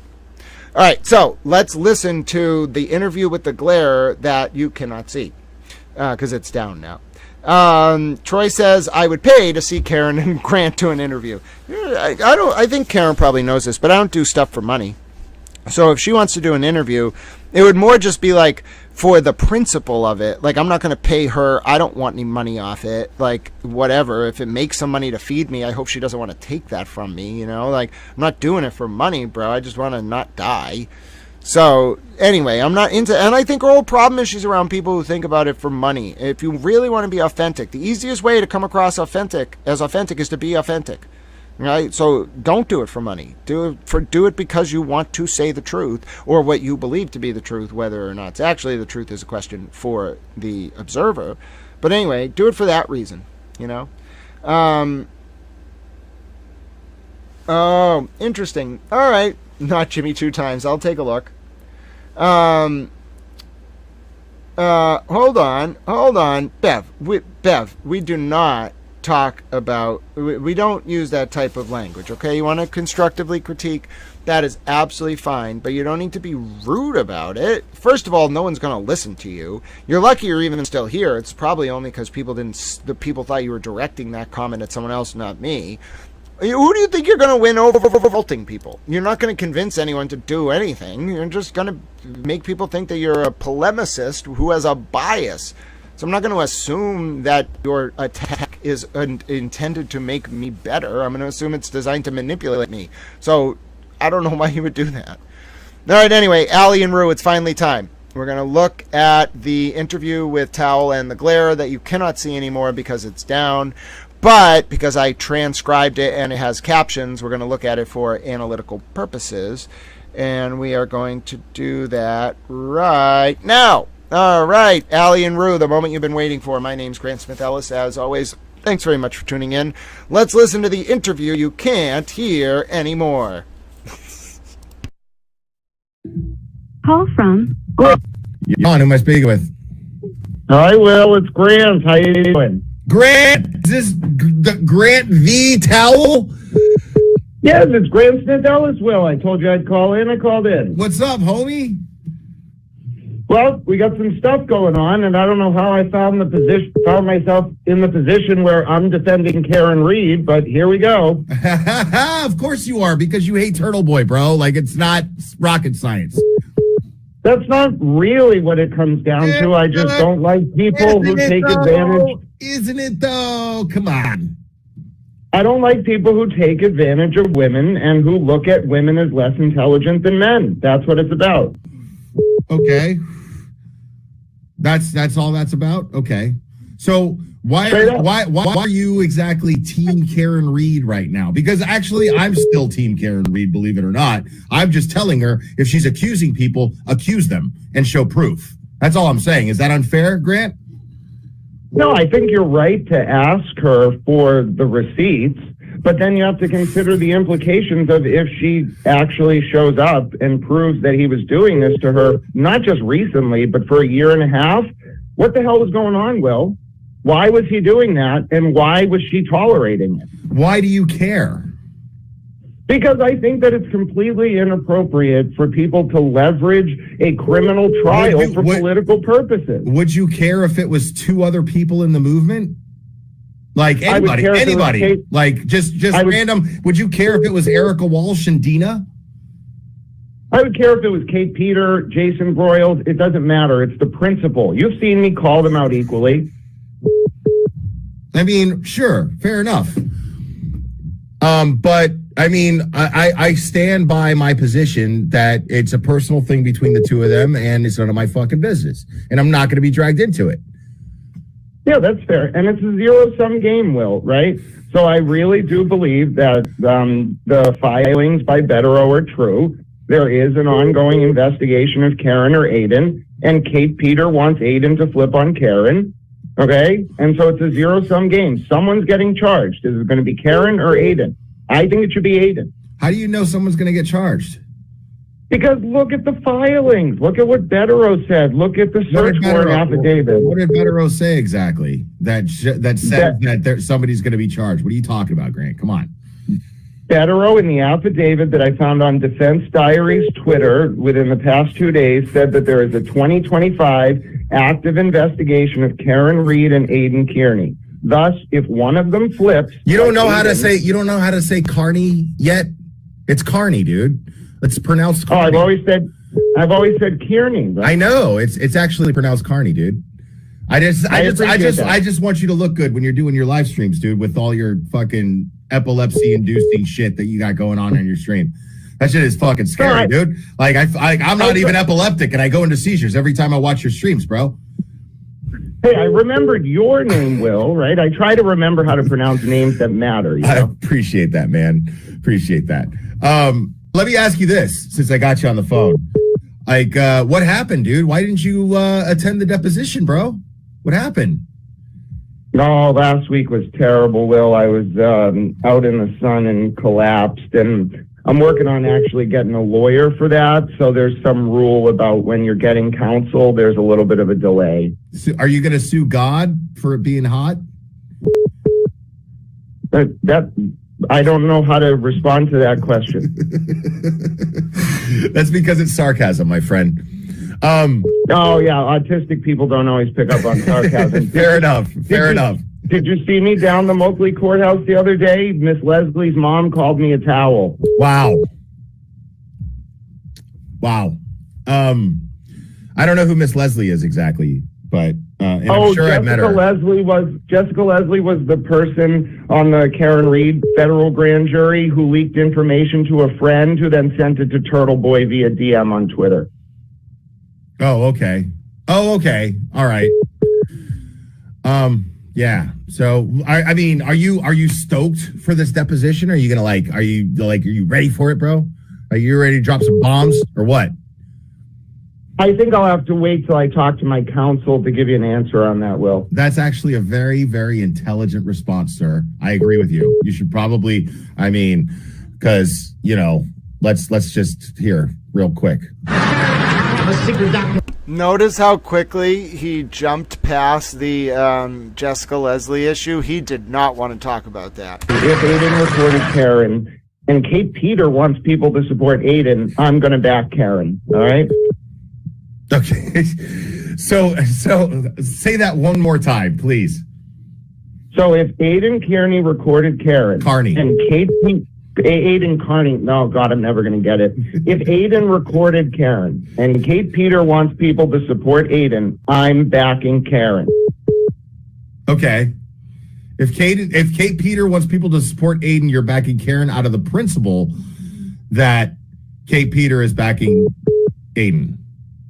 So you're out of the principle that I think the criminal charges brought against Aidan were brought by Kate Peter working as a PI for Marty Kraft and Brian Tully, not to actually convict Aidan, but to get him to flip on Karen from the jump. That was the whole point. That's why she's trying to get the Free Karen Reid movement to turn on Karen now, and I think it's bullshit.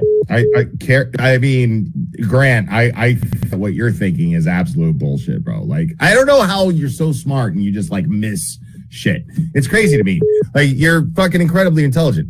But so what if I'm right on this, Will, and that the charges against Aidan weren't set up by Lindsay, they were set up by Tully, Kate, and Marty Kraft to flip Aidan on Karen. I'm going to be right about that. But there's evidence that dictates that Lindsay worked as an agent and was used, by the way, by Tully and Mello to have Aidan's bail revoked. There's evidence to prove this. Yeah, but let me lay it down like this. Do you know what the psychological profile is? I've heard of them, yes. So I think Kate, Tully, Jen McCabe, Morrissey, whatever, psychologically profiled Aidan and used Lindsay as an unwitting honeypot. She wasn't an agent. Kate Peter was the state agent. Lindsay was the honeypot who didn't know she was the honeypot, and Aidan fell victim to it because he doesn't think straight when he has a woman in front of him for some reason. Grant, you're projecting, my friend. I mean, this is what I was going to say to him. He doesn't understand this, and I don't know. I don't feel a need to defend myself, but like, you're out of your mind if you think I didn't date people in college. I lost 130 pounds from September 2007 to May 2008, specifically because I was at Boston College and I wanted to date people. I've had plenty of relationships. I'm just very disciplined, not because I necessarily wanted to be, but because I heard the call to be a priest in 2013, the spring, right before I became disabled. I was praying the Virgin Mary. Why do you think I wear the Virgin Mary, the Virgin Mother? I was praying the Virgin Mother, who's the patron saint of the Jesuit order, outside of Bapst, or Burns. I think it was Bapst. I was praying outside. They have these little shrines to the Virgin Mother all around Boston College. I hope they're still there. I really liked them.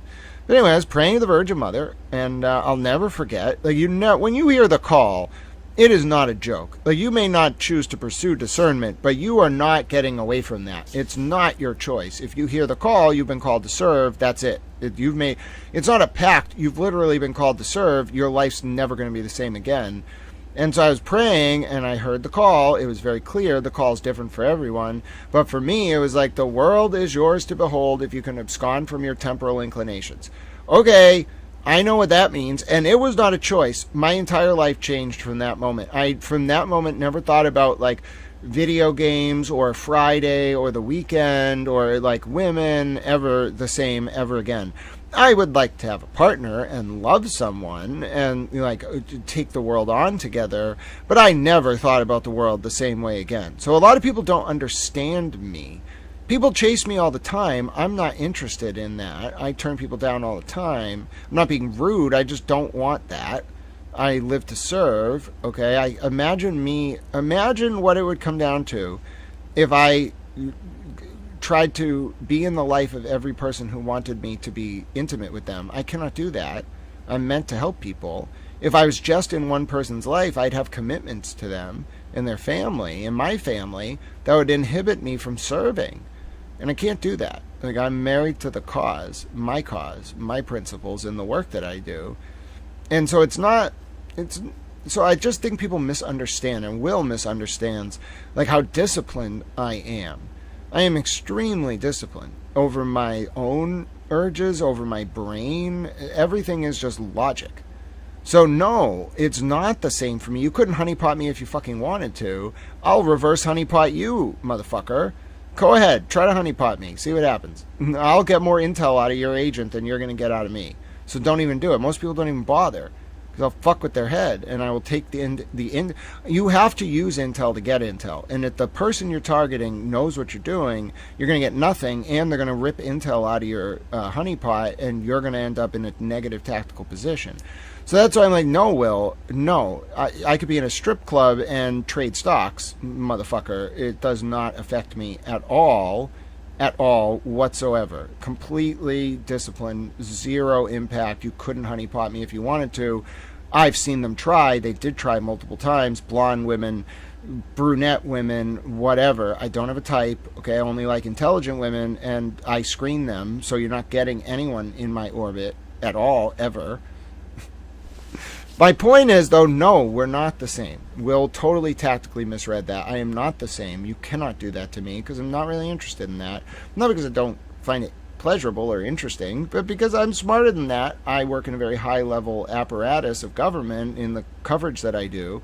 You're not honeypotting me. So, no, I've suppressed those urges, and I don't want to be involved with that. And the call to serve helped, by the way. It's just not as interesting when you realize there's so many people to help. Why would you, 97% of the population has to procreate. We need that to happen. 3% of the people are going to mold society. All right. You know what I'm saying? Hold on. To be fair, that might be true. But homie, you're not thinking straight because you are fucking blinded by Lindsay. What is it with your fucking, do you not see how crazy she is, dude? I feel like she should throw you a piece. I feel like with all the work that you're... I was so offended by this because, first of all, bro, what the fuck? Does that mean that's how you think about it, Will? You just are woman on the street, you need my help? That's great. Want to come back to my place afterwards? What the fuck is wrong with you? What the fuck? Second of all, how degrading is that to the woman involved? Is she only useful to the extent she can engage in sexual functions? What the fuck? I hate that mentality. That's ridiculous. So that question really offended me. Now I parried it and I just moved on. But the premise was just gratuitously misogynistic and offensive. Mind you, this was the same stream where Will was going to Karen Reed a little bit too. You think Karen likes hearing this shit? No. Why would she ever like hearing this shit? That's an incredibly offensive way to think about Lindsay as a person. Completely strips her of her agency and her autonomy, and it renders her a sex object. That's exactly what Karen's upset about, that people are not giving women respect or looking at them as analytical, intelligent movers and shakers. Why would you ever say this shit? Of course you took your channel down because Karen sent her people to rail you out. Doing to support her, I feel like she should throw you at least a handy, bro. Come on. Will, let me back it up. 2 questions. 1, have you ever spoken to the girl for 10 minutes? No. 2, I wouldn't. So 2, okay. 2, the other thing is I think we live in an overly sexualized culture. Okay, I really like... Is that just because you're not getting any? No, let me finish. I really like what Kirk has been saying. Oh, I said Erica Kirk there. I don't know why the audio cut out, but I said I really like what Miss Erica Kirk has been saying. And I really think that if we're going to focus on the American family and the values that made this country great, we have to get away from this bullshit that every human interaction is about sex. That's bullshit. That's wrong. It degrades women. It degrades men. Doesn't it always boil down to sex, though? Doesn't it always boil down to sex? Maybe for 97% of the population, but you want to make policy, reform the justice system. That's right? Generous. I'd say a good 90. Sure, but you want to reform the justice system, write policy, do good work. You cannot be focused on sex. That's why priests don't get married. It's about more than sex. Yeah, but priests fuck kids. All right, so this part gets a little rough. He didn't do a trigger warning. But then we basically both agree that people who do that should be punished. And then I say people who move them around should be punished. And I also say it's an egregious sin because they take advantage of the most vulnerable. You, bro. I knew I did. No, but Will, we're on the same page about a lot of stuff. And I'm telling you, Karen was, we may not agree on what happened, but she was treated wrong by those cops as to how they texted about her. They were misogynistic, and she was treated wrong by Aidan. And I back her as to how Aidan treated her. That's the bottom line. Okay, so you support Karen Reed because she's in odds with Aidan. basically. Because she was treated as less than a human being by Aidan. She was degraded. She was dehumanized. How do you know that? He asked me how I know it, and I go on to say I have good sources. And what he didn't give me time to explain. What I was saying was, if you look at what's out there, what Karen herself is saying, what people caught of the screenshots of her comments on the JFK show chat, look at the timeline. Look at the video we just listened to. The X spaces, the release of the text message to Joe Flipperhead, very tactical. Then the release of the recordings, piecemeal in a limited hangout fashion, only 6 clips, all of them making Aidan look bad. Then Aidan saying that he's calling Karen's bluff and she lives in her parents' house and he sold out the Wilbur. Then Karen referencing that in a text to Aidan that gets leaked. Come on. You got to respect Karen Reed. This was so tactical. So tactical. Brilliant, but so tactical. All right, so we can, I guess we can listen to, all right, if we're going to listen, we can listen to Natalie's police call, police interview, but I really have to go get lunch after this, okay? This is the last thing we can do, and I haven't eaten all day, all right? So this is the last thing we're doing. We will listen to Natalie's police interview about flipping on Aidan. And then one thing I want to look at as well is the text message, okay, that Natalie sent in August of 2023, which was 2 months after ostensibly Karen and Natalie had a falling out, okay? So I'm going to bring this up for you right here. All right, ladies and gentlemen. And I'll read you my reporting, all right? And look what it says. All right, we might not actually be able to see the top of it, but it says, as a hot war erupts between Karen Reed and Aidan Turtleboy Kearney, with Kearney reportedly losing thousands of subscribers per day, a new police interview with potential Karen Reed double agent Natalie has emerged. Natalie and Lindsay Catani were Brian Tully's 2 sources for Reed and Kearney's contacts. It was actually between May of 2023 and November of 2023. Tully, who knows Jen McCabe and PI Kate Peter, who knew Tully through her boss, Marty Kraft, then for some reason brought neither Lindsay nor Natalie to testify at a March 2024 state grand jury looking into Kearney and Reed. That grand jury, because of those witnesses not being present, then returned a no true bill on Kearney and Reed. Brian Tully was the only witness and they no true billed them. God damn it, Brian Tully.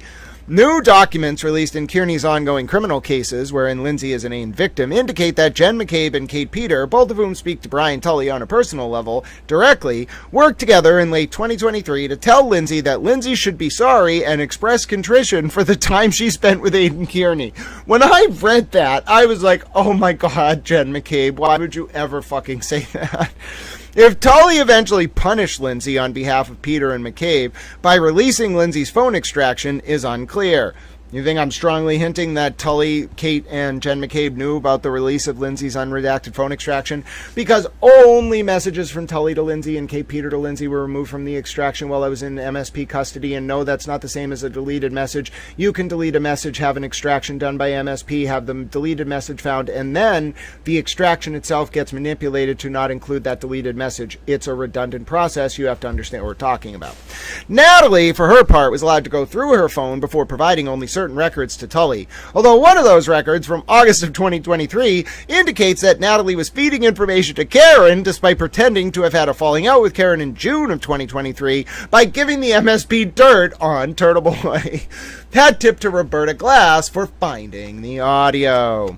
Alright, so let's go ahead and listen to this. This is an hour-long police interview with Natalie, one of the people who flipped on Aidan. It looked like she was flipping on Karen, but I think she was really flipping on Aidan. And you can see the text message from Natalie. Let me just bring this up to full screen. Sorry, to actually be able to zoom you in on this text message because it's a video, I have to go full screen. And then I have to do this, so it's a little annoying, but I can do it. All right, that's the actual text from Natalie. Now, this is August 3rd of 2023, okay? And I want to read you, before we listen to Natalie's interview, listen to what she was saying in August of 2023. This is to her friends. If you guys aren't proud of little me, 3,000 miles away from my friend in Boston that masterminded this all from my cell phone late at night and early in the morning on the phone with detectives to fight for justice for my friend. She's talking about Karen. Then I don't know how else to make you proud of me. I'm the goose that laid the golden egg that made this happen. I'm proud. Sony Pictures wants my story. I said no, I don't want this type of fame. I just want her, Karen, exonerated. Bruh. She was running an op on the state police. You got to have fucking balls to do that. And you got, like, Karen definitely helped her. No, Natalie did not run a fucking op on the state police by herself. I don't believe that for a second. You got to balls of fucking steel to, are you kidding me? Go to the MSP. Do you understand you are being interrogated by a paramilitary organization, motherfucker? And you're going to lie to them so that you can feed intel back to Karen, and then you're going to brag about it. Oh, you got balls. You got balls. Literally, you have to have, oh my goodness. Grant, post transcripts of texts and calls, which is very helpful. Yes, I do. The transcripts are helpful. An assistant living sewing circles as sunken grave. Yeah, that was a funny part of LTL's post. Now, listen, we're going to listen to this, okay? It's Natalie's interview, but I just want to remind you that this woman was basically saying she was talking to the MSP, but actually trying to exonerate Karen. What was she giving MSP? Bruh, we're going to listen. She was giving them Turtle Boy. 2023. Karen was ahead of this shit. Karen was ready. Karen was ready. Hi, Jeff Pesos, my friend. It's so good to see you. Yep, Claire's channel went down entirely about an hour ago, and Peggy has thoughts. Listen, some of us have thoughts. Peggy has theories about why the channel went down, all right? Peggy has things to say. Let's listen to this interview of Natalie. This is the last thing we're doing. It runs for an hour, then I am going to eat. I'm hungry. I'm a little towel. This is the last thing we're doing. You all could keep me here all day. This is important for us to listen to, but I want to go eat. So last thing. Don't forget to support Little Towel. Subscribe, like the channel. Help your fellow towels. Towel loves you very much. Let's listen. And Natalie Berschneider, Weewick, alumni of Bentley University. Great. And Natalie, you understand that you're talking to us here on this recording after receiving a proffer letter from Ken Mello. Yes. Indicating that if you are truthful and honest here in this conversation, you would get an immunity letter to follow. Uh-oh. Your immunity was conditional on you being truthful, Natalie. I didn't even listen to this yet. We're listening to it together for the first time. Oh boy. Oh no, what is going on here? This is absolutely wild. Her immunity was conditional on the truthfulness of her proffer session. Do you understand what a proffer session is? Oh my God. A proffer session is called a Queen for a Day interview. I'm not a lawyer. This is not legal advice. A proffer session is called a Queen for a Day interview. And it means that she got a double Queen for a Day thing. She got the proffer where nothing can be used against her. And then if she was truthful in that they were going to give her immunity, Ken Mello probably didn't even screen this. He just gave her immunity. Oh no, no wonder she was so flippant.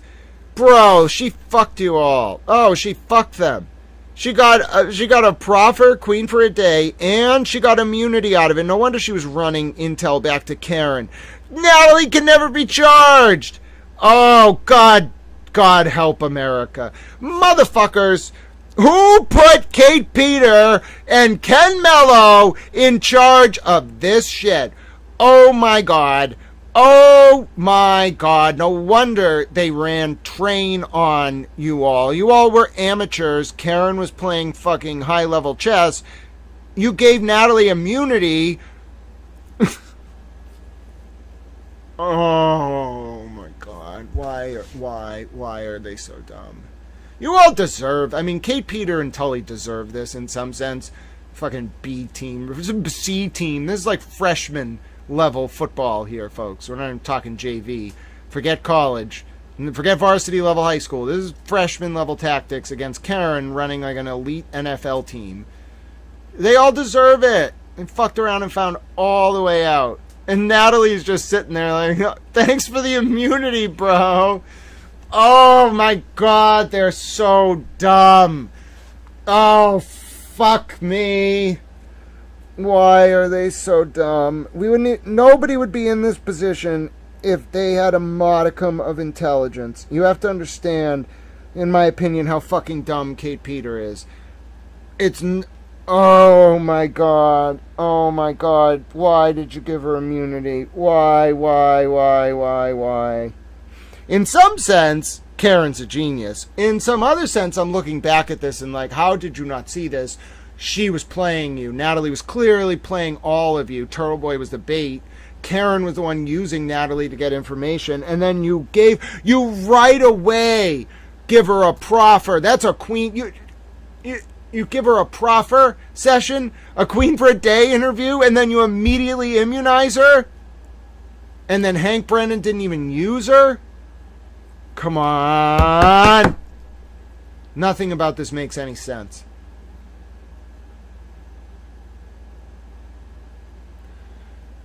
This is unbelievable. We're 5 seconds into this. I'm already fucking mind blown. So if Ken Mello was involved, it had to be post-October. So we're talking October, November 2023, I would guess this interview occurred. Maybe December 2023, early.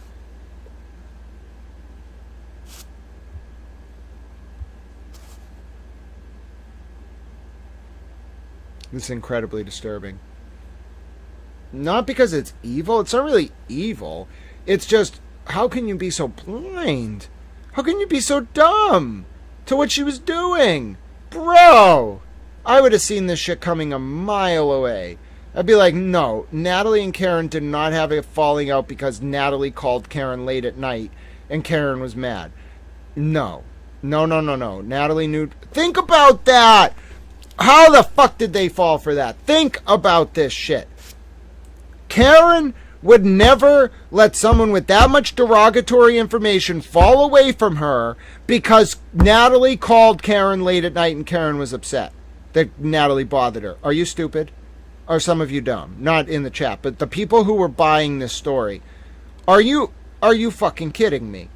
Right away, I would have been like, no, like, yeah, I would have played along because that's the job of an interrogator, but I would have been like, I would have gone outside the room, talked to the person behind the double glass wall, and been like, motherfucker, she's lying. She's lying. No, she did not fall out with Karen over that. She's bait. What is she doing? Oh, she's giving us derogatory information on Turtle Boy. Why? Oh my God, she's feeding this back to Karen. Turtle Boy's the bait. It would have taken me 10 seconds. Come on. Makes me. You don't understand how many lives were impacted by how dumb these investigators were. You don't understand. Yes, malicious and evil in the Birchmore thing. Yes, malicious and evil on the release of Lindsay Catani's phone. But come on. This is just rudiment. This is why Sherlock Holmes hated Lestrade. Because they are so well equipped. They have so much money. They have so many resources. And they fuck it up. Constantly. Basic rudimentary logic. Basic. They fuck it up. Yes. Okay, great. So why don't we start from the beginning? And I know that we've already spoken, but for the purpose of the recording and for Nelson, kind of what's your relationship with Karen Reed? A little context. Nelson is the private investigator. Nelson de Guevara or something for Ken Mello. And then Lisa C. asked, is TB flipping? I would say it's more that Karen released information showing that somebody recorded Karen and Aidan's calls and then emailed Karen about them. And Karen's people are now all turning on Aidan, and even Karen's people are turning on the people who try to defend Aidan.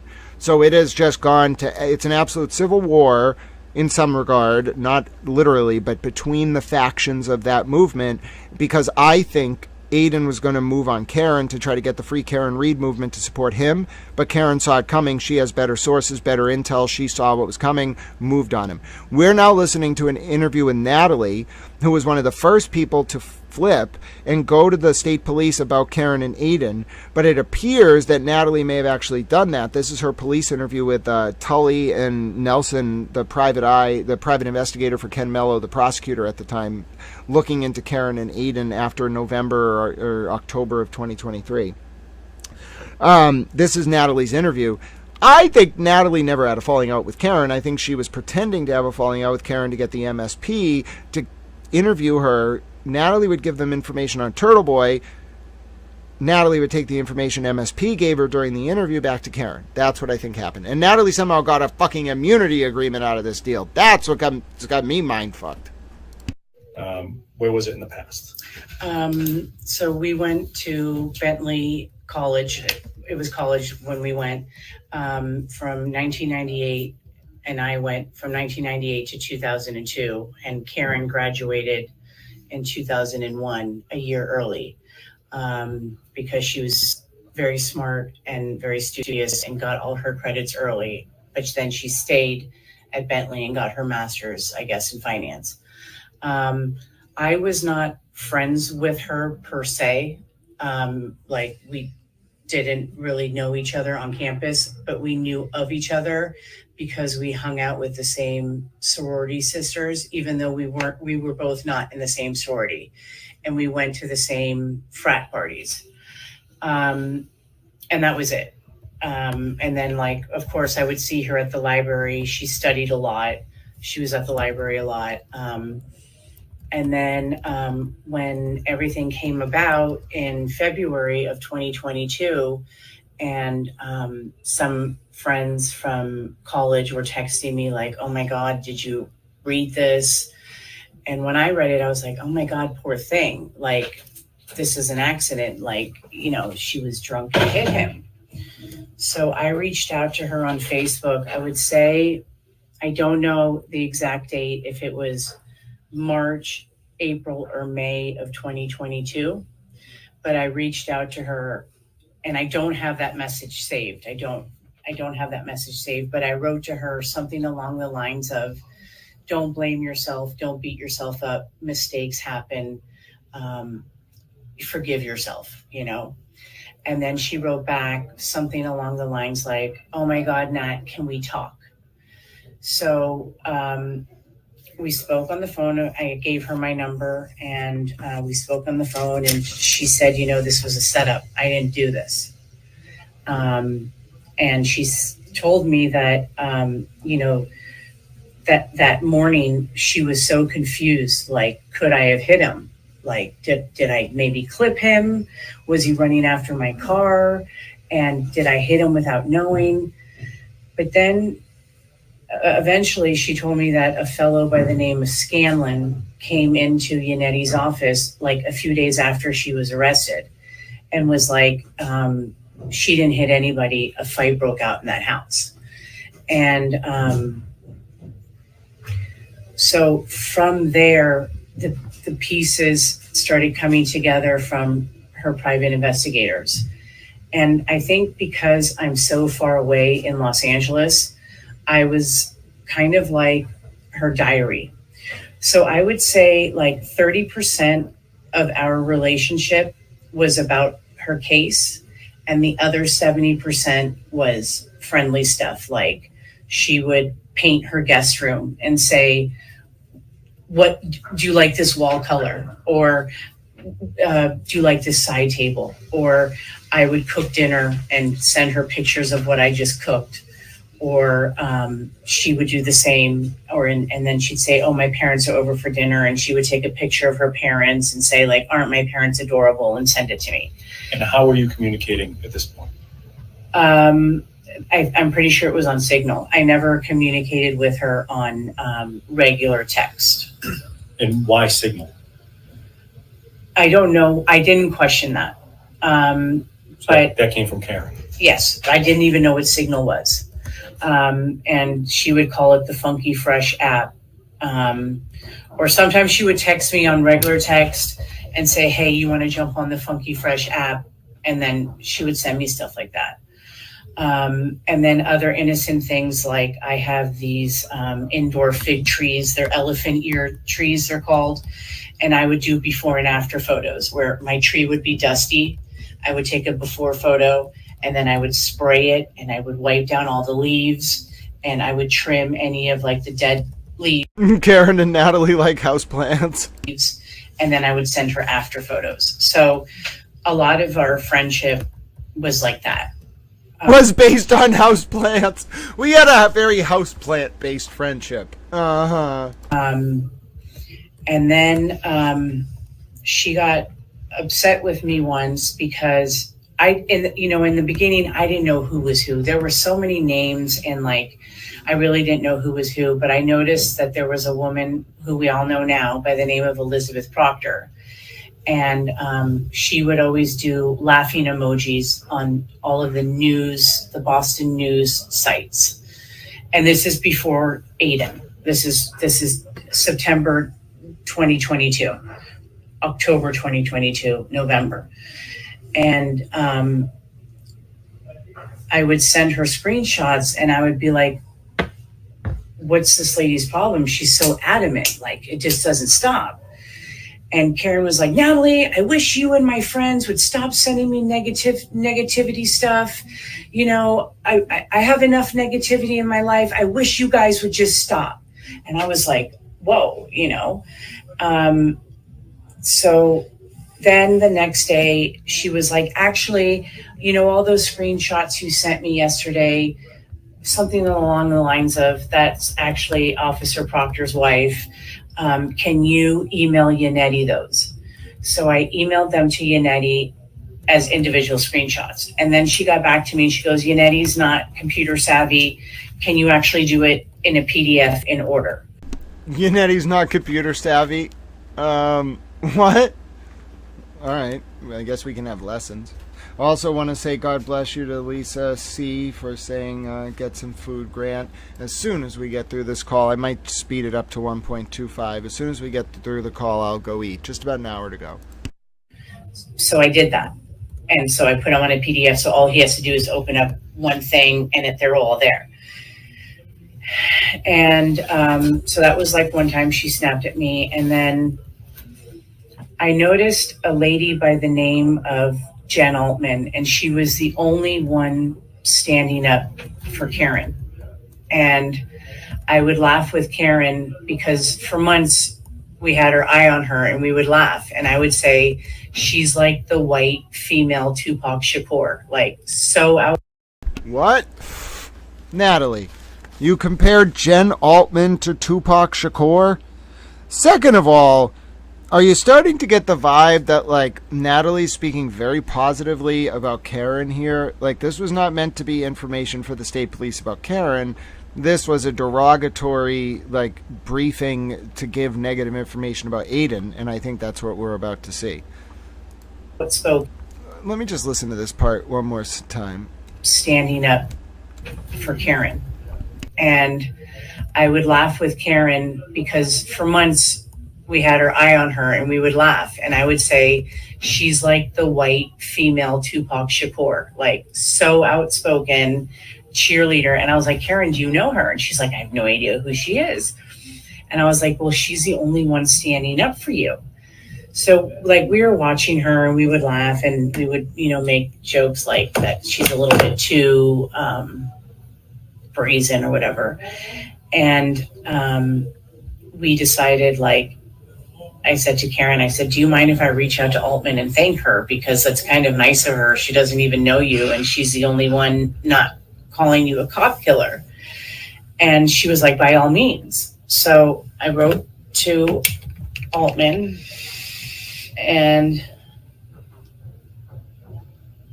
I'm just getting my text. Mm-hmm. I said, and I got this approval from Karen. And Karen told me what to send.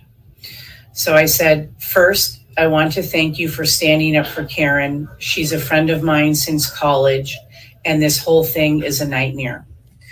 And then I sent her a picture of Proctor with those 3 kids because Karen said, send that. And I wrote, oh, that's where it came from. This is lead detective Michael Proctor and Jennifer McCabe's children. Elizabeth Proctor is his wife. My guess is that a fight broke out in the house and it went too far. They beat him and it went too far. In the autopsy photos, it's obvious he was beat up so badly, and also the homeowner's German Shepherd chewed up his arms. Thank you for standing up for us. Then Altman writes back to me, something was very fishy, and I thought that from the beginning. I'm also glad they got this evidence, and I'm praying it works out for her. What can I do to help?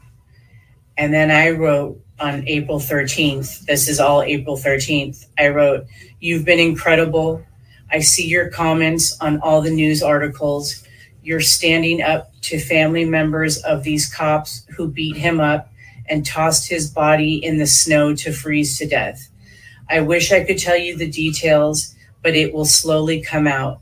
I told Karen about you and how we need to make t-shirts that say Altman the Badass. Huh. So,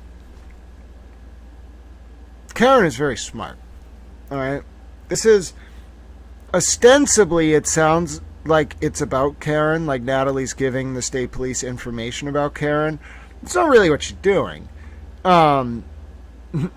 She's really helping Karen out a lot by giving this interview, because it's exculpatory information. You're giving an interview to the state police and telling them stuff that is exculpatory to Karen. They have a duty to turn it over.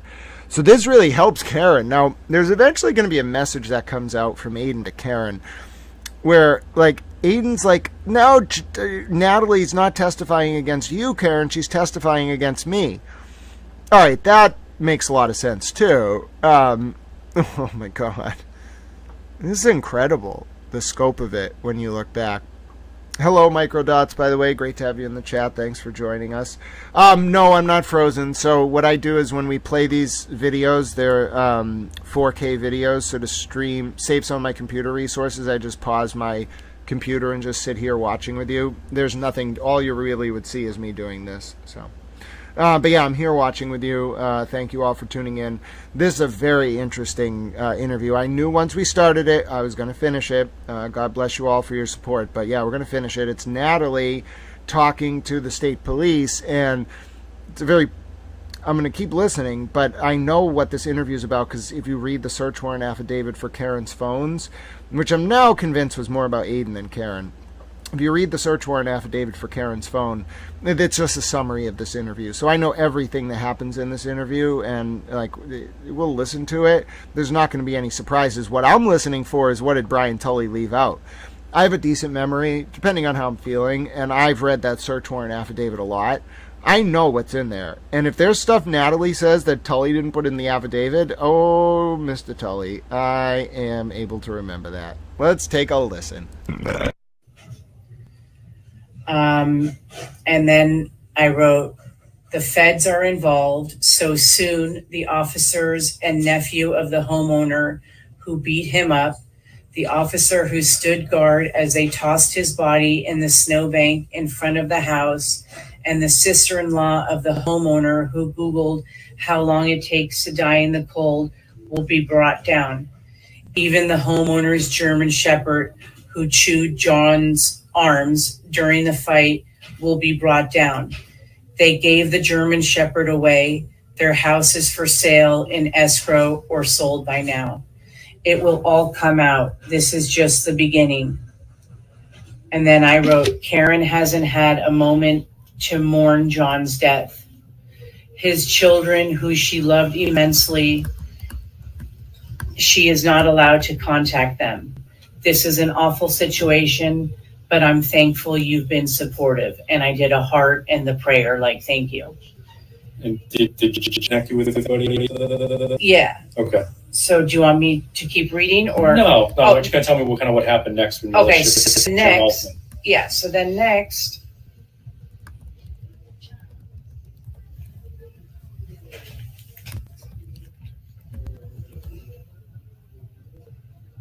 So then on April 17th at 3:44 p.m. Los Angeles time, See, Jennifer hid her message. She went through and hid all these messages. That's what I hate about Facebook. Okay, anyway.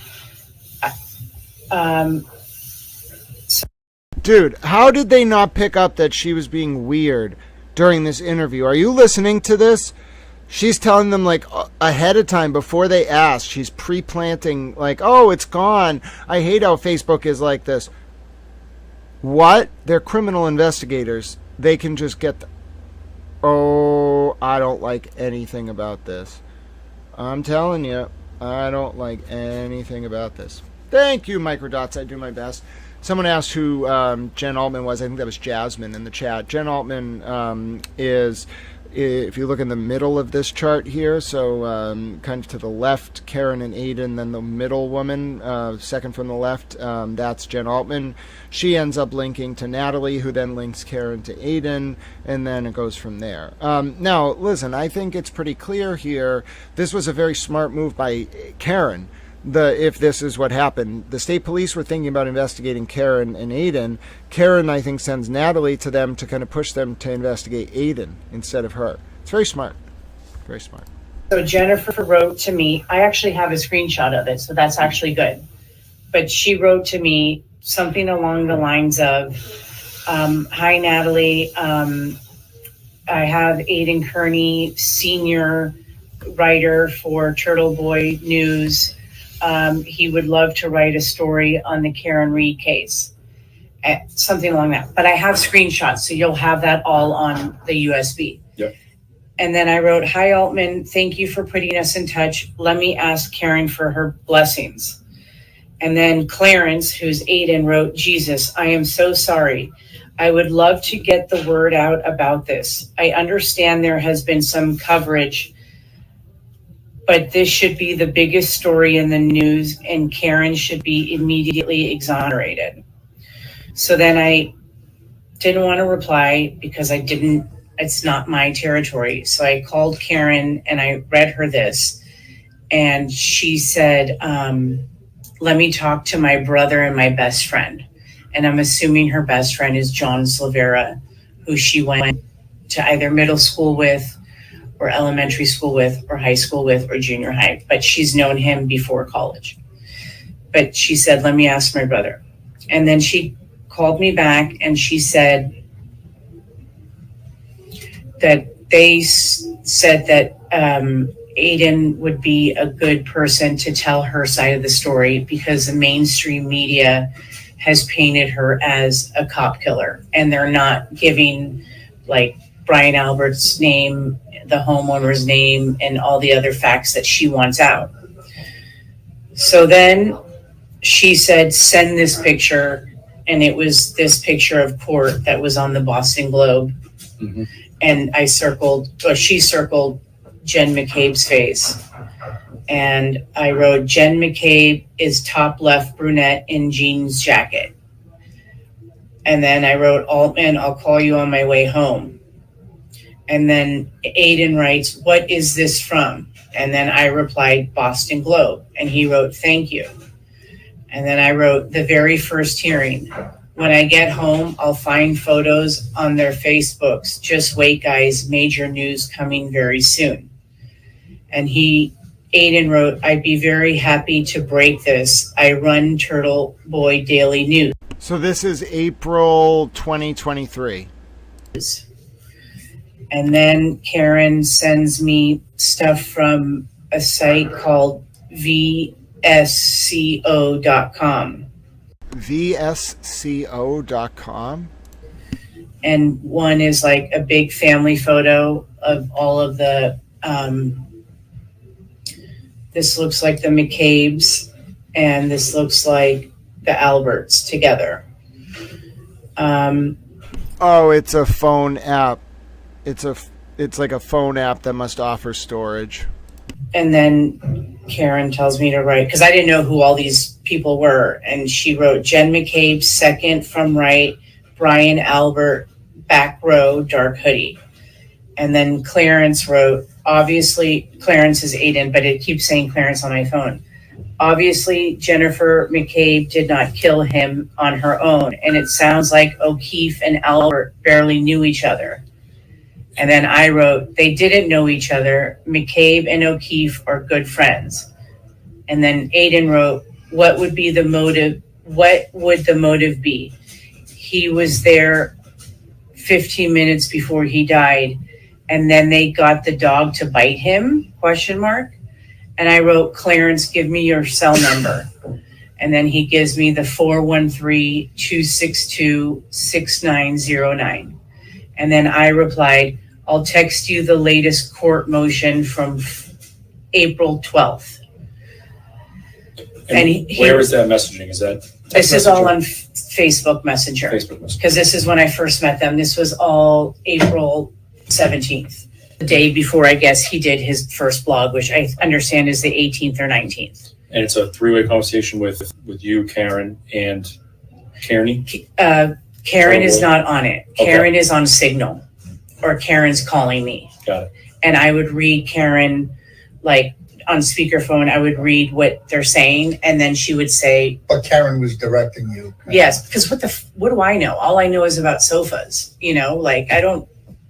And there were so many names involved that I didn't know who. I kept thinking Michael Proctor was the homeowner, and she would always correct me and say, like, no, he's the worst one of them all, and so it was very confusing for me. And I think I didn't grasp who everybody was until probably April or May or March of 2023. So it took me a long time to get who all these people were. And these photos that you're sharing with Turtle Boy, where were they coming from? From Karen. She was in real time. She was sending them to you. Yes. Yes. So, and I never went out. I never stepped out of bounds and took it upon myself to send stuff because I didn't want to jeopardize anything for her. So everything came from her, like, okay, send this, send that. This motion is now public. He can now use this motion. Yep, and a lot of this is in Tully's affidavit. And I want to take a special second to read a comment from Freebird here, a first-time listener. Grant, you are massively intelligent and impressive. Your speaking shows love, and the ignorant stuff G said about you was deplorable. He thinks it's funny to make fun of disabilities. Thank you. Keep doing what you do. People are seeing the truth. And that was a $100 donation. God bless you, Freebird.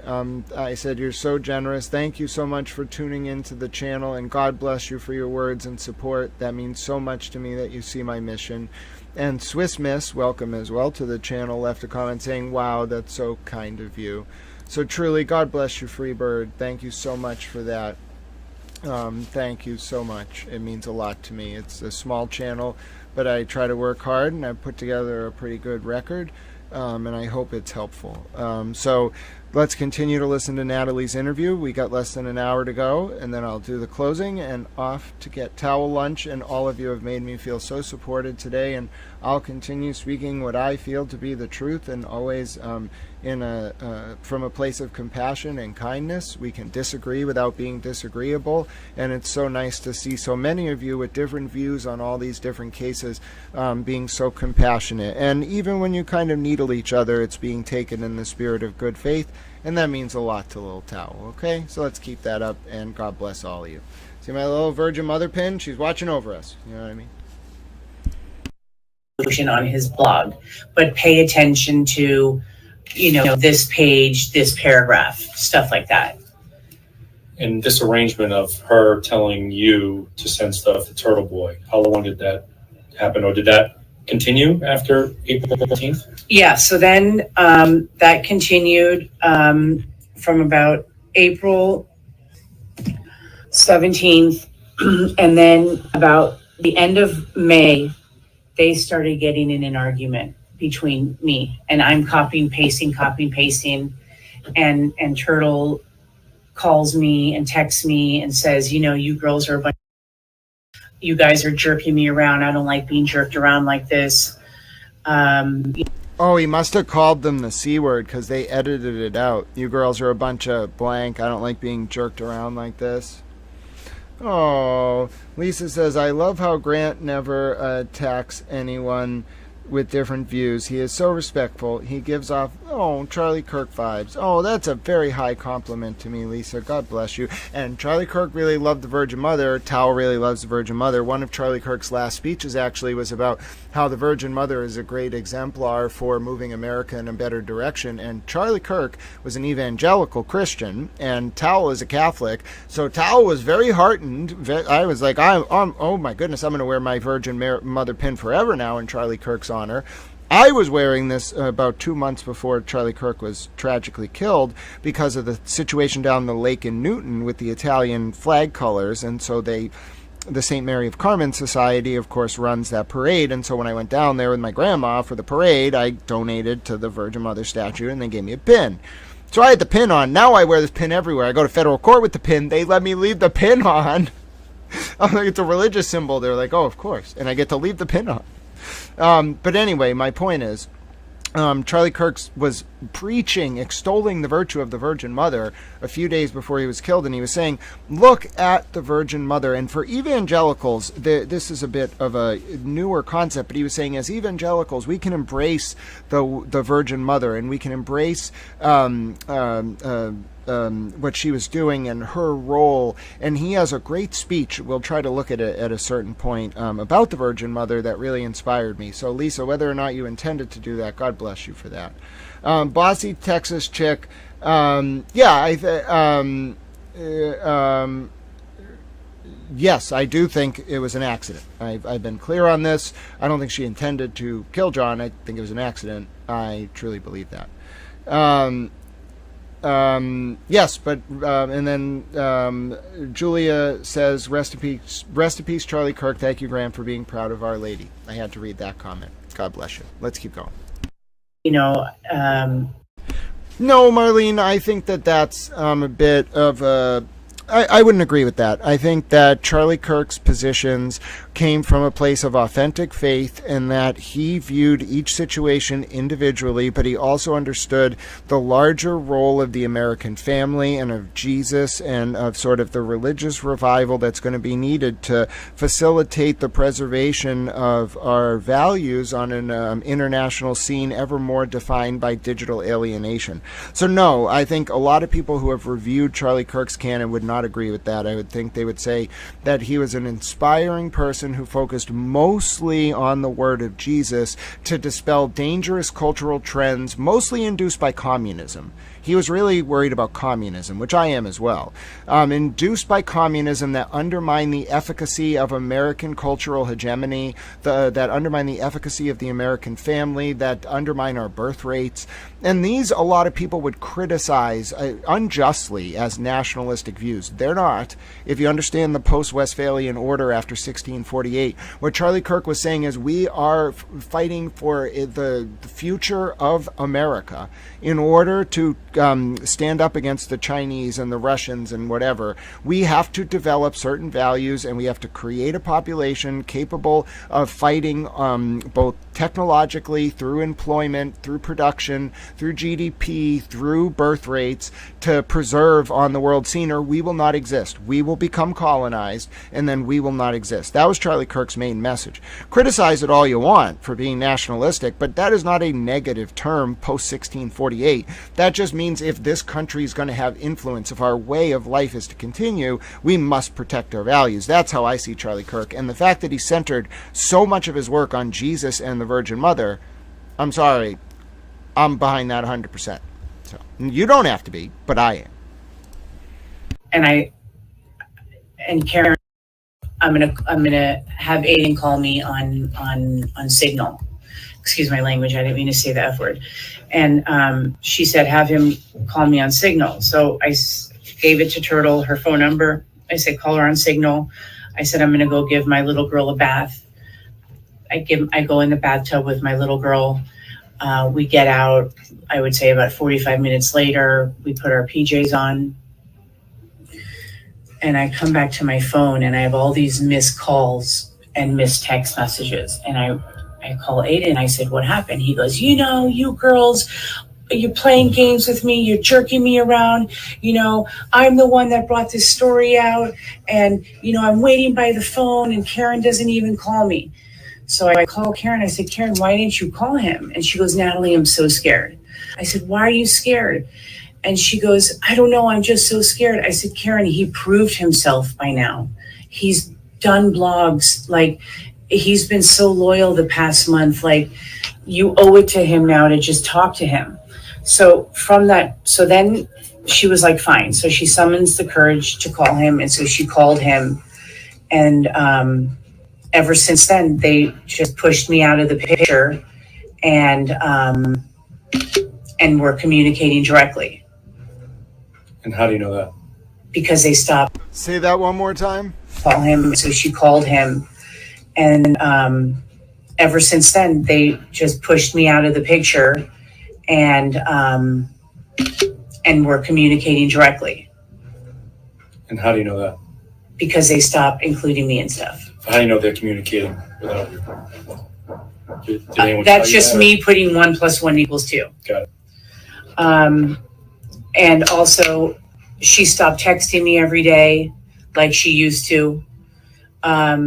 He was a little bit better about keeping me in the loop.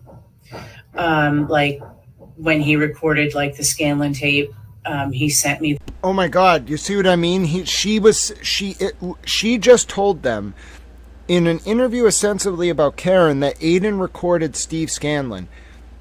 Aidan denies that, but like that's a she just accused him of a crime, casually.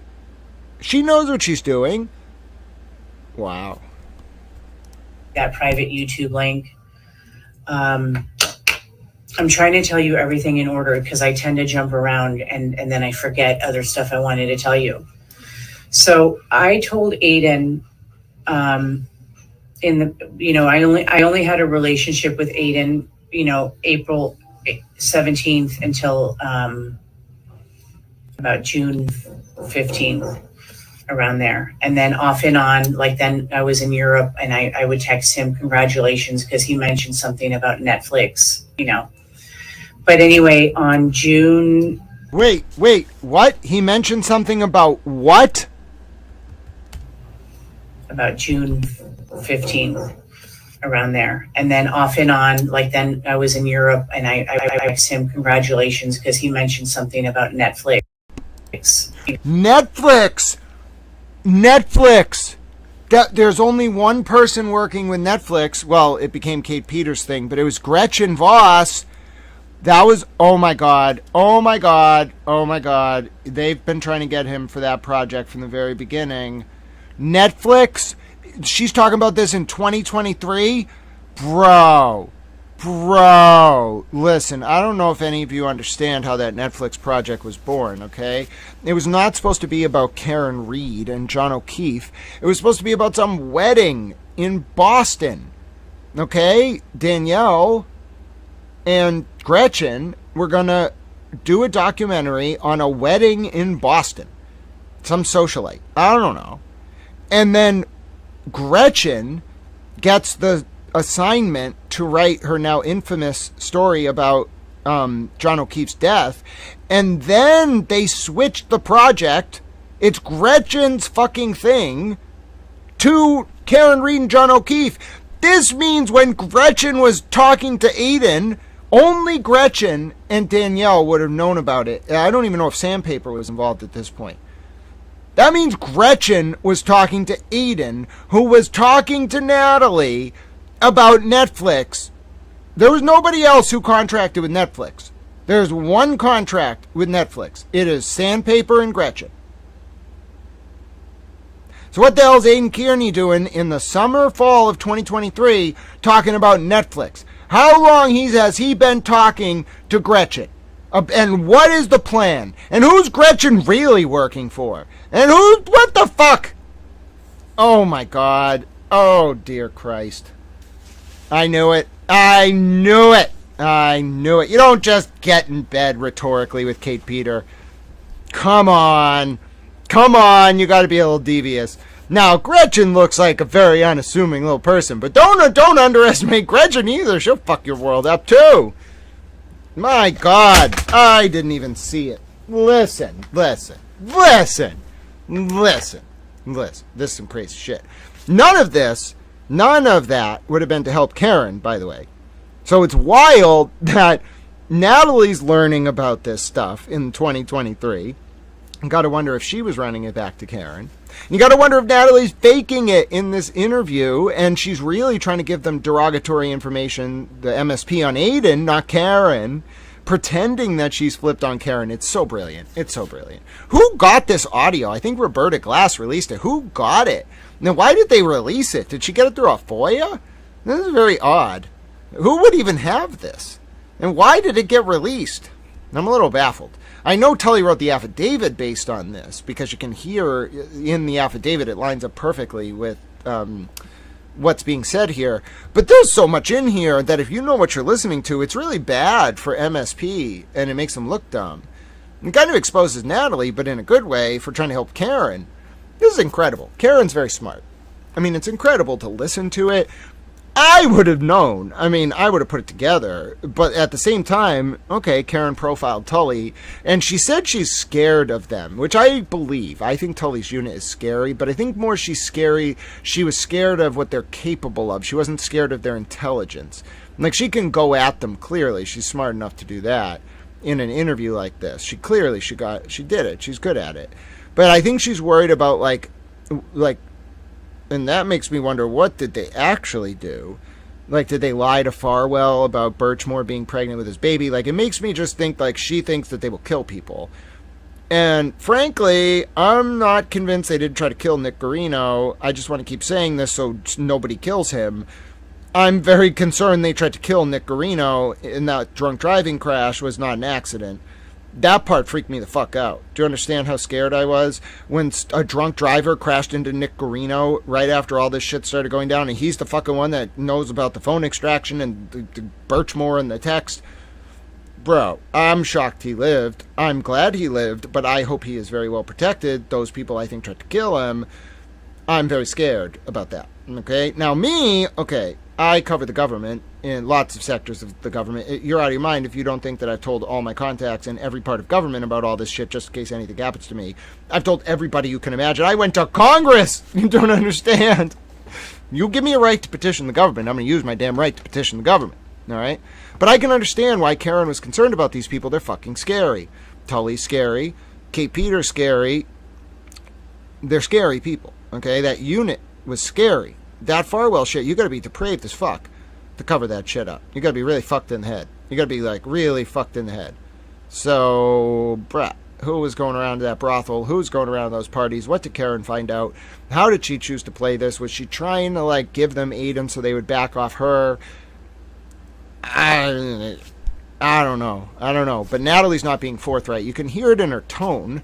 You can hear it in the way she's offering information sua sponte, just throwing it out there. She's like, oh, I might be telling you stuff out of order. Motherfucker, you rehearsed for the interview and we're supposed to tell them certain things. I know exactly what I'm listening to.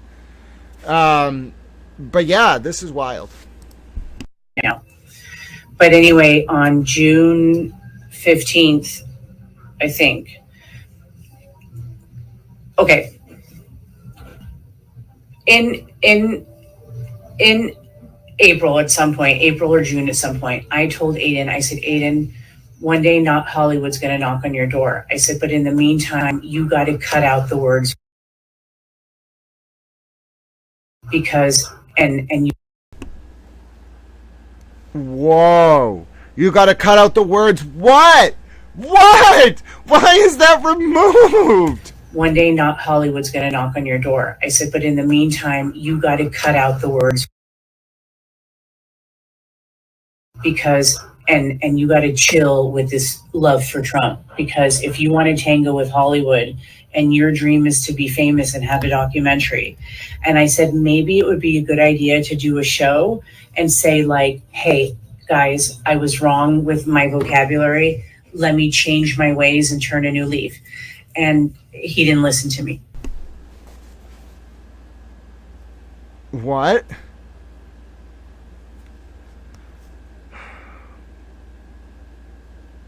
This was way before President Trump got reelected.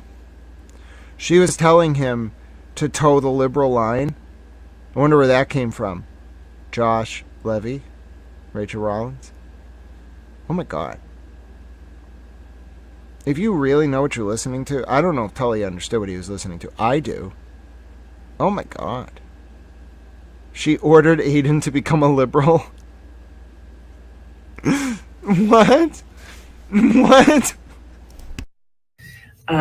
So then I was driving home from work. It was like around 5 o'clock my time, 5:30, whatever. And Aidan calls me and he goes, Natalie, you were right. And I said, what do you mean? And he goes, Hollywood called me. And he goes, I'm going to sign with them. And I said, but this is the first offer. Why would you wait for some more offers? I said, this is just the beginning. You're going to get so many offers. And he goes, well, as a thank you, I want to sign with the first person because I think that's really nice. I said, Aidan, that's like sleeping with someone on the first date. You don't do that. Just slow your roll. What? What? What? What the fuck am I listening to right now? Listen. This is better than an episode of Sherlock Holmes. I'm going to make a Sherlock Holmes series about this, and Tully's going to be Lestrade. And so I called Karen, and Karen was like, oh gosh, Nat, did you hear about Aidan in the documentary? This really makes me nervous. I haven't even gone to trial yet. I haven't even been exonerated. Why is he thinking about a documentary?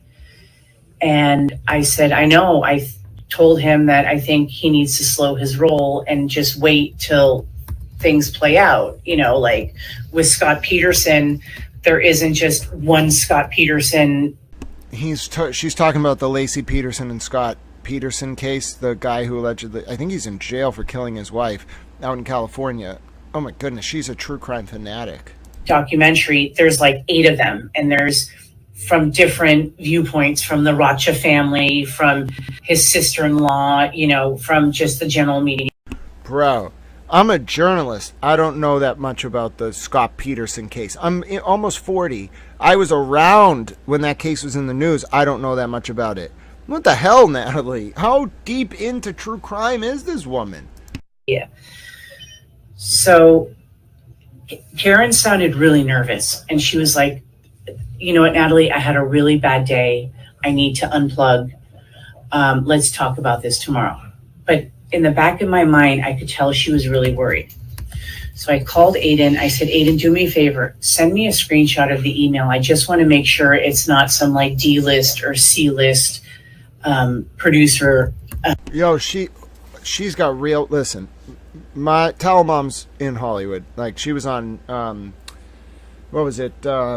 Power of Attorney back in the day. I used to hang out with those guys, and I knew Donahue back in the 90s. Montel Jordan gave me my first GameCube when I was 10. He was like, your mom is so cool. And Montel Jordan is a R&B artist, but Montel Williams gave me my first GameCube because we went down there to New York to go on, for Mom to go on his show, and I either was too young to be in the audience or I had to sit in the green room. And I was playing video games in the green room when Mom came back from the appearance, and he came in and he thanked us, and he's interviewed 10,000 people, and he was like, your mom is such a special guest. She knows so much about victims' rights. And he was like, what do you like to do? Or I don't even remember it. My mom told me the story. He was like, what do you like to do, son? And I was like, oh, I really like making video games, because I was very into homebrew video games and all that stuff. And he was like, oh, what do you play? And I wanted the GameCube at that point. So I told him, oh, I really want to try the new GameCube. I swear to you, 2 weeks later, this big package, this big box arrives at our house. I'll never forget. And my mom's like, Grant, come take a look. My friend Montel sent you some video games. I thought it was going to be like a Nintendo, because she calls everything a Nintendo, even though it was a GameCube. I thought it was old school. I open it. It's a GameCube. It's 40 games. It's a Wavebird controller that I still have over there right now to this day. The controller he sent me with the GameCube. I played that thing. I played Need for Speed Hot Pursuit 2 on the GameCube like for 5,000 hours. I loved that thing. And I never really thought like, oh, Montel Williams gave this to me. But then I realized like, wow, my mom knows some people. Let me just tell you, when you talk like Natalie just talked, A level, B level, C level, when you're using those terms like colloquially, it's because you're in the apparatus of Hollywood. You aren't just tangential or ancillary to it. You are in the Hollywood apparatus. I don't know who the hell Natalie is, but she's a mover and a shaker, whoever she is. Or documentary person. So he sent me the screenshot of the email, and what I did is I cropped it just down to the signature. And I sent it to my client who's won like 6 to 8 Emmys. Called it. Because she's a director. She's a pilot director. And I texted it to her and I said, hey, do you know these people? And like an hour later, she texts me back and she's like, oh my God, how the universe works. 2 of my favorite people, Natalie and Brian, 2 of my favorite people naturally collide. Oh, interesting. JI5 says that this has been out there for a year. Now, JI5, it's totally possible I missed it. And again, there isn't anything I'm hearing here that wasn't in Tully's search warrant affidavit. But no, I had not come across this recording, and I'm pretty, on the ball. But that doesn't mean I see everything. So I'm sure some of the people who saw this recording are like, Grant, how did you not listen to this? I can't see everything. I'm good. I track a lot. I had never come across this recording till Roberta Glass posted it the other day.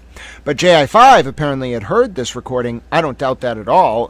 Kudos to you, dear friend. You're on the ball. But yeah, the information in this recording, not really new to me because of the affidavit, but hearing Natalie say some of this stuff, yeah, definitely new to me. I won 2 Emmys with him on these shows, blah, blah, blah, blah. They're the best people. They're the nicest people. They're great to work with. So I called Aidan. I said, Aidan, you're in luck. These people are actually legit and they're actually really nice, good people. So then I text Karen. But like when you text after every sentence, you hit return. And so I texted Karen like, hey, all is good. All is good. These people are legit. I sent it to my client. You guys have nothing to worry about. So then the next morning I wake up to like a scathing text from Karen saying that I inserted myself into the documentary and something along the lines of that my only interest was to be in a documentary, which is not true. I had no interest. And I really did this for Aidan because I kind of felt bad for him because I felt like he was a struggling blogger. He has 2 kids. He lives, so just for lack of a better saying, paycheck to paycheck. Oh, wow. That's why Karen said he was living on his couch. Listen, I know some people say they've heard this, but there's stuff in here Tully didn't put in the affidavit.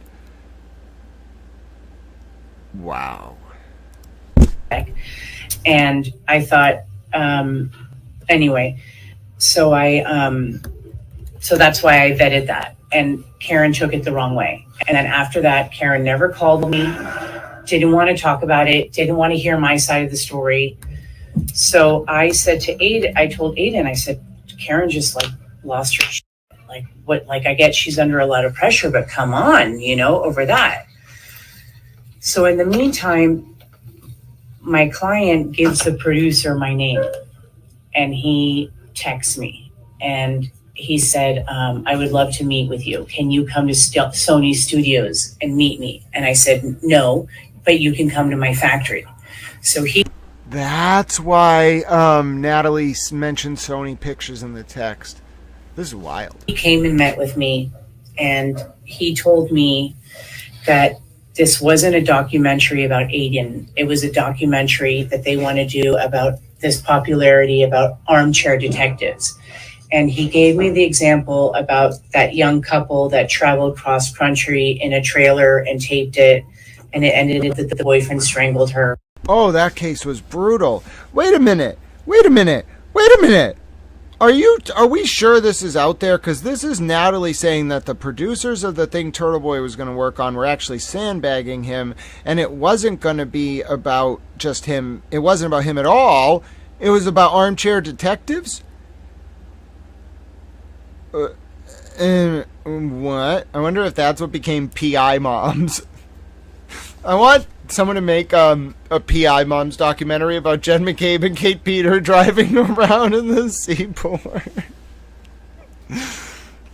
Hit me up, Gretchen. I'm ready for that one. I've heard it, Gabby Patino. Mm-hmm. And that's right. And but really, that case was terribly sad. Gabby Patino. They probably didn't know that, or Nelson knew it. That was a terribly sad case. I'm a little confused, as I guess there were people trying to solve it. But, like, that's what the documentary Aidan was signing up for was going to be about? Okay. He said that it wasn't the FBI or the feds or the authorities that solved the case. It was the armchair detectives. So this guy, Brian, wanted to do a documentary on all the armchair detectives. But Aidan, being such an egomaniac, made it like, no, they want to do a documentary on me. So then when the fellow was here, he asked if I would be interested in being part of the documentary, since I'm like the... So apparently Aidan put this up on his channel in an unedited form. I must have missed it, and I guess he would have gotten it in Discovery.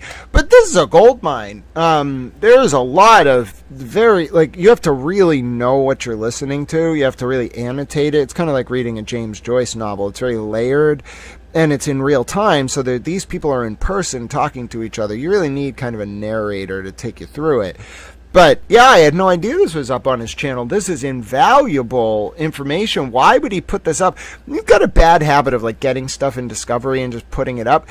It doesn't benefit you to just put everything out, because to a keen ear, this is more valuable. It's like in a derogatory sense against Aidan and in favor of Karen. If you know what you're listening to here, it was a genius move by Karen. I can't believe Aidan put this up on his channel. I also can't believe I didn't run across it before. Maybe it was during, like, played in the middle of something else. Maybe it was played while he was commentating. I just hadn't come across it. Obviously, I'm somewhat astounded that some of this stuff was said, because this is putting a lot of the picture together for me right now, but it's very subtle. This is Natalie Carol Ann, who was the intermediary between Karen Reed and Aidan for a while. But yeah, I'm blown away. I'm blown away that Aidan put this up. If he did, one, I'm blown away that I missed it. I should have been more on the ball. And two, why would you ever listen to this and put it up? It is not helpful. It's more helpful for Karen than it is for Aidan. Goose that laid the golden egg, and I said absolutely not. I want no part of a documentary. I don't want to be involved with, like, any kind of... be interested in being part of the documentary, since I'm like the goose that laid the golden egg. And I said absolutely not. I want no part of a documentary. I don't want to be involved with, like, any kind of case, like, no way. I said, but I do have a question. I said, how do we go about getting Aidan an agent, an entertainment agent, and an entertainment lawyer? And he giggled and he goes, Aidan told me he has an attorney. And I said, yeah, but that's probably just some, like, Massachusetts attorney that doesn't know entertainment, because you need an entertainment attorney here in Hollywood. I said, what about an agent? And he goes, Natalie, I'm going to be very honest with you. I don't know any agent that would take him on. And then he explained to me that the way these documentaries work is they get the rights to his blogs for 18 months, which means that he cannot then sign and do another documentary. He can't do 3 documentaries within 18 months. He would not get paid, but what it is it'll boost his popularity, and there'll be about 8 million viewers. And it wasn't Netflix. What they do is they go to HBO, they go to Hulu, they go to Amazon Prime, Netflix, anything else that's whatever. And they go with the pilot of the documentary or with an intro, whatever it is, or a trailer of it. And then the highest bidder is the one who takes it. Okay. So then I left it at that. And I didn't hurt Aidan's feelings and tell him that you're not going to get an agent because no one's. And I never Googled him too, which is another big mistake. I never thought to Google him. And if I did Google him, I would have never gotten involved because. Yeah, this is to completely give Aidan to the MSP. And Natalie's like, and I think Karen feels buyer's remorse at this point too. This is incredible. Oh, they were in a bad position and they wanted out. Karen wanted out and she didn't know how to get away from Aidan. All right. Well, I got you back now, Karen. We're never going to agree on that night, but I got you back. Of just the filthy stuff about him on there. Turtle Boy is him. Yes. Yeah. Yes. Yeah. And so then after this, I was like, you know what?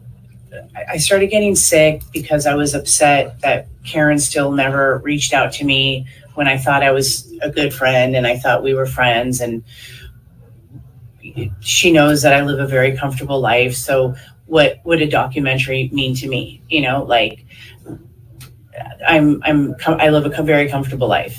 And for her to just so coldly throw me away, I was a little hurt. So I asked Aidan, you know, like, have you talked to Karen? Like, did you mention me? And he's like, no. And I said, well, why? And he's like, well, I don't want to get involved. Like, that's between you and her. And I was like, but can't you like try to talk to her and smooth things over and let her know that I inquired about the documentary just to make sure that you guys weren't going to bed with the wrong people? And he's like, nah, I don't want to get involved. You girls are all, you know, and you're all unreasonable and you can't talk to women and da da da da da. What? He was saying this to Natalie? Why would you? First of all, that's completely inappropriate to say. That is not women and men. You could have a man who is more emotionally volatile than a woman. And second of all, why would you ever, while talking to a high-level Hollywood type who's clearly a liberal, how do you not cold read her and tell her, oh, yeah, you know, I can't negotiate with you all. Are you kidding me? No wonder they wanted to throw Turtle Boy to the wolves all the way back then. He was being derogatory to them in negotiations. I don't know what Karen thought about all this, but if I were Karen, I would have realized right away. I don't know why. Maybe Karen didn't push Natalie away, and maybe this whole thing is not what it seems. Because why would Karen, in the face of that, be like, oh, I'm not going to talk to Natalie anymore? You talk to Natalie for 10 minutes, you realize what Aidan's up to. Maybe then you pretend you have a falling out with Natalie. You know what I'm saying? Oh, he's calling Karen and Natalie the C word. That's what's censored. All right. Well, first of all, thank you to whoever censored that out, probably Roberta. I don't want to hear that word. I wish she would have left it bleeped so we would have known that he was being so derogatory. Now that Meredith, Carol Ann, Natalie is Natalie Bernicki. She was the intermediary between Karen Reed and Aidan Kearney. Natalie was the she was college friends or acquaintances with Karen, and then Jen Altman, through Natalie, linked Aidan Kearney and Karen Reed up. So this is the origin story of Karen Reed and Aidan Kearney. And we're never going to get through this if I keep doing sidebars, but I'm having fun. I like answering your questions, and I appreciate all of your support. So I left it at that. And then... what date is this, you think? End of June, beginning of July. Okay. And then I decided for my mental health, it would be best for me to leave the groups. So I left the Free Karen Reed group and the Justice O'Keefe group. I left that group and then I went to Europe. I went to Germany to visit my family with my eldest daughter, and we had jet lag major. And my 12-year-old and I would be up until like 3, 4 in the morning. And I got bored and I joined the group. And I noticed this fellow by the name of Nick Rocco. Oh, back to June. I noticed, so Erica Davis, who's Karen Ahern, as we know, you know who that is, right? Mm-hmm. You know, maybe I'll tell you later. She posted in the group who is getting all the proceeds to the Karen Reed t-shirts. And I commented, well, the etiquette would be that all the money goes to Karen. So Aidan does an impromptu video, and the impromptu video was dedicated to Sean on the Golf. The first half was to Sean on the Golf, because Sean on the Golf removed, because he was a moderator in the group, he removed anybody talking about the grand jury. And he called. Wow, it's almost like Sean knew that Jessica Leslie leaking through her friend was not okay. Wow, Sean was protecting Karen. What a shock. Sean has intel connections and Karen values him. See what's going on here? Karen, and he called Aidan and he said, you guys can't ask about the grand jury. And Turtle, you can't do your blogs asking about information about the grand jury. This is highly... Sean was the adult in the room. He's always been the adult in the room. He's the one who cares about Karen probably the most. People keep thinking that he's working with Kate or all this. No. He saw what Aidan was doing. Aidan was a risk to Karen, and he moved to try to protect Karen. Now, the thing with this, though, is that Sean... It's not always going to make sense how Sean moves, because I think he's intel. So you have to listen to what Natalie's saying and then look backwards and assume everything Sean's doing from that point forward is to insulate Karen, because he's overriding Karen's judgment and saying to Karen, listen, whether you think Aidan's a risk or not, I'm moving on this guy. That's what Sean's doing. That's intel stuff. That's serious, and Sean's higher ranking definitely than her, so Sean can pull that shit. Try to pull rank on Karen without being in the intel community. I'm telling you, it won't work. But for Sean, it worked. He was able to do it, and like maintain his independence. He's Sean. Confidential information. So Aidan did an impromptu, and that first part was dedicated to Sean on the Golf, saying where he said something along the lines of, like, hey, let me make something straight about the grand jury. Trust me. Like the whole trust me part. You don't have a law degree. Trust me. It's okay to talk about the grand jury. Trust me. And then he goes, and now I want to talk about... Yeah, well, it wasn't okay for Jessica Leslie. You got her sentenced to 2 months home confinement. Oh, my God. And now, oh, my God, Tully must have... I don't know if Tully put this all together, but now listening to it in hindsight, they're talking about Jessica Leslie leaking to her friend and Sean cutting it off and not allowing in the Facebook groups. Oh, my God. The T-shirts. Before we go to the T-shirts, can we talk about the grand jury part? Yeah. So what was being posted on these sites? I don't know, because I wasn't on. Okay. But I guess somebody said, like, oh, my friend is on the grand jury, and she said that we meet every Thursday. Something like that is what I heard. Oh, my God. Oh, my God. Oh, she handed it right to Tully. She was... Oh, my God. Karen must have known that they were going to federally investigate Leslie. Oh, Karen's like, it was Turtle Boy. It was Turtle Boy. This is fucking wild. I know this has been out there, but I'm telling you right now, this is wild when you know the Jessica Leslie context. It does all tie together. And Karen knew! And she was not okay with it, clearly, because Sean was giving her really good advice. Oh, this is so interesting. There's a lot at stake here. There's a lot at stake here. I wonder if Karen's cooperating federally against him.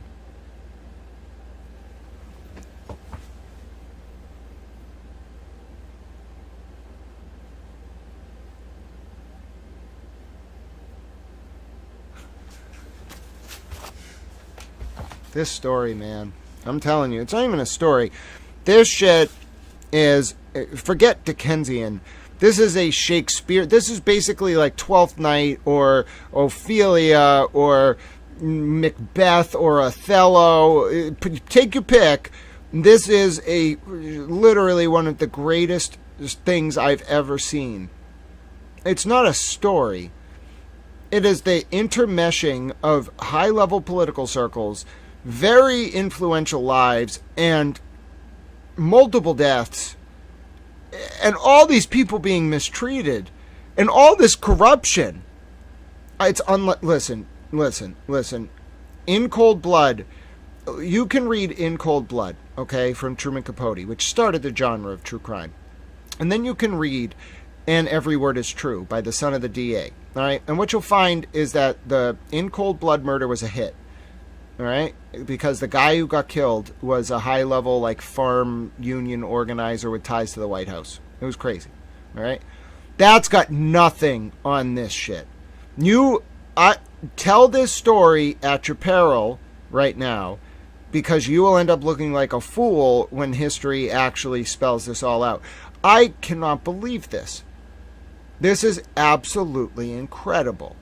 Karen knew 2 years ago that what Aidan was doing was not only reckless, but was going to expose her to potential federal liability, and she bailed on him.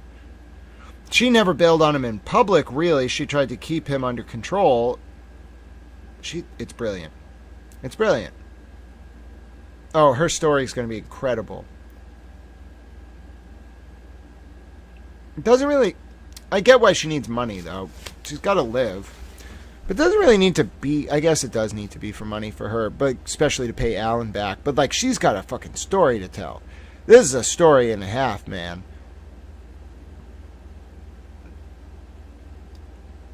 It just blows my mind she figured it all out in real time. That's the part I really respect. I had to put a lot of effort in.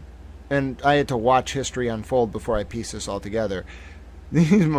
She knew right away. She knew right away. It's incredibly impressive. Heard from somebody. But this is June of 2023? Or this someone who's on the grand jury that indicted Karen?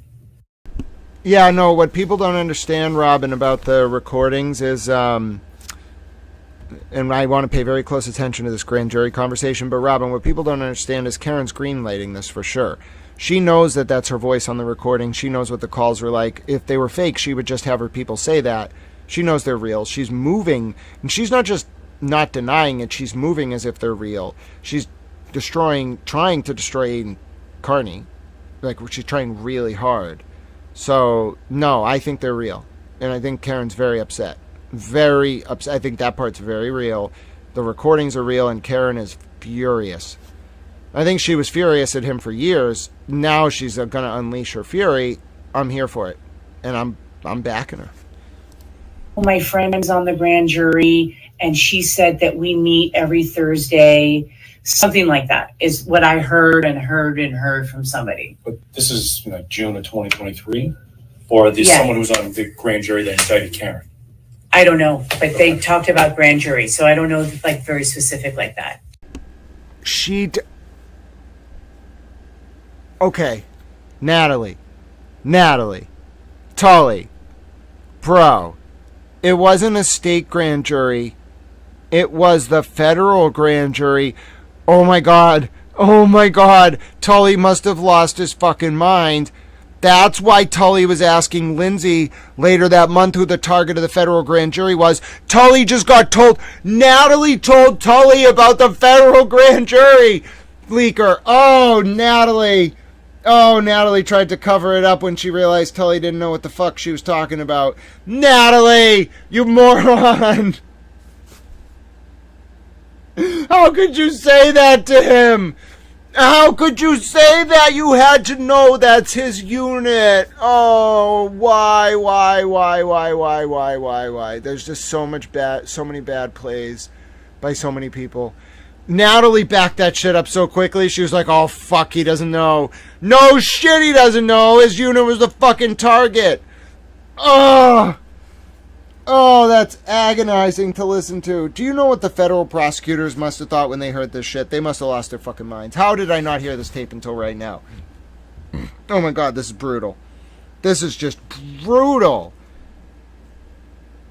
Oh, it's so brutal because Natalie, without realizing, I think she does realize it and tries to hold it back, just told Tully that there was a federal grand jury leaker. Who wants that more than anyone else in the world? Tully. Oh my God, Tully, you did not try to contact her or a friend. Tully, no. Oh no.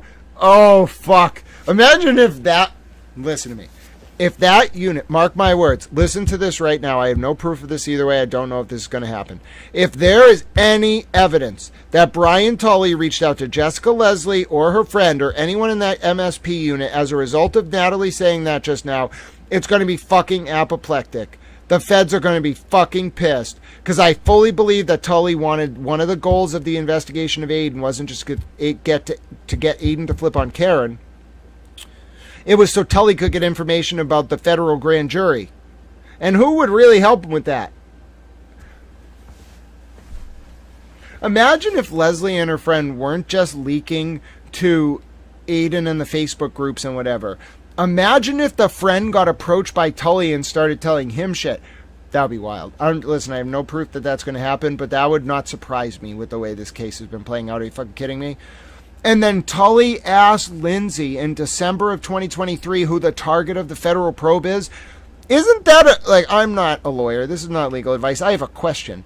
Isn't that obstruction of justice for Brian Tully using his official position to ask Lindsay Gattani, who was Aidan Kearney's ex, if Lindsay knew who the target of a federal grand jury was when that grand jury was definitely investigating Tully's state police unit? How is that not federal obstruction of justice? I don't understand. How connected are these fucking people where you can just do that? Oh, I'm going to join the state police. I want to find out what the target of a federal probe is. I'm going to open a criminal investigation and just use that to ask. Are you out of your fucking mind? And then you got Karen Reed over there who knows all this shit's going down the whole time. It's just like, I'm just going to sit here and I'm going to figure out how to make sure that I can accomplish what I need to accomplish. Because, of course, she's doing that to Karen Reed. I knew it. I knew it all along. That's why I'm backing Karen Reed right now. I always said if she did this, moved in this way, I would back her. I wanted to know why she didn't do it earlier, but I'm not her and I can't make her do things. It all makes so much sense. I'm going to double down on my support for her now. Now I think she's really smart. I thought she was really smart before. Now I think she's fucking genius. It's incredible how dumb Tully is, though. We're going to start calling him Brian Tully Lestrade because he is actually that dumb. I didn't actually believe it. He's both somehow evil and dumb, which is the worst combination. If you're good, either be good or be good at it, motherfucker. Like, he's dumb and evil. Oh, God, he's the perfect villain, but it's just such a fucking laborious process to watch him just be so dumb.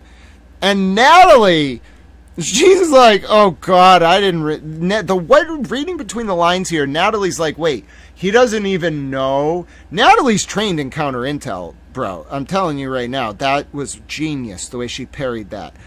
Tully doesn't express an understanding that it's a federal grand jury, so Natalie immediately backs off. Bro, that's counter intel training. That's counter interrogation training. You got to be really snappy to do that. You have to listen to every fucking word the person's saying. Brilliant. Really? Who are these people? Who is Natalie? They got to be intel. That's my only understanding. That's the only thing that makes any of this make sense. And I'm telling you, I thought a lot about this. They have to be intel.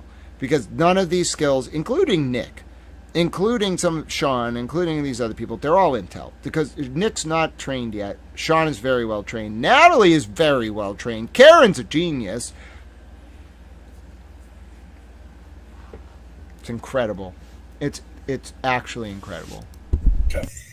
And so Sean and the golfer moved it. Turtle got really mad. Listen to me. How did Tully not put this together? Why would Sean on the golf be concerned with state-level grand jury information? He doesn't give a shit. He's a Fed. 26 years DEA. He's a Fed. Oh my God. How were they so dumb?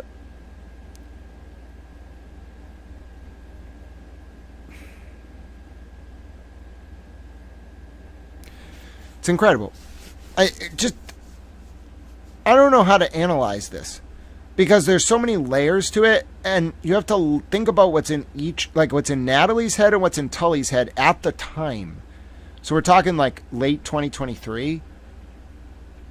It's wild. And then Natalie's tipping you off to what's in Karen's head. It's great. It's very valuable. So even though I missed this when Turtle Boy put it up, thank you to Roberta for rehosting it because this is incredibly valuable if you know what you're listening to. Mad. Karen was mad. Yes, I don't know, but I heard she was mad. And so Aidan does this impromptu. And so the first half, as I mentioned, is dedicated to Sean on the golf. And then the second half is dedicated to Erica Humphrey Davis, Erica Davis Humphreys, who's actually Karen Ahern, and to me. And he says, and now let's get something straight about the t-shirts. All 100% of the t-shirts go to me. This is my livelihood. This is how I get paid. And you, is what he said. And I can send you the impromptu. He called Karen the C word like 4 times. And Natalie. I think I may have even sent it to you. So the first was Karen, and then he called Karen the C word. Oh, she hates him. She's always hated him. She tolerated him, but she hates him. I'm the snotty who mentioned etiquette, that the etiquette would be. And he goes, and the snotty blocked me because I blocked him a long time ago. And then I blocked Jennifer Altman because I know she's been a turtle rider for like 5 years. And so after this impromptu, I got scared because I thought that they were going to pull photos of my kids and do like a YouTube thing about me and poke fun at my weight or whatever. I don't know. I didn't want to be one of his ratchets. I never thought Natalie was like big. I guess it's something on her mind, but just so she knows, when I look at her picture, that was not what crossed my mind. So, but yeah, Turtle Boy would take. Well, I've seen Turtle Boy and his allies manipulate pictures of Lindsay to make her look fat because they're jealous of how she looks. Then she trolls them with pictures of her abs on fucking Twitter. So good luck with that one. But everybody was like, not everybody. I say everybody like I was talking to a bunch of people. I was only talking to like 5 to 8 people, if you include Aidan and Karen. So in the back of my mind, I was upset with Aidan, and I thought, you know, how dare he? He could have called me and said, Natalie, why do you write that? Why do you write that about the t-shirts? And so then Sean on the golf told me about, he called me and he's like, did you see the impromptu about us? And I was like, no. And he's like, go on right now. And so I listen, and then I hear the t-shirts part, and I was like, wait a minute, what? So then I go in the group and I look, and I see the little turtle in the R or the A of Reed. And I didn't even notice that it had something to do with turtle. So I would have thought that the etiquette thing to do would have been to just call me and been like, Natalie, why do you write that? You know, but then instead he does this like outlandish post, you know, he doesn't say my name. So in the back of my mind, I thought, you know, I'm going to get this guy back one day. I just don't know how, but I'm not a vindictive person where I'm going to set up a fake account and smear or egg their house or whatever, however people retaliate. So way of getting back was, so I was in Germany with my daughter, and we had jet lag for basically the whole trip. And I noticed that Nick Rocco was doing a fundraiser for these, he was raising money to hire the trucks going up and down in front of the courthouse. And I noticed, and then Nick said, oh, these are all the slides. And I noticed that Turtle's logo was on every single slide. And I've done fundraising for the interior design community, and I know that logo placement is very valuable. So I reached out to him and to Nick Rocco, and I said, hey, Nick, great job on the fundraising. But by the way, is Turtle paying for the logo placement? And I thought, I'm going to get him back this way. So I told him, I said, you know, the business and savvy way to do it is, yes, offer Turtle to buy logo placement at $1,000 per logo. But in the meantime, in the group, hit up CPAs, bakeries, barbershops, auto mechanics, auto body places. So I was giving him like business advice. And he was like, oh, that's a great idea. So he removed those 4 slides and he removed the logo. And then he posted, hey, anyone want to put their logos up? We're going to put them up for sale for $500. And I told Nick, like, why did you undersell it? Like, you got to be aggressive in business, you know, and you could have sold them. But anyway, within 2 or 4 hours, all logo placements were sold. And I figured I won the smart way. I got Turtle's logo off. And I did it without smearing him or talking about his. Are you listening to this? Natalie isn't angry at Karen. Karen and Natalie are angry at Turtle Boy at this point in time. Is whatever, however they smear him. You know, I'm not low like that. And then I formed not a bond, not a relationship, but I kind of coached Rocco on how to fundraise. And I told him, I said, you get sponsors to buy the bracelets and you give those sponsors credit and then you sell the bracelets for $10 a pop. He wanted to just somebody buy the bracelets or nobody buy the bracelets. I don't know what his thought was. And I told him too, and then you get sponsors for postage also. Like, and you give those businesses credit and then they use that as a marketing expense, you know, especially with the bus going up and down with the 4 slides, they can use that as a marketing expense. And he was like, oh, that's a great idea. Whoop-de-whoop. So anyways, I was like, great, I got them back. And then where I messed up, and I admit this. This is where I messed up. Nick did not understand how Karen knew he got beat up in the house. He just did not get it. And I tried to explain it. And I was like, you know what? Forget it. So I sent him the link to the Scanlon tape. And that was my fault. I backstabbed Aidan, but at this point, I wasn't really fond of him. And I feel bad for doing that. That was a wrong move. And I admit that was a wrong move.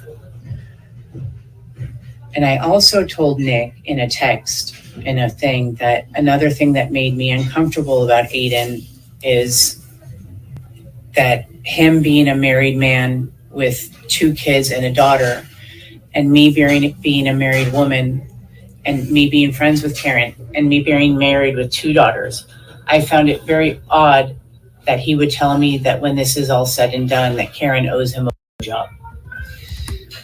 Excuse me? Wait a minute. Wait, I know that I heard rumors about this, but are you telling me Aidan Kearney said to Natalie that he wanted Karen Reed to give him a sexual favor? No. That's not how that works. Does it seem like that's how you treat Karen Reed in a relationship? You ever been to South Beach, bro? Their makeup costs more than your suit, motherfucker.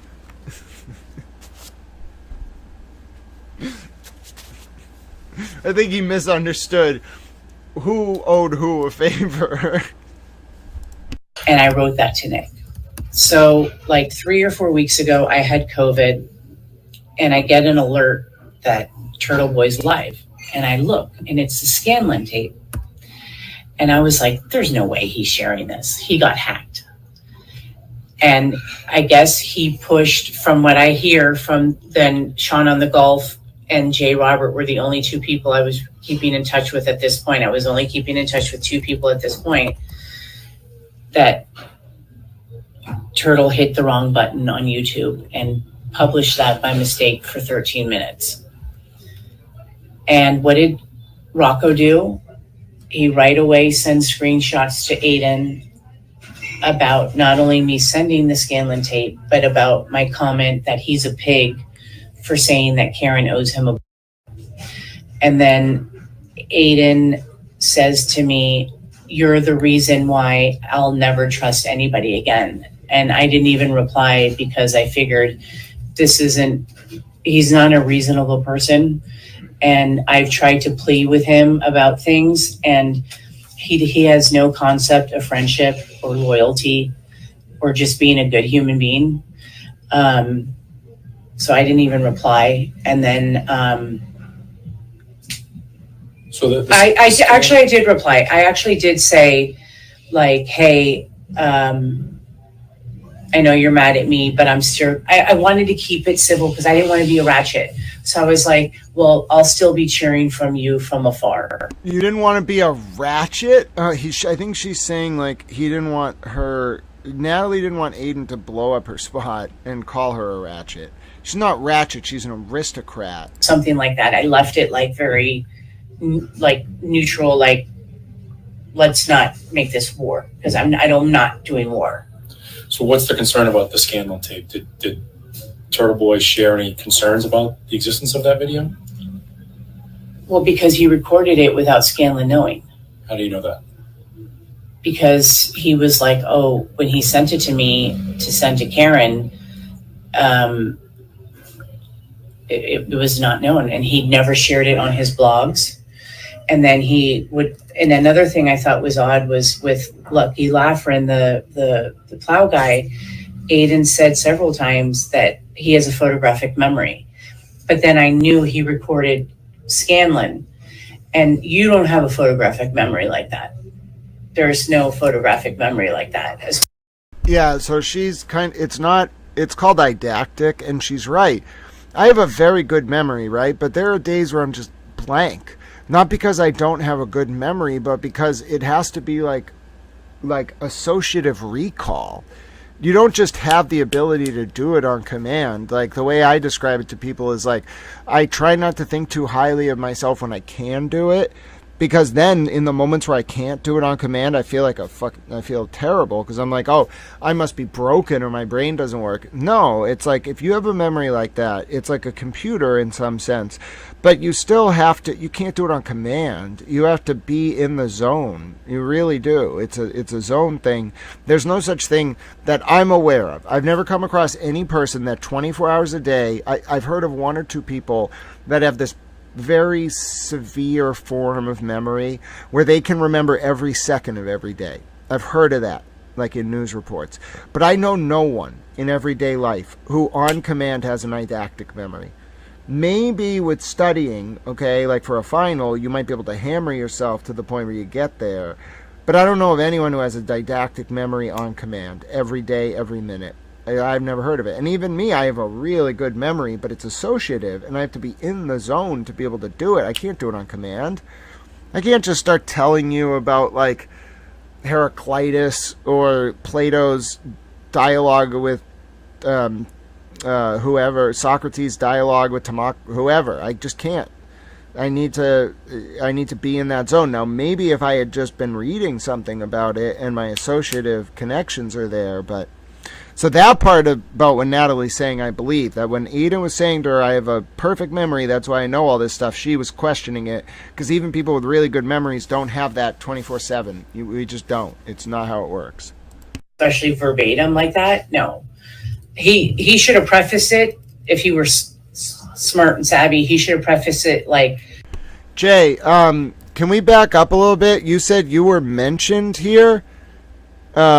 Which part was it? Was it this part? I know you're mad at me, but I'm sure I wanted to keep it civil because I didn't want to be a ratchet. So I was like, well, I'll still be cheering from you from afar. Something like that. I left it like very like neutral, like, let's not make this war because I'm not doing war. So what's the concern about the scandal tape? Did Turtle Boy share any concerns about the existence of that video? Well, because he recorded it without Scanlon knowing. How do you know that? Because he was like, oh, when he sent it to me to send to Karen, it was not known, and he never shared it on his blogs. And then he would, and another thing I thought was odd was with Lucky Laughlin, the plow guy, Aidan said several times that he has a photographic memory. But then I knew he recorded Scanlon, and you don't have a photographic memory like that. There's no photographic memory like that. Pardon me, I just want to go back to this point where Jay comes up because it goes to Natalie's credibility.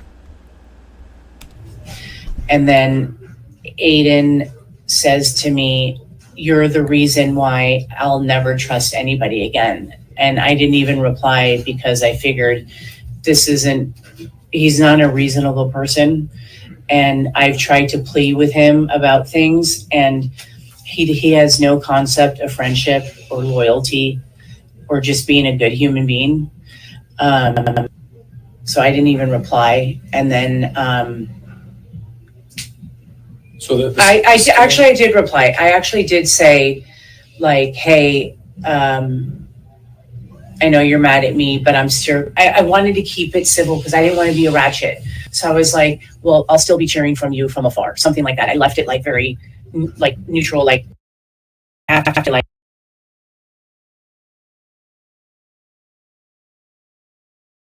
he pushed, from what I hear from and Sean and Jay Robert were the only two people I was keeping in. Jay Robert is Joe Warren. Are you telling me, Jay, that you are Joe Warren?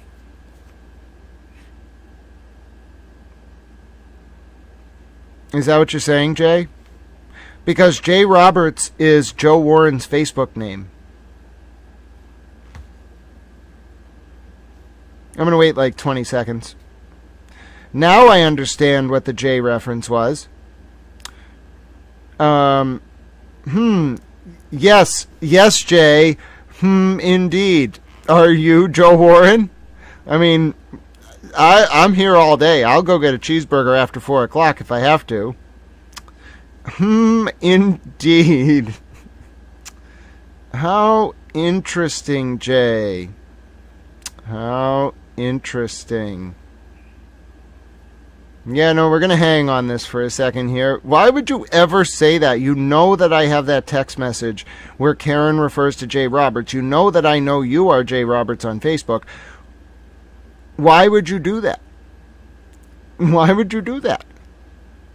I got my eyebrows up like 85% of the way at you all.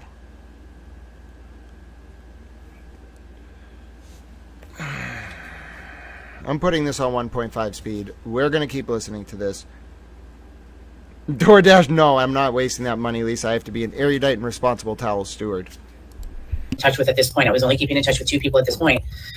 That Turtle hit the wrong button on YouTube and published that by mistake for 13 minutes. And what did Rocco do? He right away sends screenshots to Aidan about not only me sending the Scanlon tape, but about my comment that he's a pig for saying that Karen owes him a. And then Aidan says to me, "You're the reason why I'll never trust anybody again." And I didn't even reply because I figured he's not a reasonable person. And I've tried to plead with him about things, and he has no concept of friendship or loyalty or just being a good human being. So I didn't even reply. And then I did reply. I actually did say, like, hey, I know you're mad at me, but I'm still, I wanted to keep it civil because I didn't want to be a ratchet. So I was like, well, I'll still be cheering from you from afar. Something like that. I left it like very like neutral, like, let's not make this war because I'm not doing war. So what's the concern about the Scanlon tape? Did Turtle Boy share any concerns about the existence of that video? Well, because he recorded it without Scanlon knowing. How do you know that? Because he was like, oh, when he sent it to me to send to Karen, it was not known, and he never shared it on his blogs.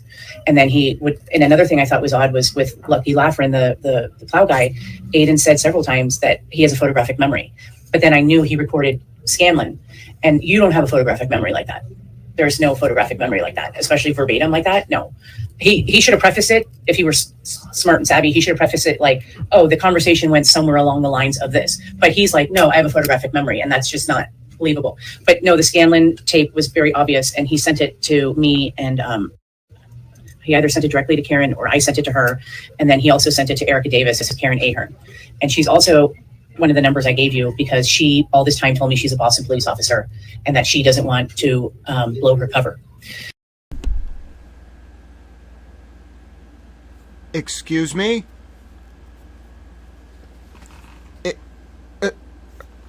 Oh my God.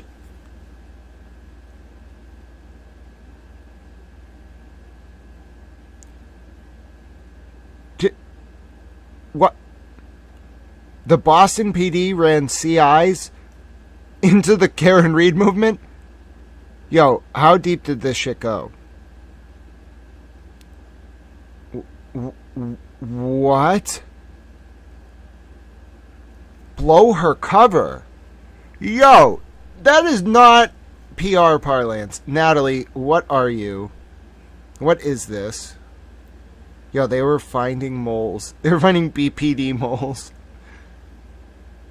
This is incredible. Never seen anything like it in my life. This is wild. I can't... Oh my God. So sent it to Erica Davis, who's Karen Ahern. And she's also one of the numbers I gave you because she all this time told me she's a Boston police officer and that she doesn't want to blow her cover. I think she's a pathological liar because she's actually a security guard for a hospital. Okay, what? So she wasn't Boston police. She was saying she was... That's illegal. I'm pretty sure. I'm not a lawyer. There's not legal advice. She was impersonating the Boston police and using fake names while she was a security guard for a hospital? What? This is the strangest thing I've ever heard in my life.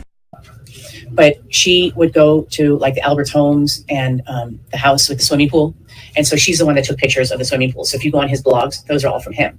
But then she had a falling out with Aidan because she was like, he's so unthankful. I'm not going to send him anything anymore.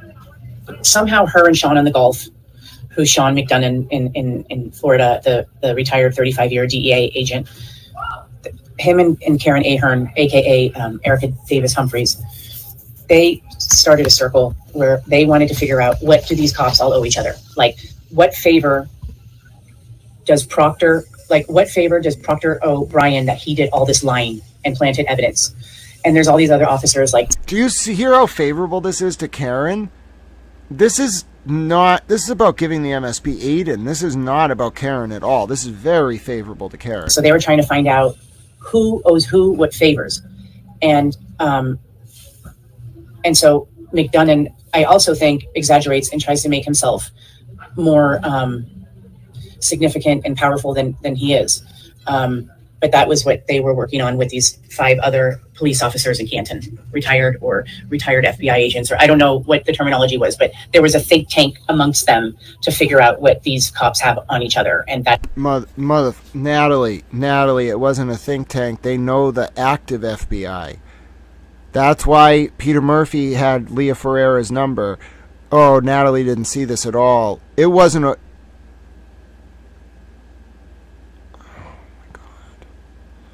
It's exactly what I thought, but it's incredible to hear them talk about it without understanding what they're talking about. It's incredible. A lot of credit to Karen. How the fuck did she manage this whole thing? Incredible compartmentalization. She had to have had help, but it's still incredible. Like, she pulled it off. She can't fuck anything up. It was very smart. She's only moving on Aidan now because the feds are going to get him. That's the only thing that makes sense. And she's going to cooperate against him. That's why they all covered up for each other and planted evidence and purposely misspelled names in documents and stuff like that. When was the last time you talked to Karen? That night when it must have been June 15th, June 13th. Natalie's towing Karen's line here. Like, she just was telling Tully about all the stuff his unit fucked up, and he just moves on. He's like, when was the last time you talked to Karen? Like, he could tell. That was bold by Natalie. Bold. When was the last time you talked to Aidan? Well, when he got mad at me when I had COVID, like September 18th, but I never spoke to him. But, when I was in Germany, he posted that he's signing on with people with Netflix. So I was genuinely, out of everybody, I'm scared of him the most, because I don't want him to like smear my name and make me a ratchet, even though I pay my bills. I don't have debt. I didn't have kids before 30. I'm married, you know. Oh, they really look down on Lindsay, huh? Natalie, motherfucker, I'm 36. I didn't have kids before 30. I'm a force of fucking nature. All right? Who are you to judge? I don't judge. You want to have kids at 18? That's great. My grandma had 5 kids before she was 21 because she was that was the baby boomer generation, and she raised those damn kids by herself.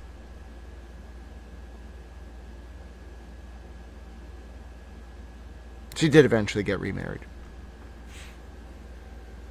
The point is, I hate that kind of aristocratic privilege. So I don't like Jen McCabe. I promise you I've been around more money than you, been around more power than you.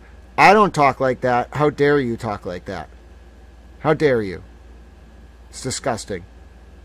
It's profane. It's base. That makes you fucking ratchet. That sentence. You know what's not ratchet? Being a single mother. You know what's not ratchet? Working paycheck to paycheck. You know what's not ratchet? Being working class. You know what is ratchet? Talking like that. That's what makes you fucking ratchet. Like, there's nothing wrong. I have no criminal record, nothing. So there's nothing you can write about me. I'm not a drug addict. I don't do drugs. I don't abuse alcohol. You know, I live a very clean, fine life.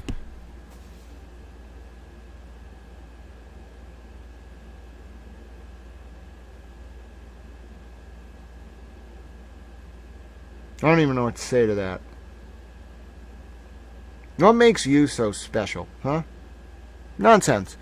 And I'm talking generally to aristocrats here. Where does this mentality come from?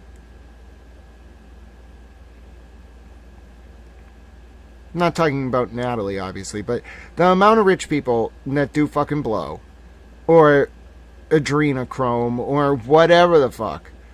Come on. Don't bullshit me. Don't bullshit me. I don't do that shit. But I've been to those fucking mansions. I know what that...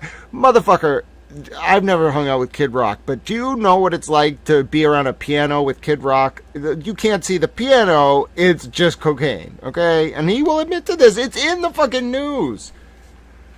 So my point is, why these aristocrats think they're so much better than people because they have money. Motherfucker, you get up in the morning, you put your clothes on like everybody else, you go to the bathroom like everybody else, you go get a coffee like everybody else. Who gives a fuck about all this other nonsensical class-based judgment?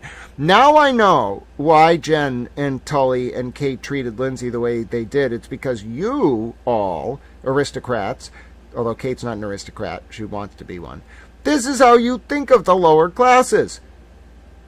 You think that there's, for some reason, less than people because they have to live in the world. No wonder why people made the movie Metropolis. And I hate the fucking commies, by the way. Let me be clear. But I don't like this. You want to be wealthy, that's great. But be noble about it. Do something to help the world. Be philanthropic. The fuck is this? I don't ever want to hear, ever, an aristocrat talk like that ever again. You don't understand the life of privilege and how easy it is. You want to get involved in this shit for reform purposes? Fine. Take that attitude, leave it at the fucking door. This is the justice system. They're very vulnerable people who have nothing. You couldn't walk a mile in their shoes if you wanted to. Some of you aristocrats, speaking generally. You couldn't. You couldn't live a day in the life of a working class American if you tried. It would break you. Some of you. Disgust me. And to look down on them. To look down on them. Shameful. You should be grateful that they provide the stable economic base to give you that life of leisure. Some of you aristocrats, speaking generally. Shut the fuck up. Enjoy it. Stop doing that shit. What the fuck? Take that attitude back to fucking the fucking Vanderbilt mansions and that shit. Keep it out of the public sphere. We don't want to hear it. And I'm an anti-communist, and I don't want to hear that shit. So I was scared of him, and so sometimes I would message him to, like, for lack of a better word, kiss his ass. I don't know. So when I was in Germany, I wrote to him something like Mazel Tov about Netflix, and I wrote something about, like, is it the Wahlberg brothers? And he said, I can't say. And either while I was in Germany or when I got back from Germany, we texted again, or we spoke, and he told me that it's the brothers that did the net show, the Tinder Swindler. And it's a show about a guy who would borrow like $50,000 from one woman to rent private jets and take a bunch of other people. And so for people coming in, it wasn't that Glare got canceled. We did cover this update earlier. I'm sorry I haven't been able to go back to it, but I started listening to this audio and then I started explicating it. The update on the Glare is that his channel is down. There was a post by LTL and some of Karen's allies going at the Glare overnight. Glare had a call-in stream where he was apparently a little bit rude to Karen. He wasn't rude to me when I called in. And then Glare's channel went down this morning, I'd say probably before noon Eastern. Glare then put up a post that he's doing okay, he just needed a bit of a break. What all that means, I don't know. Peggy has her theories, other people have their theories. The reason I put it in my title is, yeah, it's kind of a big deal that Glare's channel is gone. Whatever the reason for it is, I can't sit here and answer that because Glare did not say, here's why it's gone. Now, whether FKR was upset at him and reported his channel, whether he just took the channel down because he didn't feel he was appreciated and he was stuck in the middle of this thing between Aidan and Karen, I don't know. I heard him say to me, and when I was interviewing him with him last night, he said, I'm team free Karen Reed or whatever. He said, I'm still team Karen Reed. Maybe he wasn't. Maybe he was oscillating back and forth. Maybe he just wants out right now because something very bad is going to happen, like criminal charges, federal indictments. I don't know. But if you're asking me why I put the Glare channel being down in my title, it's because, yes, we did cover it earlier. Yes, I think it's big and important news. And furthermore, no one really knows what's going on. Peggy has her theory. It's a valid theory. Other people have said that it could have been mass reports. Other people have said that it could have been he just wanted to take some time away. I don't have an answer for you. I don't know where the channel went, why he felt he should take it all down. It hurts him a lot to do that, to take all his videos offline. That's a lot of content. Maybe he's sending a message. But yes, don't think that we didn't address it. It was actually the reason I changed the title. I then went in depth. I recorded like a 10-minute segment on it. We analyzed it. We played my last interview I had with Glare that you can't now watch anymore unless you find it on social media because all his videos are down. But that's what we were talking about, if you're wondering. Now, Peggy, as I said, has her theories, and you all can discuss. But yeah, we did. You might have to go back in the DVR to find the segment on the Glare's channel going down. But I did my research. I went to his channel URL. I checked the videos. They're all down. And then I found the Facebook post from LTL, thanks to someone in the chat. Then I found the Facebook post from the Glare from today, and we went through it, and it is fully explicated. I'm not going to change the title because, frankly, that was one of the biggest pieces of news that happened today, Glare's channel going down, and I don't have a firm answer for you on why that happened. So if you're just tuning in, there is an update. You can use the DVR, but quickly getting you caught up to speed on that. And I want to get through the end of this clip because I want to go get a cheeseburger, so thank you. Try to live this like rich life and then scam and then keep telling this woman I'm going to pay you back your money and then get $75,000 from her and then pay her like crazy. So then when I was thinking about it, like Aidan, in Aidan's mind, he thinks that this documentary is going to be like he's this investigative journalist, like gets down dirty, finds out the information. But really, Tinder Swindler, The Tiger King, these documentaries are about these mentally insane people. And so I don't think he grasps that this isn't going to be like a complimentary, like, hey, go Aidan, great job. This is going to be like a mockery of him, like he's out of his mind. So that's that. And then, you know, on that tweet the other day, the lady said I contacted Netflix. I never contacted them. Actually, Sony contacted me, but Aidan ended up not going with Sony. So a lot of that's a lie. And that lien that they said about that I have a $31,000 lien, that's not true. That's from 2011 when my husband inherited a $3 million property from his late mother who died of cancer. She died, took like 2 years for her to die from cancer. And so when my husband inherited that property in 2000, she died in 2009. In 2011, we get a letter from the mail in the IRS that him as the heir we have to pay her back taxes, and it was $31,000, and we paid it off within 16 months. So to make it like I am like this like deadbeat who doesn't pay my bills, I don't have any credit card debt, and to say like I work here for nepotism. You met my mom. If I wasn't good, she'd throw me out here, and she wouldn't give me shareholders. And she also works for her parents. Okay, they're in her parents' office apparently. Made it that in the will I get 100% of the business and my brother gets none of the business, and my brother was fine with that because he says I deserve it and I've done a good job. So I was very I realized what I'm dealing with, this nastiness, and I'm scared. Going back to when there was this arrangement that Karen would send you things and you would send them to Aidan, what was Karen's motivation? Did you just to get her side of the story out, because she felt like the mainstream media was making it that she was a cop killer, and she was like, I'm not a cop killer. A fight broke out in that house, and now they're trying to protect Colin, who's the neighborhood bully who would always start.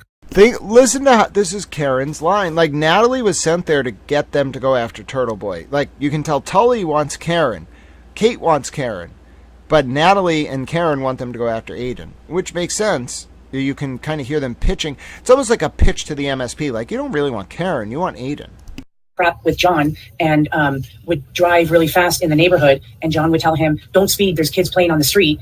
And when they leave town, I guess I don't have Ring, but I guess with Ring it senses when there's movement on your property and it alerts your phone. So they would be on vacation, and then they would see that Chris, this is what she told me, that Chris Albert and his son Colin would be on lawn chairs on their grass drinking beers and then leave the beer cans on the lawn. So so that's what she told me. So by putting this in there, it all has to go to Karen. Like, Karen's putting information in there, so Tully has to write it in the report so that it has to go to Karen. It's very genius. And as Aidan was confronting people in public, going to businesses, you ever talk to her about kind of his conduct out the rolling rally? So I wasn't involved anymore at that point. So I pulled out June 15th. So the rolling rally and all that stuff happened after. But when he first started calling people on the shows, she did change her very uncomfortable. And she was like, gosh, I wish he would call the family members. But she was like, I can't tell him what to do. And also when he made mistakes in his journalism, she's like, we can't correct him. He's a journalist. He has to come up with his own hypotheses and stuff like that. Okay. Did you ever talk to Alan Jackson or David Iannetti? Now that's different than what Aidan told Lindsay, which is that he runs stuff by Karen. So so interesting. Like, Aidan wants to put the blame on Karen. Karen wants to put the blame on Aidan. Oh, this is a classic conspiracy conundrum. This is classic, where each party's going to point the finger at each other.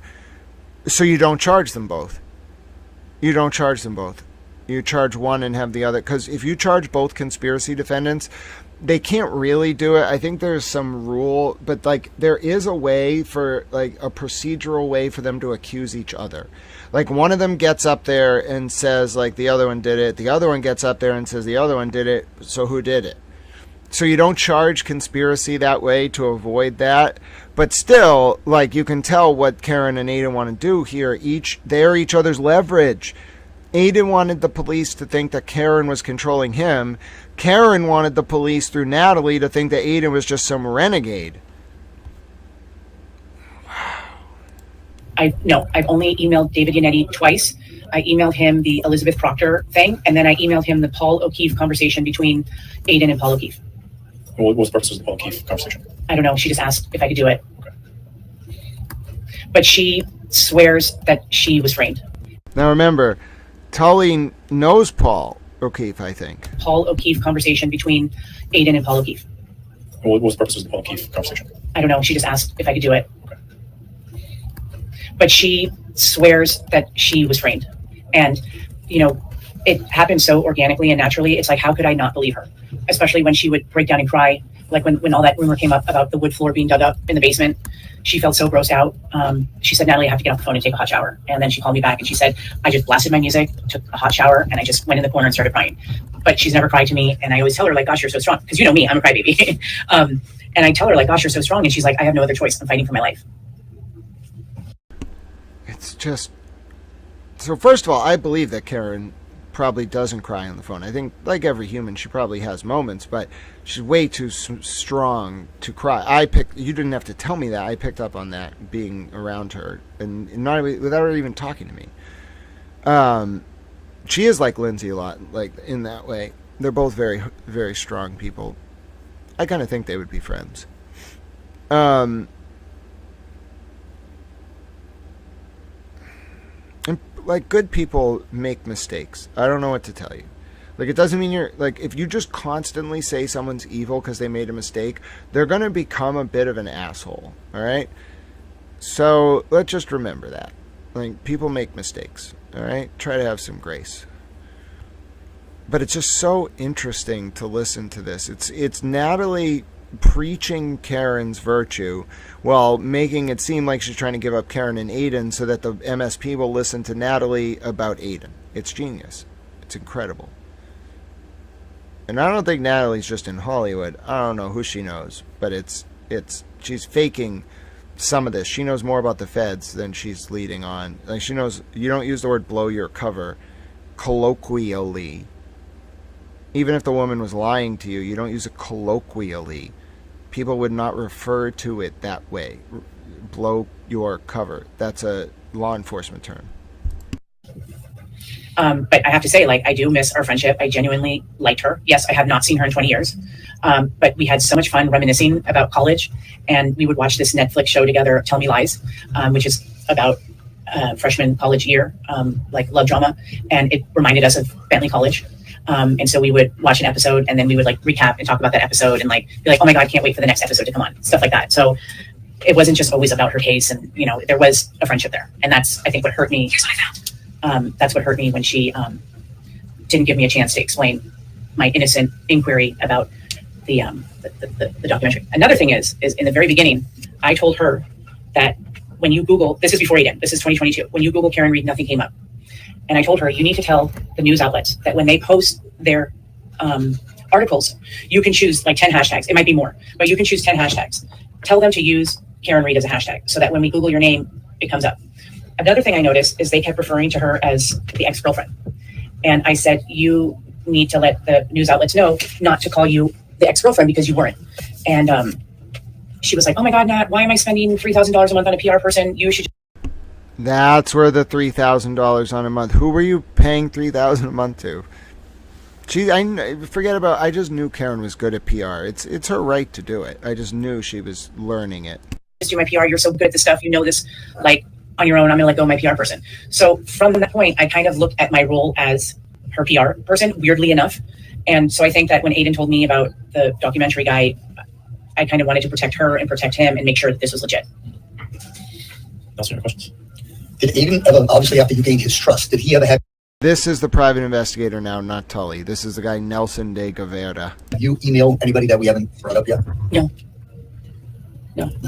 Like email, like just any documents, anything, or contact somebody on his behalf? Oh, like, so he would get emails from like people saying like, oh, rumor has it that X, Y, and Z. And then he would say, can you send this to Karen and tell me if this is true? Okay. And then Karen would say, this is not true. Like that Brian Albert video with the foot.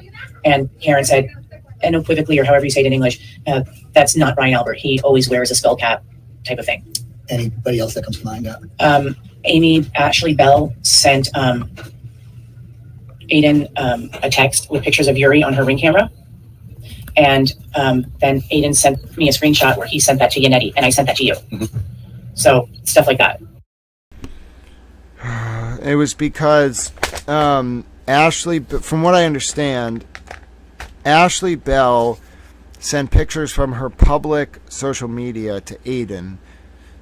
Aidan sent her the recording of a 911 call that it was like a voicemail that Karen had recorded, or Karen left a voicemail, and Karen called someone. It was recording a voicemail. She might have called John. It was recording a voicemail.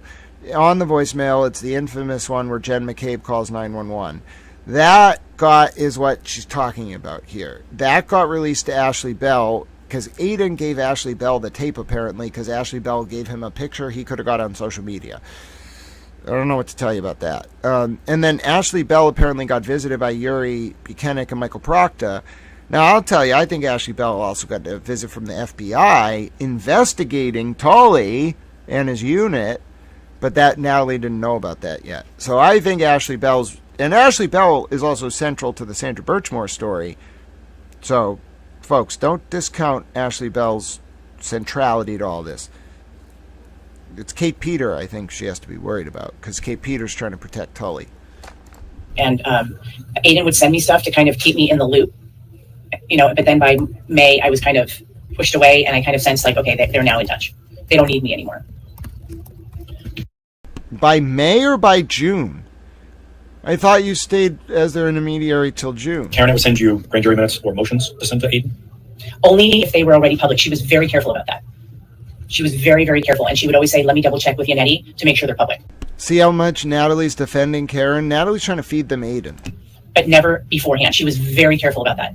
And the only time I think that she messed up was releasing the color autopsy photos. And for some reason, I thought I sent those to Aidan. But when I looked through my text messages with him, I sat down on Friday in my car and I was like, you know what? I'm going to finally revisit this. And I scrolled all the way up to the top.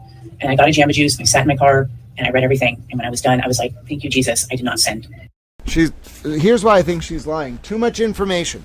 Too much. Why is she talking about she was drinking a Jamba Juice when she was doing this? She was going through the text in her car. People who talk that much are lying, in my opinion, normally. I'm analyzing this. The autopsy photos, I thought that maybe I sent those. But that's because I had them saved. But I think John Silvera, because he's on some of the emails with me, I was only sent like 3 emails or 4 emails, and he was on like 1 or 2 of them. And I know that they're very close, and I know that he was her biggest donor because he donated $15K. So I know that. And then she also said to me sometimes like, Natalie, if this is too much for you, I can have John S. take over, if you need a break. And I was like, no, this is what friends are for. Don't sweat it. It's not a big deal. I'm just copying and pasting. The kids are asleep, and that was pretty much it. And that was pretty much my involvement. And then stupid me, I got involved with Sean on the golf. And then also with Scanlon, the reason why you're going to get all these screenshots is Karen and I went on Scanlon's Facebook page before Aidan. Okay, so we went on Scanlon's Facebook page and we did screenshots of every single photo he had and kept them because we knew that Karen was going to have Erica Davis go on the chat of Aidan's YouTube channel and just write, who's Steven Scanlon? And that's why when you see, if you've seen the Scanlon tape. Okay, this doesn't make any sense. Why would Karen trust someone in Erica Davis that Natalie was telling Karen was not a Boston cop but a security guard presenting herself as a Boston cop? What the fuck? How my name pops up? It's because Aidan texts me who wrote Steven Scanlon on my text? And then I said Erica Davis. And then it was because Karen told me, hey, can you text Erica Davis and tell her to just write who is Steven Scanlon, because she wanted to stir the pot. And then Aidan called Steven and reported it. And then Aidan was like, oh my gosh, look what I have. And he set it as a private link. So you could only watch that. You couldn't go on his page and find it. It was a very private link. So run that through again, how Aidan became aware of Scanlon. It was the first time that he heard of it was on the comment on the YouTube Live? No, Karen told us that that's how she put the story together, because that morning she was so confused and so hungover. Yeah, but how'd she get it? How'd she get who Scanlon was? Because he went to Yannetti's office. And Scanlon said, like, this, there's something wrong with the story. They were beat up in the house. Somebody told me that he was beat up in the house. But then Karen, no. Scanlon was the initial source. Wait a minute. I thought he got a phone call. And then Scanlon sought Yannetti out. Oh, right. And then Scanlon wouldn't sign the affidavit. That's right. Was that Scanlon who wouldn't sign the affidavit? I thought that was maybe it was Scanlon. Social media, she directed you to ask who is the Scanlon. To scare Scanlon. Why would Karen want to scare Scanlon? Hopefully have him talk. I don't know. And what was this? Why beforehand capture all these pictures? Because Karen did that, especially with that's how she was able to get all the pictures of the Alberts and the McCabe's and all those kids, and show that Proctor's mom wrote to Chris Albert, you guys are my second family. So Karen is heavily on Facebook and studies Facebook like no other. And so that is also helpful to Karen. Look at all the stuff Natalie's getting in that's helpful to Karen. That was like a very big tool for her to realize that these folks really do know each other. But it seems like Scanlon was important to her. So, but capturing Facebook pictures she could use against him? I don't know. Okay. We just did it. There was no rhyme or reason, or it was like, let's just get all his pictures as many as we can before he locks his page or before he deletes it. Because I guess that's what happened with McCabe and Proctor, is they ended up like locking their pages or limiting it, and not making it a public page. Okay. You had mentioned before that maybe Aidan had met for lunch with Jackson and Yannetti. Yeah. Tell me about that. So Aidan really wanted to sit in the court, and he really wanted to be in the courthouse. And this was another time Karen snapped at me, and I told her, I said, Aidan wants to sit in the car, wants to sit in the courthouse. And she's like, Natalie, I can't be bothered with this. I have bigger fish to fry. I have the attorneys here all week. Leave me alone about this. And I said, Karen, he's done so much for you. Like, just get him proper seating in the courthouse. Like, we owe this to him. You owe this to him. And she goes, fine, have him call John Silvera, and he can go in with John Silvera. And that was another thing that I used against Aidan, was I said, you know, if it weren't for me, you wouldn't have gone into the courthouse. So then Karen told me that after the May 3rd court hearing that they were going to all convene at the Omni Seaport and to tell Aidan. And so I told Aidan, and Aidan's like, I feel out of place. I don't feel right. I don't fit in. I said, Aidan, play your cards right. Alan Jackson's going to be there. Like, this is how you move up in life. You know, you schmooze with the right people. You socialize with the right people. And that's how you climb up this ladder, you know, because he was on his way home and he didn't want to go. He was too shy. And I said, Aidan, pull over. And so he's like, well, there's 2 Omni Seaports. I don't know which one it is. So I remember staying in the middle of the factory, and I call the Omni Seaports, and I figure it out, or whatever. I call both of them, and I ask if there was a party under Jackson, under Reed, under Yannetti. None of them could tell me. And then in the meantime, Aidan's like, I figured out which one they're at. Okay, I'm on my way. And then he thanked me, and he's like, thank you so much for pushing me. I had a great time. And Jackson is like such a cool guy, and Karen's parents are so cool. And Karen is just like the nicest down to earth person. And I was like, see, you just have to have a little bit of confidence, you know? The only thing he didn't listen to me is I told him, I said, when you go to court, you can't go like cartoon character with turtle tie and lime green shirt. Like, maybe go in neutral colors and, you know, maybe put some moisturizer on. And, you know, but he didn't listen to me. He went on that court hearing. He went with the whole getup, the sign, the tie, and the green lime green shirt and the black jacket or something like that. And that's pretty much it. That's pretty much it. Okay. Earlier, did you ever mention? Did you ever donate to Karen Reed? Or I did. I did. How much is that? I donated $1,000 to Karen, and then I donated another time of $50 to Karen, and to Aidan I donated $300. I know I should have donated it to like babies with AIDS, or I know I'm an idiot. I feel fooled. I feel duped. I feel like I'm embarrassed. It's an egg in my face. As you guys know, my parents and my husband have been very against my involvement since day one, especially my husband. And when they saw that I donated money to her defense fund, it really hit the fan. But you know, I'm not perfect, and I don't claim to be, and it is what it is. And the only thing I can do is learn from it and move forward and do what I think is right. And I can't beat myself up about it, and I can't be scared anymore. Nope, that's it. All right, we'll end recording at 1:50. Okay, so my read of that is that was very helpful to Karen Reed. Okay, and I think that Aidan was set up a long time ago by Karen Reed. And Karen Reed knew she was going to get investigated, but she wanted them to investigate Aidan. Incredible. Oh, the benefits of hindsight. All right, so if you're just tuning in, the update is that the Glares channel is down. We don't know why. He did put up a post on Facebook about it, saying he's taking some time for himself. And then, of course, LTL attacked the Glare yesterday. It seems like Karen's rallying the troops, and she didn't like how Glare treated her yesterday. Karen Reed has a lot of power right now. You know who doesn't have a lot of energy? Little Towel, because I'm 4 hours past my cheeseburger break. We went 6 hours. You know why? Because you all support this channel, and I said, you know what? I think it's important for us to cover this material. They're all supporting this channel. I can eat later. I'm going to help them. So God bless you all. If you're new to this channel, feel free to subscribe, stick around, become a member, show your support. It's a public information service. It only exists because of all you. I know there are a lot of new friends here. Please remember that even though this is a nuanced and complex moral situation, I'm just trying to pursue the truth authentically. I really like the Virgin Mother. I'm very religious. Okay, I like President Trump. I'm going to be transparent with you and just say it how I feel, okay? Now, I want you to be respectful of each other. I don't care if you like President Trump, don't like President Trump. I don't care if you like Karen, don't like Karen, like Aidan, don't like Aidan, like Lindsay, don't like Lindsay, whatever it may be. Like Kate Peter, don't like Kate Peter. I just want you to be respectful of each other. If you do that in the chat, you make me such a happy towel, and that's really the best way you can pay it forward. However, I would be remiss if I did not, first of all, say thank you all to every single one of you who sent support today. I do try, because we don't have ads here, I don't have any sponsors yet, I'm working on it. I do try to drop my links in the chat every once in a while. Troy says, today was an awesome stream, so many new faces and opinions, loving the new folks and what they have to say. I feel the same way. Troy's finally like, oh, there's people who agree with me. But Troy also is very respectful of the opinions of even people he doesn't agree with, and we like Troy for that.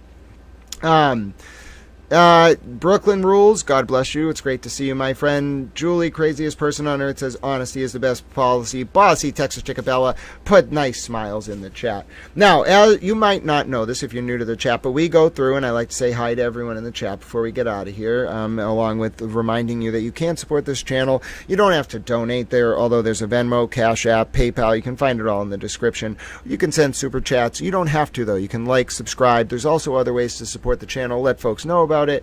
The more folks that join in the discussion, I think the better. If you want to know what this is, although it's commentary, it's a public information service. It's designed to educate, inform, and entertain the wider public, such as to engender cogent public discourse and ward off the usurpation of our representative forms of government worldwide.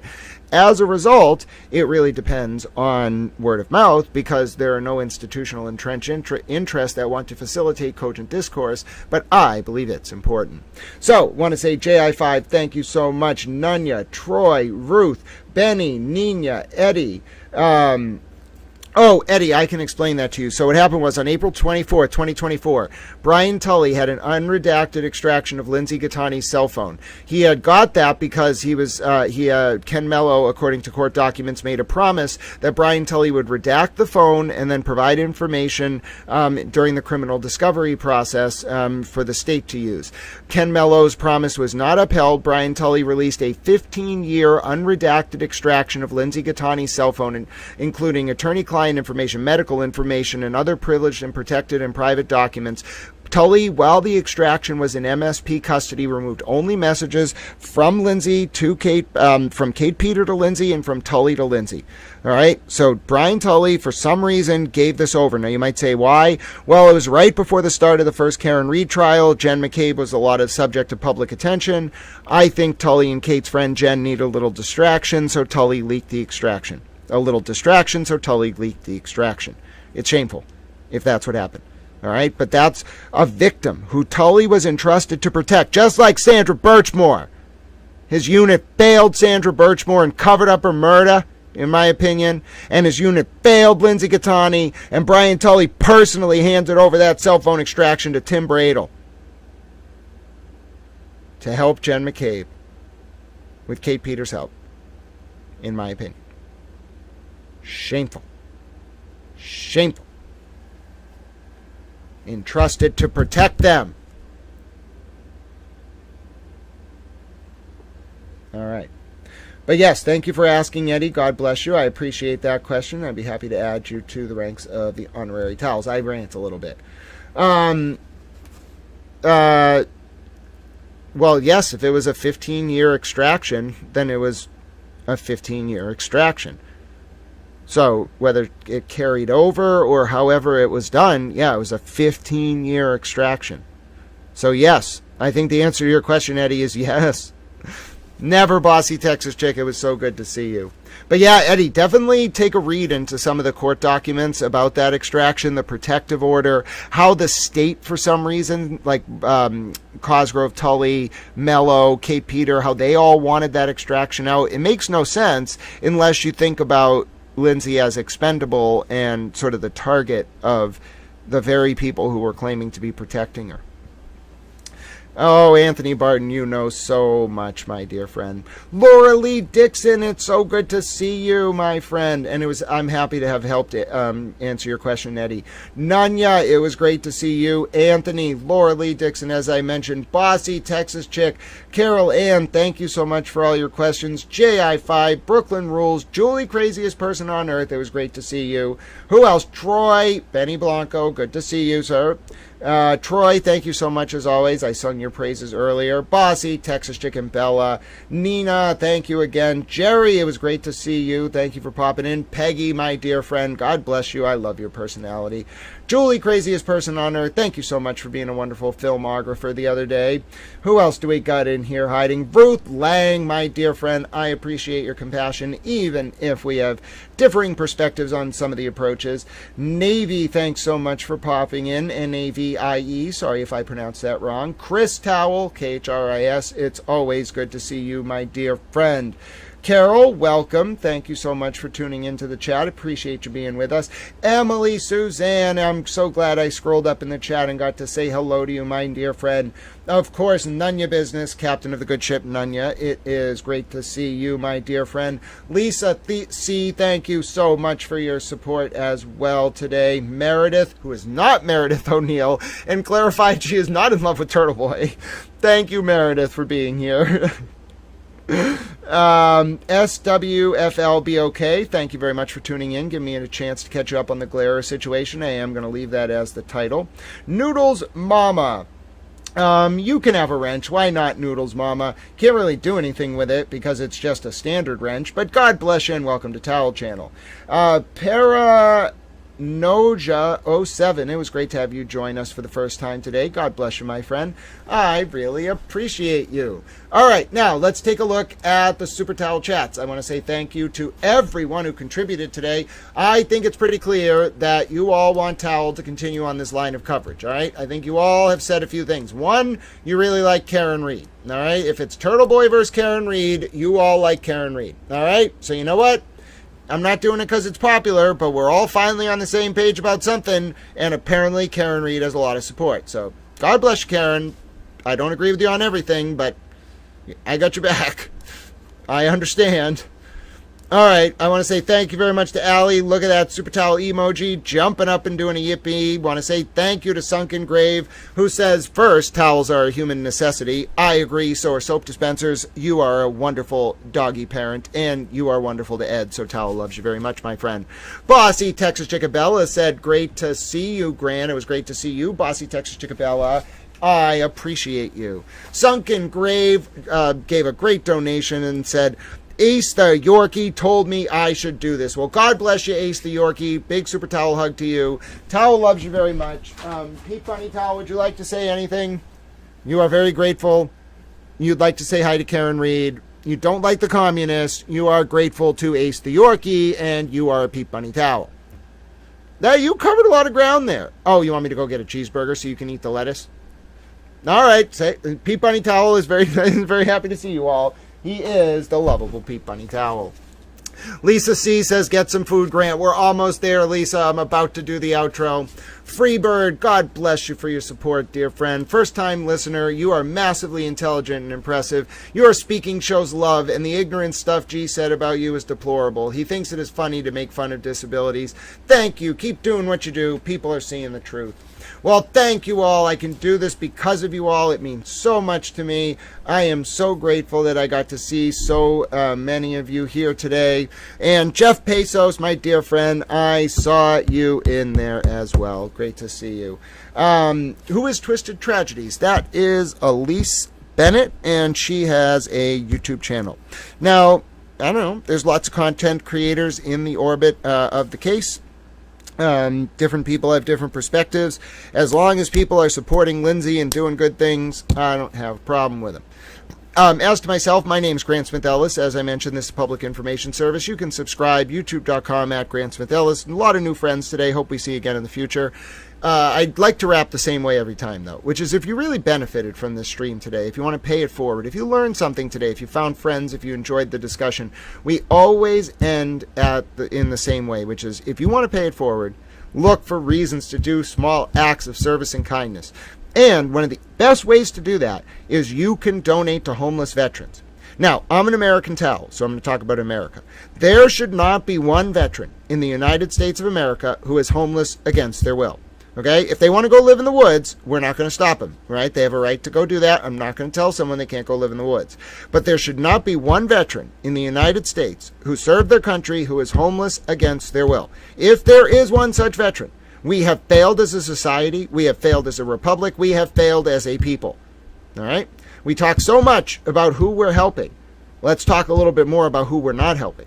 Let's direct those resources away from people who do not live here and to our veterans. Once we get all the veterans housed who want to be housed, we're not going to force them from the woods. You leave them alone if they want to go live in the woods. Some of them like that, all right? No harm, no foul. But so long as there is one veteran homeless against their will, we need to continue directing resources and make sure every single one of our veterans is housed. It's an imperative, it's not a choice, and you can help today by donating to charities that support our homeless veterans. So please do that. Secondly, did you know you can donate to animal shelters run by veterans? Now, you saw Pete Bunny Towel. He doesn't need a shelter. Okay, he's right here. You know who else doesn't need a shelter because of the sunken grave? Ace the Yorkie. All right, because people are wonderful dog parents. But you could donate to animal shelters run by veterans. Now, you might be saying, Grant, I can't find an animal shelter run by veterans. Okay, well, you can donate to an animal shelter people like animals. You know what I'm saying? You can help the animals. Now, if you live in the UK, I have a really good way that you can help. You can donate to The Big Issue. Now, The Big Issue is a newspaper that helps people experiencing homelessness work towards semi-independence. Okay, that's a great way to help people. If you live in the UK, donate to The Big Issue. It's a worthy cause. Shout out to my towel friend LS. Now, there are other ways you can help, ladies and gentlemen, that don't cost you $1. It could be something as simple as smiling at a person on the street, reaching out to a friend or family member you haven't heard from in a while, or yes, ladies and gentlemen, donating 200 tomato plants like Francis Futrell did one time and having them designated honorary towels forevermore in the outro. And I will say, ladies and gentlemen, I imagine they can know strands. I imagine a lot of this will show up in the civil hearing. Thank you for your question, my dear friend. I will say, my dear friends, I believe that if we focus ourselves on those small acts of service and kindness, we can create a new realpolitik, as I mentioned 5 hours ago, not centered on preserving, expanding, and demonstrating our power, but instead centered on preserving, expanding, and demonstrating our capacity to engage in small acts of service rooted in unconditional love. And may we, through those rippling small acts of kindness, find our towel summum bonum or eudaimonia in the Latin or the ancient Greek, respectively, our greatest good, by bringing about a new digital epoch defined by Aquarius the water bearer standing tall, carrying a towel, and proclaiming an era, an epoch, truly, of unconditional love and small acts of service and compassion. I believe it's possible because of you all, ladies and gentlemen, and I'm grateful to have the chance to welcome you into the Towel Fold today, and I love you all dearly and very much. Now, Towel Friends on the X, you know that you got a few minutes at the beginning of the day extra, so I'm going to give the Towel Friends on the YouTube a few minutes extra at the end. But I want to say, Towel Friends on the X, thank you so much for watching, all 1.2 or 5,000 of you today. Wasn't sharing the stream a lot, still had a lot of you tuning in. God bless you. Thank you so much. Enjoy the rest of your Monday. Try to get some sunshine. The sun is still shining a little bit here on this fall New England night, where the New England Patriots are rising in the AFC East. Don't count out Drake May, ladies and gentlemen. The Red Sox might be done, but the Patriots are rising, and I'm here for it. Boston College also sucks, so I have to be a Pats fan now. There's nothing else to watch. All right, Towel Friends on the X, be well. God bless. Thank you so much for your support today. I'll see you very soon. I don't know when our next stream will be. I clearly need a little bit of rest after today, and I'm going to go get my cheeseburger now. I'm so excited for that. All right, my name's Grant Smith Ellis. Until next time, Towel Friends on the X, be well. God bless. Towel Friends on the YouTube. Yes, Pats Nation. Serenity RPH. Well, I like your style. Matt P, it was so good to see you. Yes, the Glares channel is gone. You'll be able to check back on the replay. Yes, Annie, we hit 6 hours. We've hit 8, 10, 12 hours. We've even had to break streams up before and stop at 12 hours so the YouTube would save the recording and start again. But God bless you, Annie, for staying so long. It was great to see you. Oh, you're so kind. Annie, I'm sorry I didn't get to take you up on your offer. I'm going to eat a cheeseburger around here. But if you can find me on Twitter at Grant Smith Ellis, or you want to send me an email, grantsmithellis@gmail.com, I would be happy to sit down for dinner with you one day. The Cheesecake Factory sounds amazing. I don't have the money for that kind of thing, but if you want to meet me there, I will go. Please, we should keep Towel well fed, you know what I'm saying? Thank you, Carol Ann. Thank you, Matt, for being here. It was great to see so many of you. All right, Towel Friends on the YouTube, I appreciate you. We had some great numbers today. Thank you for all your support. Thank you for supporting me. Thank you for supporting each other. Thank you for being so kind to one another. I know this is a very unique arena where you're all engaging from these different channels and different perspectives, but you're so kind and you're so nice to each other. There's no toxicity, and even when you barb at each other, you take it in stride. You don't know how much that makes. That's all I want to see. I don't forget everything else. I'll get through. I'll figure it out. You all being compassionate and kind, finding common ground, disagreeing without being disagreeable.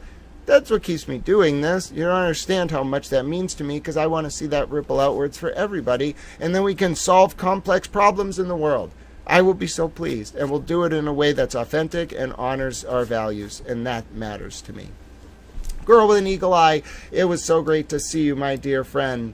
I'm so glad you were able to be with us today. But yes, they can, no stray ants. I answered your question earlier in stride. They can indeed. So I hope you hear this one. Yes, for sure, no stray ants. Let me just type that in. All right, Tal's got to go get his cheeseburger. Enjoy the rest of your Monday, friends. We'll see each other again soon. I'm glad we got to spend this time together today. And my name is Grant Smith Ellis. Follow the channel, like, subscribe. It's an interesting community where towels, washcloths, soap dispensers, of course, beach towels, hemp towels, microfiber towels. It's a fun place. God bless you. Be well. Enjoy the sunshine. Enjoy your dinner. I'm going to go enjoy my food. Yes, Nunya, that's true. But every single one of you inspire me, and I want you to know that. The world is defined by money and the rat race and all of that, but that's not what sort of makes this place special. It's our shared compassion for each other, the fact that we remember each other's names, and that we're showing people another way is possible regardless of what you believe. God bless you, friends. Until next time, my name's Grant Smith Ellis. Thank you for making my day a little bit brighter. I hope I was able to do the same for you, if not a little bit. All right. Until we see each other again, my name's Grant Smith Ellis. Towel loves you very much. Have a good Monday, friends. Until